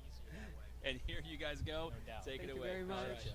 Thank you. Hey, YouTube. I'm Captain Wagner. This is Captain Drosty. And we're going to talk to you a little bit about the Army Reserve today. Cannot wait. 38 golfs. 38 Golf Series. So Unique opportunity. Yeah, absolutely. So we are part of USA KPOC's 38 Golf program, which is a newer program to direct commission civilian expertise into the Army. So Captain Drosty, will you tell me a little bit about what you do in the civilian world? Gladly. First, a shout out to Gabriel, Alexis, and my 106 DCC crew. So my name's Captain Drosty from Boston, Massachusetts. I'm a 38 Golf P9, which is finance, markets, etc. Lawyer by training, work at a financial firm in Boston. I've only really worked in the financial sector and saw an opportunity through the 38 Golf program to serve my country. Essentially, weekend warrior, right? And the ability to take my skills at this point in my career and my life with the support of my wife and to be able to, again, serve my country and maintain the job that I have. And it's a unique opportunity, amazing opportunity. We essentially act like consultants for the Army, and I'm so appreciative of the opportunity every single day. What about you, Captain Wagner? Yeah. What's your story? So I have been a part of the military community for quite some time. My husband is actually active duty, so he is Navy. Go Army. He is Navy Lieutenant Commander Kyle Wagner, and he is a doctrinal analyst at Strategic Command. So I've been a spouse for a long time, but the opportunity came up to come and to serve and to be a soldier. And I'm a 38 Golf 6 Victor. So I'm a Heritage and Preservation Officer. You may know us a little bit better as the Modern Monuments Men, the new iteration of the Monuments, Fine Arts, and Archives program. Go see the movie. Yeah, go see the movie. 2014, I think that movie came out. It's a 2012, good one. 2013, If you haven't watched it. So in the civilian world, I work in museums. I work for a Smithsonian affiliate museum, the Durham Museum. Shout out to the Durham. So I've worked in a broad variety of roles in museums: development, education, administration, and now I do a niche sort of research in cultural property protection. So that's what we do as Heritage and Preservation Officers, but cultural property protection in relation to humanitarian crimes. So that's why I kind of got brought into the 38 Golf program. So it's just been a fun opportunity to sort of go from being a spouse, being a military mom, and now I'm a soldier. So it's been great. Yeah, and I think so. In the 38G program, we have about a dozen or so specialties. It allows the Army to pull from the private sector those that have their finger on the pulse at all times, given their industry expertise, to be able to pull back and to be able to bring those folks in to consult with, and for us to leverage our pools of human capital as well, so that we can reach back if ever we know experts that can opine on a particular scenario. It's a really, really unique opportunity. Look it up, 38 Golf, 38G program through the Army Reserve. You'll thank me later. Yes, it's an excellent and unique opportunity to come and be a part of the Army and use your civilian career while also serving at the same time. So at this time, we would love to bring up some of our other 38 Golfs. So we have a few other 6 Victors, Monuments Men, Heritage and Preservation Officers here with us. So they are about to come on screen. Yep. Total studs. We've got Captain Ammerman. Why don't we bring up Ammerman first? Good afternoon. And Major Swindell and Captain Ortiz. We are all 38 Golf 6 Victor Heritage and Preservation Officers. Hi, my name's Major Swindell. I'm representing 352 KCOM out of Fort Meade. I'm a Heritage Preservation Officer, archaeologist in the civilian world. I work for the Navy. Proud to be here. Proud to be here for the Army's 250th. And I'm Captain Augustine Ortiz, also with the 350th. Also very happy to be here. Specialize in archaeology. Especially for me is underwater archaeology. So happy to bring that specialty into the Army's new Monuments Division. And as I'm Captain Ammerman, I have a background in real estate development and historic preservation, architectural historian. and bringing that that skill set to the Army through the heritage and preservation community, through master planning and more strategic planning for the future.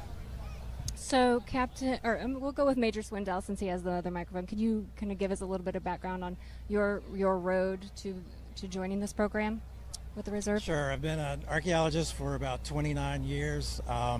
When the opportunity to serve came up, I took the chance. The monuments program had just been revitalized, and having that experience and that time in archaeology, I decided to try and transition over and do my part as an Army Reserve soldier. Captain Ortiz? And like Major Swindell, I'm also an archaeologist. I got a great lecture while I was an underwater archaeologist here at the Navy Yard by another 38 Golf, which presented the program, talked about it. I got interested, and it's just a great way to bring our expertise and help protect cultural heritage. And so I got into the program. I was a consultant, had my own firm in historic preservation and city planning, and that I did a lot of work doing National Register nominations, really focusing on America's heritage, and then bringing that skill set to the military to focus on how we engage with other countries and other communities. I would say that this program is as a career is bringing in the leadership in the disciplines and bridges the military and the civilian expertise brilliantly. Please direct your attention to the main stage. Yeah, I think we're a good example of, some sort of specialty career that that the Army's decided it needed, and so I think we have sort of helped to fill that gap that they didn't have before as government specialists, and having that expertise and having the time, the education. Right, and the government specialty has been a role within the Army from its very beginning, and it's evolved into the Civil Affairs program, which really took shape in World War II, out of the necessity to bridge the military again and the local communities. Often civil affairs officers are referred to as warrior diplomats. That personally was something strong that drew me to the civil affairs track, because the concept of diplomacy, but being strong in your position and representing your country is one of the best ways to serve. Yeah, and so one of our emphasis as monuments officers is cultural property protection all across the world. Wherever there's conflict and cultural heritage is sort of in peril, that's one of the places that we hope to contribute and help the Army with its mission. Captain Ortiz, you've had some interesting experience as an underwater archaeologist. Yeah. Can you talk to that a little bit? Yeah, so I started off as a terrestrial archaeologist out in California, and of course, most primarily in the desert, and then I just got the feeling I need to do the opposite. So what's the opposite of terrestrial desert archaeology? And just the logical next step was underwater archaeology. And I did my master's program in the University of Southern Denmark, and then did an internship here with the Navy, and then got hired by them the next year. And now I do emergency management as an archaeologist as well. And I think that speaks to the beauty of the Civil Affairs program, as our colleagues who are on previously, is that, and bringing back the leaders in our existing communities, is that, as America's Army and as warrior diplomats, we are the people you see every day. We are teachers in civil affairs. We are bankers. We are librarians. We are veterinarians, history teachers, you name it. And so that's really what the civil affair component really brings together and represents America's Army in a different capacity, that we get to still be with our families every day, but also serve our country in a large capacity also. What have you liked about the program so far? I just meeting folks like you. Of course, we all sort of operate in the same world on the civilian side, but getting to meet a lot of different people, get their different perspectives. One thing I would add, sort of to which you were talking about, the variety of specialties, it just sort of demonstrates how the Army has a lot of opportunities for folks. And so no matter what you do, what your career is, I'm sure there's a place for the Army has for you. Absolutely. Any rounding out comments here, crew? Nope. I mean, all right. If you have special skills you think that'll contribute to the Army's history and heritage, let's create a better world together, and I know we can do it. Thank you. All right, thank you guys so much. Thank you guys for your time. I appreciate it. Thank you guys. How's everybody doing today? All right, as you guys heard from our civil affairs soldiers, there are many opportunities available in the United States Army. Whatever profession you may have on the outside, odds are the Army has something equivalent to it. And if not, it's close enough, I promise. Now, I encourage you guys to reach out to your local Army recruiters to figure out what opportunities are available for you. Whether you enlist or commission, there's many, many opportunities there. Now, I've read the comments. I get it. My hair's not the best right now, and you guys really wanted that drill sergeant who was behind me. I'm not sure who he is. I'm here now. Okay, angry cop is here. All right. Now, for those that First of don't all, know, don't touch me, guy.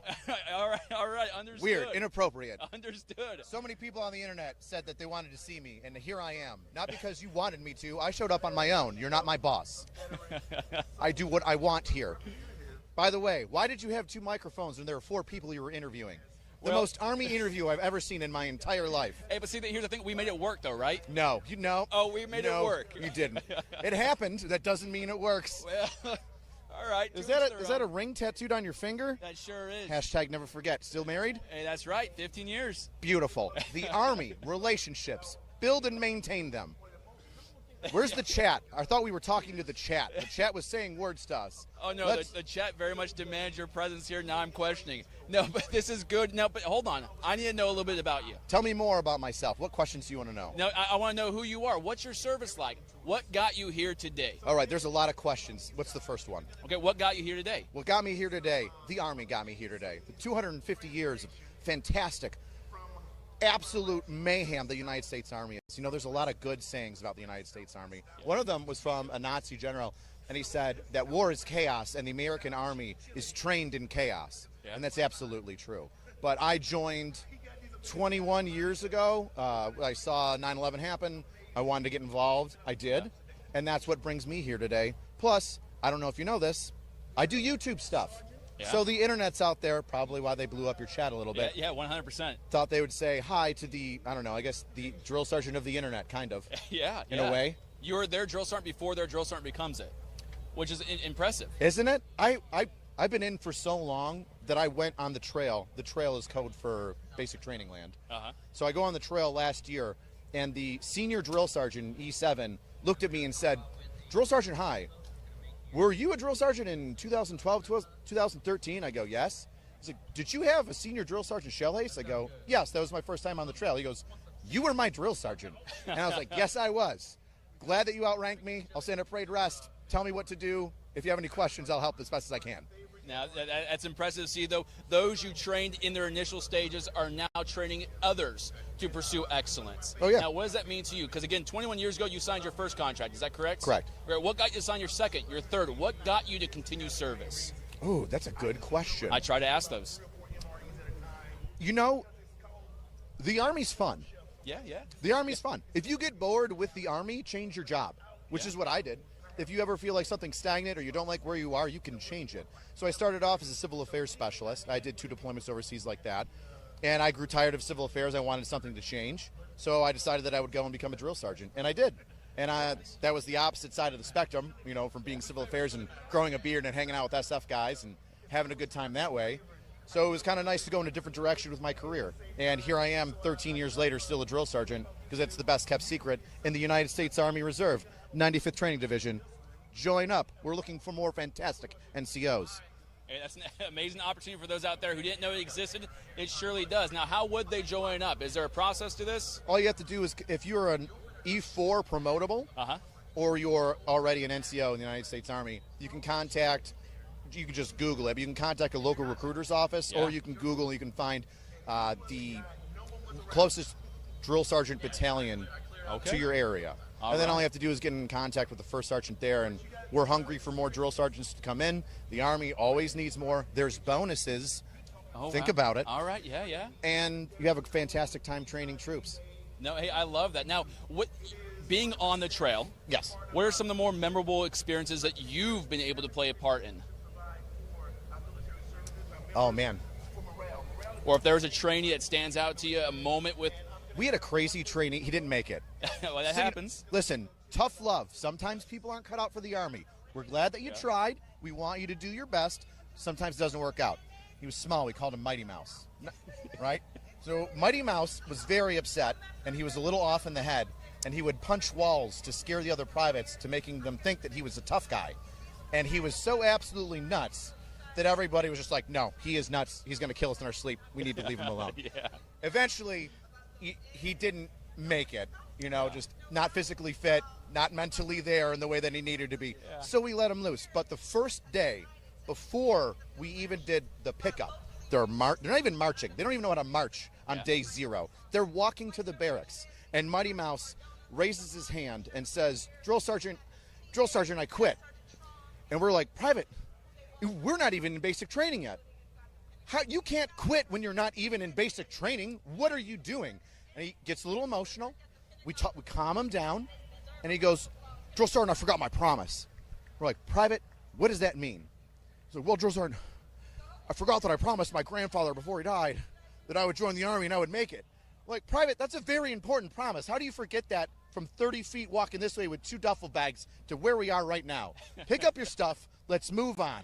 That was Mighty Mouse. That's an interesting individual. The writing was on the wall for Mighty Mouse. Don't be a Mighty Mouse. Well, so we have stories of Mighty Mouse. Are there any stories that stand out when you felt like you played a pivotal role in someone's, I guess, progression? Oh, yeah. Private Friend. Private Friend is one of the most highly motivated soldiers that I ever met in my entire life. Private Friend was not big. He couldn't do a lot of push-ups. Wasn't very fast. Took him a little while longer to catch on to things. But he always gave 100%. If he was struggling through something, it was because he maxed himself out and couldn't go any further, but was still trying to go. And Private Friend got down on himself. Now, drill sergeants, although we are mean and cruel and angry, we also have to build up people. It's not just about breaking people down. We've got to build them up into soldiers, the future fighting force of the United States of America. So I build him up. I say, hey, Private Friend, I would take 100 of you over one guy who can do push-ups really, really well. And I said, Private Friend, if I ever ask, where is my friend? You will raise your hand, and you will say, I'm your friend, Drill Sergeant. So I was like, absolutely. You will do that. He's like, yes, Drill Sergeant. I go away. I tell him to go away. He goes away. Next day, everybody's kind of moping around because they messed up. Got to do some corrective action. And I'm noticing it. And I'm like, where's my friend? Where's my friend? And Private Friend raises his hand. I'm your friend, Drill Sergeant. I'm like, where is he? Where are you, Private Friend? I'm your friend, Drill Sergeant. I'm like, yes. Oh. Yes, Private Friend, yes, you. You are my friend. And that became a sense of motivation. I like now that. Everybody rallied around Private Friend because they knew Drill Sergeant High was upset and not motivated. Private Friend would motivate me. So his fantastic level and high level of motivation, I was able to use that, even though he wasn't as physically fit as everybody else, to motivate the entire platoon that I ran. And he was a stellar soldier. I love that for you. Now, advocating for the trail, what does it mean to you to encourage those NCOs to fill the shoes that you will one day leave behind as a drill sergeant? Ooh, I don't even, goosebumps. I don't even know if I'm ever going to put down the hat. I'll die wearing the hat. I'll be 70 years old running 30-minute 2 miles as a drill sergeant if I can. But it is one of the most rewarding things you can do. If you don't like the way that the young troops are coming out, you can change that. I have a direct effect on what comes out of the training pipeline to you. And it is so rewarding and humbling and motivating when you can take a group of fumbly dopes that we all were when we didn't know how to shave, when we didn't know how to march, when we didn't know how to sound off or be motivated, even if it was fake motivation. Hey, false motivation, still motivation. Still motivation, baby. And you turn them into a troop. Yes. Somebody that not only can pass basic training, but has potential to do more. It's extremely rewarding, and I absolutely love it. Plus, it's one of the most entertaining jobs you can have. I believe it. Everybody has drill sergeant stories. You can be that story for another troop. I love it. I love it. I'll keep funneling you the troops, and you keep training them. That's all right. We'll get one on the other side. Hey, I believe one day maybe. I think we have a question. Let's do it. Question from the field. I believe that the cutoff date for the reserves and guard is around 42. You can get in with a waiver, maybe up to 45, but I know like 40, 42 is the cutoff. Yeah. But you can get in with a waiver for the reserves or the guard, especially if you're in like a specific field like medical or legal. Yeah. We're never too old. You're never too old to join. When I went through basic training, I went through in 2005, and we had a 40-something-year-old mother, and she was motivated by her son who served and deployed overseas to join, and she was a legal aid. So she came on, she did basic training with us, graduated, set the standard, very motivating, and she served in I believe it was the reserve component while her son was active. So no, there's no such thing as too old, unless you're 45. Then it is. All right, then yeah.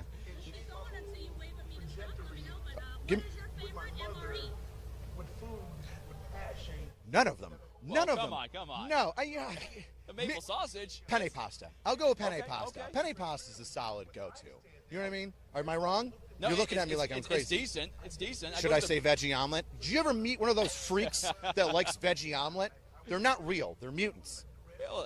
It's the Skittles you get with them that are the sell. Do the Skittles come with? Nothing good comes with the veggie omelet. Just saying. You can't sell me on a veggie omelet with Skittles. But penne pasta, that's your go-to? Spicy penne pasta was good. It's been a while since I've had an MRE. Okay. Usually I just starve myself. Well, there you go. That's one route to take. Yeah. Now, there's the new pizza one. Have you tried that? You're kidding me. I've never tried it. What is going on here? Like a Lunchables? No, this is an actual MRE. I believe. Correct me if I'm wrong. I think there's a pizza. Is it like MRE? Really? It's good? A square pizza. So is it like the piece of bread that they give you like in the normal MREs, you know what I mean? And they just say put some pasta on it? This is some poverty pasta going on here. Poverty pizza, I mean. Military grade. This is I'll good. eat it. Good, you know good. what? You're hungry. You'll do anything. Yeah. Yes, at times. Hoagie bait. Well. Hoagie bait. Always shove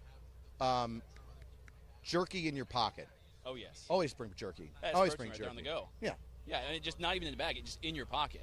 Raw. And you're good to go. Like Napoleon Dynamite, like in the spaghetti. You know, I'll kick your pocket and all of the stuff will fall off. Yeah. Yeah. No, it's all right. I'm very scary. I understand. Honestly, it's you the pushed hat. me, I got You're scared. outside. You're not wearing a cover. I understand why you're very sweaty and scared of me. That's the sweat, not There's the a heat standard. or 90-degree humidity, I promise. But hold on. We are here celebrating, again, the Army's 250th birthday. Big deal. Now, what does it mean to you to have contributed for 21 years, at least 13 of those, contributed to the formations that were built since then? That's huge. You know,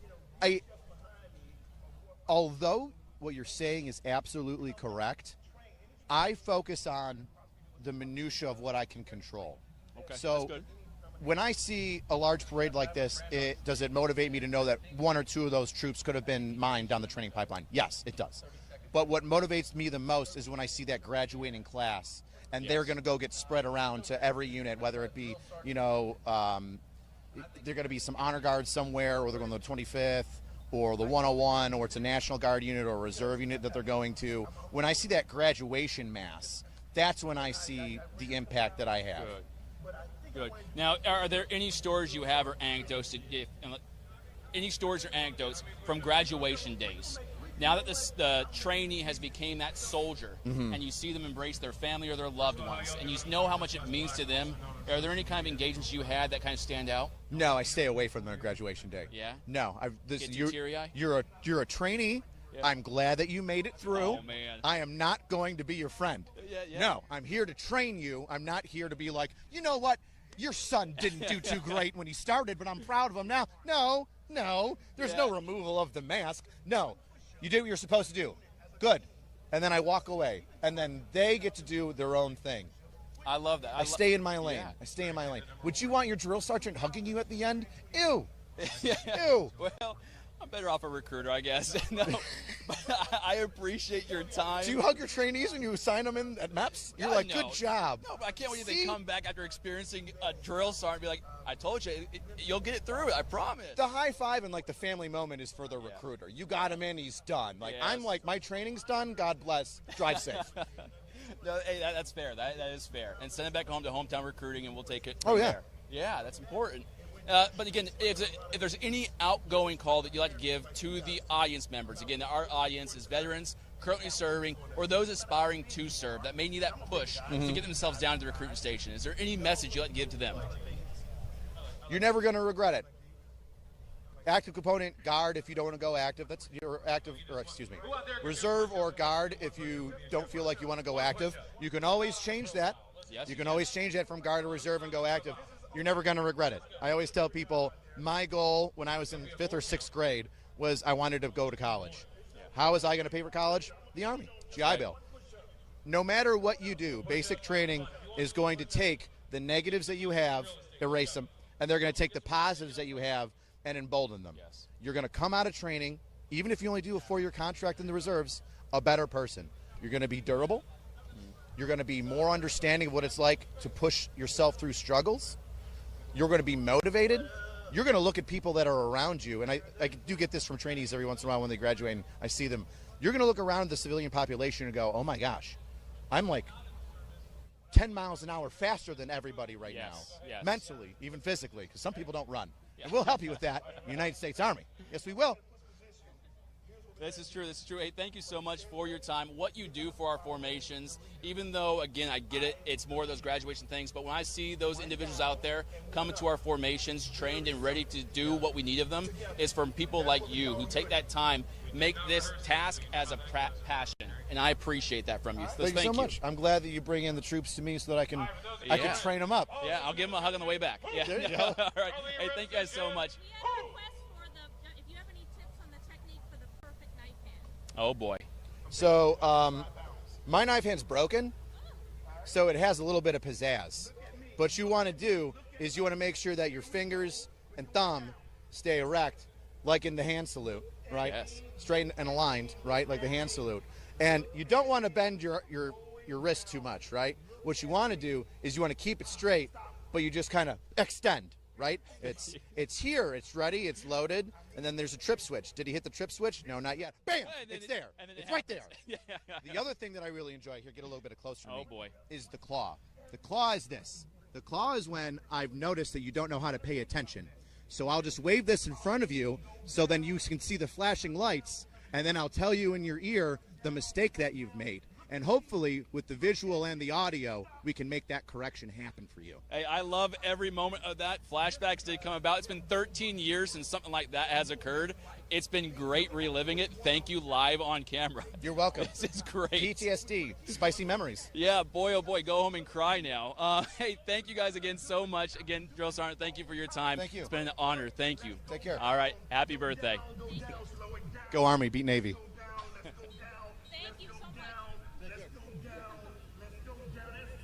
That was awesome.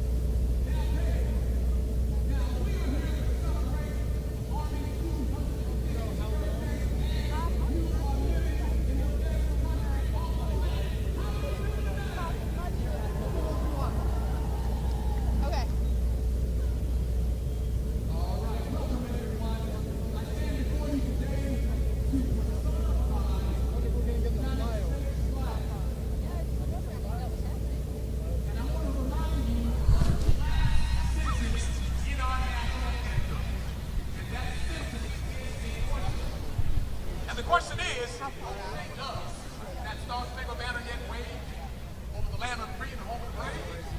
And the answer to that question is yes. Historian, right? Yes, it still waves. Chief historian. So The United Dr. States Jim Army Malahusky. has demonstrated sustained superior performance for more than 200 years. The overall presentation that you're about to see is a time-honored tradition. Okay, we are back live here out at the United States Army 250th birthday celebration. It really has been an incredible day.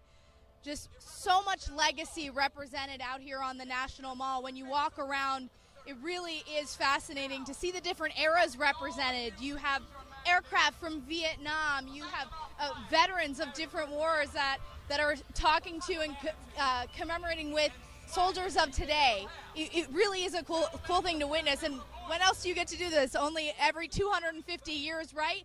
But the main event is tonight at 6:30. That is going to be our 250th Army Birthday Parade through Washington, D.C. Our units will pass a review line with the Commander-in-Chief. All the different eras on display. I could talk about it, or I could get the chief historian from the Center of Military History. You're the expert. I am the expert. I have a team of people who are smarter than me working for me. And you have a pretty great job. I think I have the best job in the Army, definitely the Army, probably the Department of Defense, as the chief historian at the Center of Military History. Talk about, sir, a day like today, 250 years celebrating the United States Army. What does that mean for someone like you looking from your viewpoint? So looking from my viewpoint, there's a way to take it personally. My family has served in the military since the Revolutionary War, both sides. My family, my wife is a soldier when we met. So this is a celebration of 250 years of Army legacy. And this is America's Army. So it's America's legacy too. So what we're seeing here is just, thousands and thousands of people who are coming out and celebrating the Army birthday. That is so cool. But we've been working on this for a couple of years. So we've been publishing Revolutionary War books, starting with opening shots at Concord and Lexington, going all the way through. They're available on our website, history.army.mil. We've been handing those out till we ran out. And people are just loving the fact that our history is still able to be in their hands. And that's from the Revolutionary War all the way up through the global war on terror. Let's talk first about what's on display here out on the mall. You have all different types of aircraft from various eras. You've got a Huey, then you have a Little Bird. It's really a cool thing to witness. Right. So, you've got the birth of Army aviation as an operational art with the Huey in Vietnam. You've got the Little Bird that's been used so well by the Special Forces, and one of my personal favorites from my it's a lot of fun to time watch. in uniform. You've got Blackhawks out here. You've got a Cobra out here. You got an Apache out here. And down on that end, there's that new kind of sort of vertical takeoff. I forget what it's called, but it's cool. Yeah, it's modern. Absolutely. And it's not just that. You've got the vehicles. Tonight at the parade, you're going to have the tanks. You're going to have, basically, we start with, the very first part of American history. So you've got the Revolutionary War. We go from there into every single conflict. So you'll see soldiers in period dress, followed by the units that took place in those battles. So World War I, you'll see 1st Cav. It just... And they're going to be in the period uniforms, they will correct? Be in the period, so some of them will be in the period uniforms, followed by a formation from the unit that participated in that war. Okay, so let's give some your units some shout outs. So for World War I, if you think of a unit that represents World War I, what is that? 1st Cav. 1st Cav, okay. I'm sorry, 1st Armored Division. 1st Armored Division. That is the legacy unit of World War I. World War II. I feel like there are a few. Well, I'd have to go with the 101st and the 82nd. Of course. And who's representing them today? Do you know? Or is it both? The 101st and the 82nd Both of them here. are. Yes. Okay, and they will be in that period dress. What an incredible opportunity, though. Of course, it's hot and sweaty and these are long days, but as a soldier, to be able to wear that uniform of the giants that walked before us, how cool is that, right? That's incredible. You know, occasionally you get to put it on for a tattoo. You know, it's a couple of minutes and then you're changing back into your regular clothes. But here they're in it all day. They're going to march along this entire parade route, exemplifying the soldiers who fought in that war. I mean, if you're going to talk about legacy, and today is all about legacy, the legacy of those soldiers, the connection from the soldier today to the soldier 250 years ago is on display today. I was talking about this earlier, but in my previous career as a journalist, I got to cover the honor flight quite a few times. And after I joined, having a moment, it was actually at the Vietnam Memorial a couple of years ago, having a moment where I was in uniform and I'm standing next to these Vietnam vets and thinking, I get to wear the same uniform as you. That's a heavy thing to come to grips with, that how do I deserve to wear the same uniform that these giants did before? And that's going to be on display today because there are so many that came before us. There is. And you know, I've heard it referred to as we're standing on the shoulders of giants. I like to think of it more as we are standing uplifted by giants. We have an incredible history, an incredible heritage. In the Center of Military History, we run the museums. So from the National Museum in the Army, all the way through to some of the smaller museums like the Army Women's Museum at Fort Lee, we try to tell the story of the soldiers doing the job, protecting national security, fighting the fight. And I hope we do a very good job at that. But that's that same feeling you get standing next to those veterans is what we try to do in the museums. Let's talk more about the parade. So we've gotten through World War I, World War II. Who's representing Korea? I do not remember. Okay, we'll get back to you on that. Got it in my book. We got it in the book. We'll get to you in a minute. And then what about Vietnam? Vietnam, I think, is the 25th Infantry Division at Schofield Barracks. Okay. So shout out to the Wolfhounds. And then we're going to move up through there. It's amazing to think about what we're about to witness and what we're about to see. And all aircraft will be overhead as well. I know USASOC is going to be representing the GWAT era, which is appropriate with our Special Forces Green Berets. For you as a historian, I know it's probably a tough question to ask, but what is your favorite era to study? Well, I'm a contemporary historian. So I've been on the ground as a civilian historian in Afghanistan and Iraq, capturing the story of our service members who are over there doing the job, and writing about them. So I've got to say that my favorite part of history is what we're doing today. Sometimes you don't have a whole lot of perspective on today until we get farther down. You know, we're too close to the bang, if you will. I have studied the American intervention in Siberia. That was my master's thesis. And not too many people know that the United States went into Russia in two different spots to try to keep Russia in the war during World War I. But I got to tell you, it's the soldiers today, feeling the connection with the soldiers today, that I like documenting the best. That way historians in the future will have the documents, they will have the oral history stories to be able to tell better stories in the future. That's incredible because that didn't happen all the time, 10, 20, 50 years ago. So you're trying to capture it in real time. Yes. That's amazing. And the Center of Military History, we actually started in 1918, but we've had historians deployed in World War II. They were out there. There's very few of them, and they wandered around the battlefield. Now we send military history detachments. We've got some operating on the southern border, getting the history of what's going on there now. I've got an entire division within CMH who focuses on nothing but warfighter history. Is this a historic day? This is a historic day. I've got 2 military history detachments interviewing the soldiers who are here for the parade as part of their military history detachment course. So they've been doing that for a couple of days now. They'll do it for a couple more days till these folks redeploy home. One last question, sir. Why is capturing our history and reading our history, knowing our history as a formation, as a force, as a United States Army, why is that important? If you don't know where you were, you don't know where you're going. That's one. So what is history? History is the past remembered. What we do is organize the memory. So the past is remembered and can influence the future positively. So we can tell those stories so the legacy continues.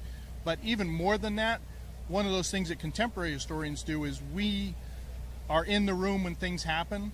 We can go back to recent history and say, something like this happened 10, 15, 20, 50 years ago. Here's what the people thought at the time. Here's the decisions that were made. We get that to the decision makers, and they make better decisions. We save lives, we increase lethality, we increase effectiveness because the decisions are better because a historian was in the room. History can change the future. History can change the future. If you own the past, you own the present. Is that the way everything goes? Sounds about right. Yeah. Sir, one more time, plug your website where people can find out more information. So the Center of Military History is history.army.mil. Thank you so much. Pleasure. And you heard that this is a historic day, a historic evening. At 6:30 is when the parade is scheduled to start. Rain or shine, so far the weather has held off, but this is a pivotal moment. You're going to see soldiers marching in period dress from all of those important eras that are a part of our lineage, a part of our legacy here as United States Army soldiers. I know I am proud to wear this uniform today and every day, but today especially. So we're going to leave you for a second and we'll come back to wrap it up soon.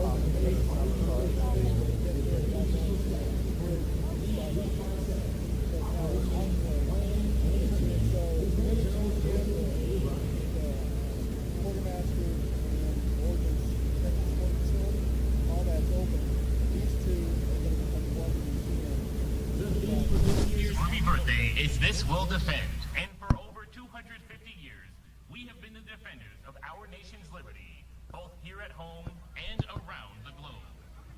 Generations of courageous women and men, truly great Americans, has stepped forward in times of peace and war to answer the call to duty.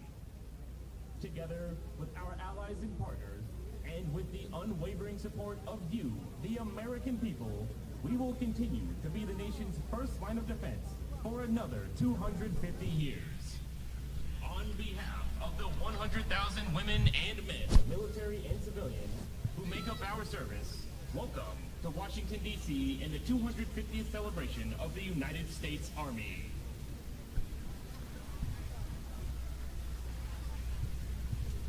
At this time, please stand for the presentation of colors and for the singing of our national anthem, performed today by the United States Army Band, and remain standing for the invocation given by Army Chief of Chaplains, Chaplain Major General William Green.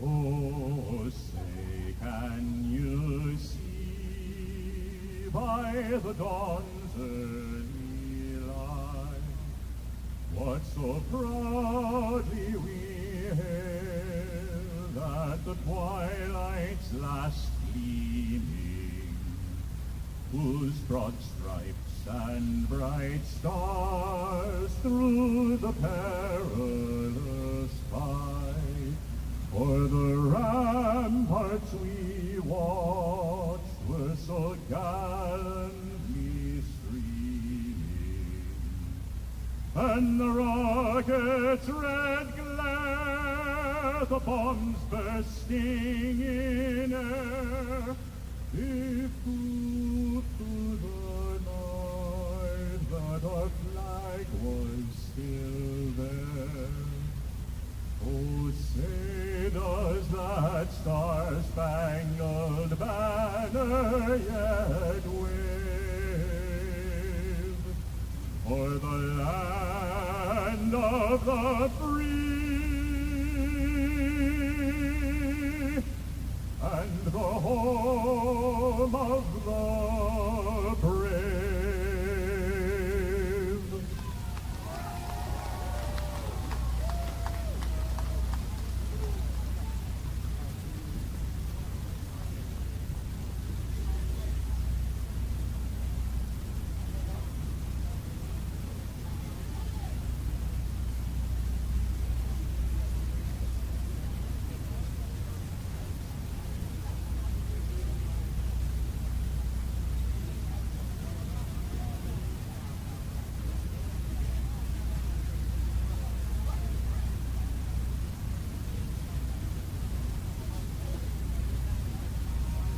Ladies and gentlemen, please bow with me as I ask God's blessings upon this 150th birthday celebration.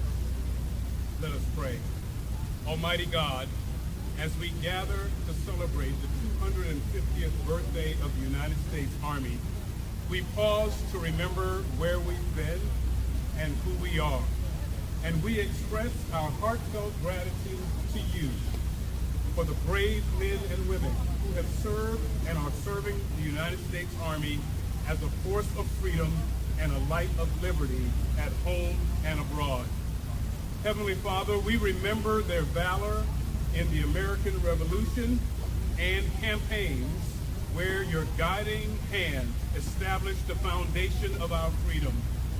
Continue to strengthen our soldiers' body, mind, and spirit as they train to fight and win our nation's wars.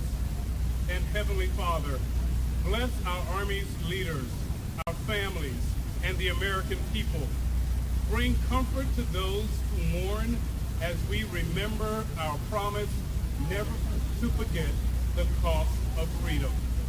And Holy God, lead us both now and forevermore, and let the light of liberty continue to shine bright on the United States of America and our Army and we to fight and win our nation's wars. Also, this we'll defend. In your holy name we pray. Amen. Please be seated. Ladies and gentlemen, please welcome Platinum Plus sponsor, Wounded Warrior Project Vice President for Government and Community Relations, Jose Ramos.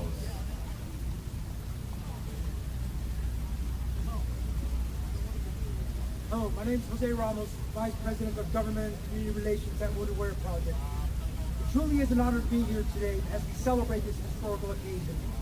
An occasion that brings together the many achievements of our past, shaped by the service and sacrifice of all those who have served our country. People are the strength of our military.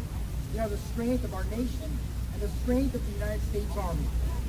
1 year older than the nation they defend, the Army has dedicated itself to fighting and winning our nation's wars for 250 years. But it is not only just soldiers who serve. Since 1775, U.S. Army soldiers, civilians, and their families have supported our nation. Their true faith, allegiance to our country, the U.S. Constitution, and the Army. For over 250 years, Army families have served and sacrificed to support the Army and their soldiers. For that, we are deeply grateful. It speaks to the enduring truth that no one truly serves alone. There is always a brother and sisters in arms with you, a family member who encourages you, a community who cares for you, and organizations like Wounded Warrior Project who stand ready to support you while you serve and as a taxes. Caring for our people is at the heart of Wounded Warrior Project's mission, just as it is for the Army. We are committed to keeping the promise we made to warriors and their families who serve. A commitment is to be there no matter what, so they can enjoy a healthy, fulfilling life of service. We can find great support and solace in those who walk alongside us in challenging times and in moments of great celebrations like this one. People are the strength of the Army. Across the nation, Army families are integral parts of any United States service. Today we celebrate that strength and look forward to a bright future together. Today I say, happy 250th birthday, Army.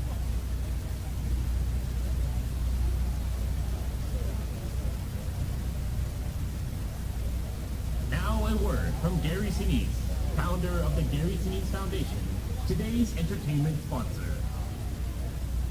Hello, U.S. Army. Gary Sinise here. Happy 250th birthday. To the U.S. Army, 250 years. Amazing. To everybody who served in the Army, who's there, who has served in the Army, currently serving in the Army, welcome. We are happy to be sponsoring the entertainment of Scotty Hastings and Noah Hicks today. The Gary Sinise Foundation has thousands and thousands of donors who all care about our military, they care about our service members, they care about our U.S. Army, and they wanted to be a part of this great event in celebration of 250 years of the U.S. Army. I am a grateful American for all you do to defend freedom, to protect our country, and God bless you. Have a wonderful day. Enjoy the entertainment. God bless you and God bless America. Thank you very much.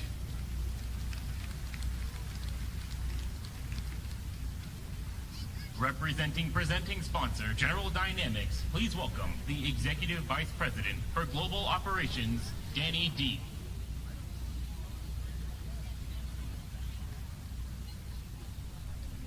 Thank you. So the United States Army has served the nation with distinction for 2.5 centuries, fundamental to the birth of our great republic.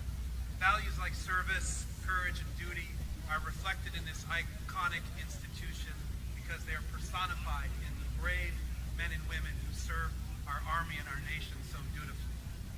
Events such as today celebrate many incredible milestones the Army's achieved, heroic stories, great sacrifices, great stories of victory. But what makes makes this celebration also special is where the Army is going. Army leadership is truly driving a transformational change, maybe the most consequential in generations. And if you listen, really listen to where they're going, those of us who are partnered with the Army are inspired. And it should absolutely be clear to those who are not on our side that they should be afraid. The Army's determination to accelerate and embrace technology to become faster, lighter, and more lethal will be our North Star. General Dynamics embraces this transformation, and we will continue to do everything in our power to ensure the Army can see further, decide faster, and act decisively with lethal and definitive force. We will not rest as we know you never can. We will not delay because we know you have no time.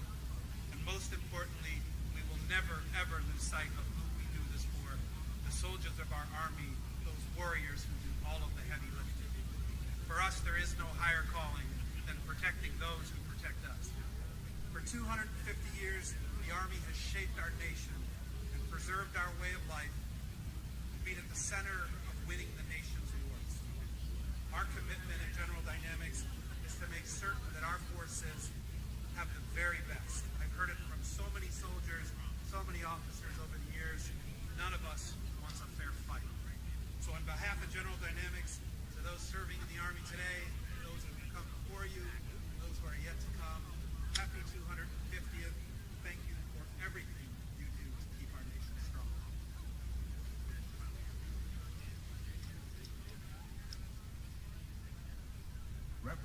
Presenting sponsor, USAA. Please welcome President and CEO, Juan Andrade. Good afternoon. It's an incredible honor to join you today as we celebrate a historic moment.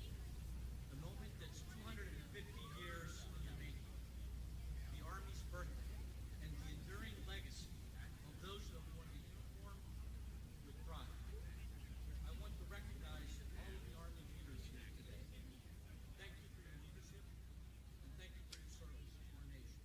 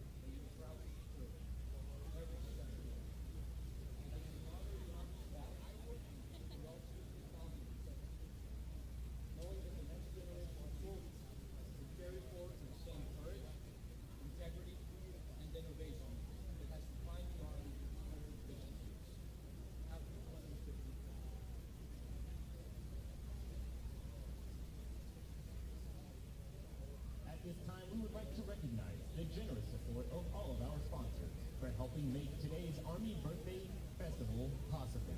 Thank you.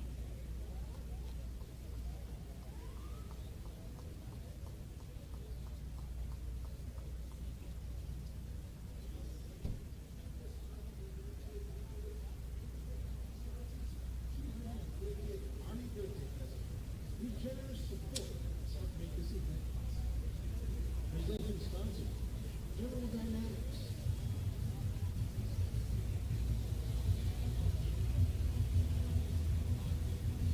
Presenting sponsor, USAA.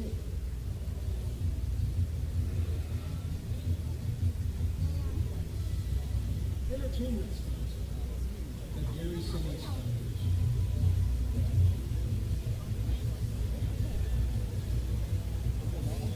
Music at the beginning that I was get that.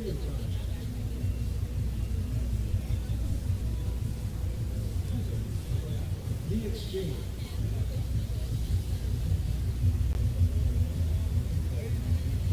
AUSA.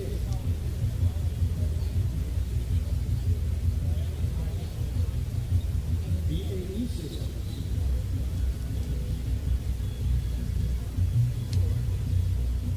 Bell.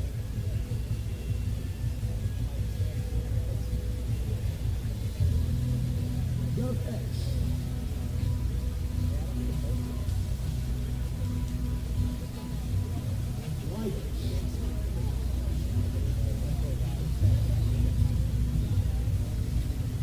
Leonardo DRS.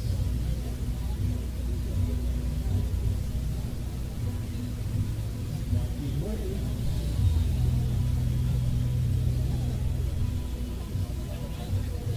RTX.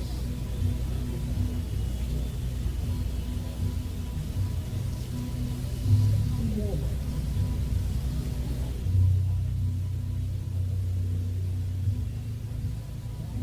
Current sponsors, Armed Forces Mutual, Boeing, First Command, GE Aerospace, IHG Army Hotels, King George, T-Mobile.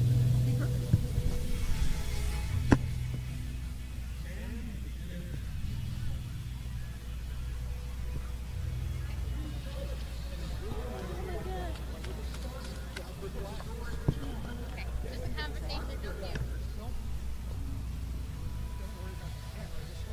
conversation with you. Okay.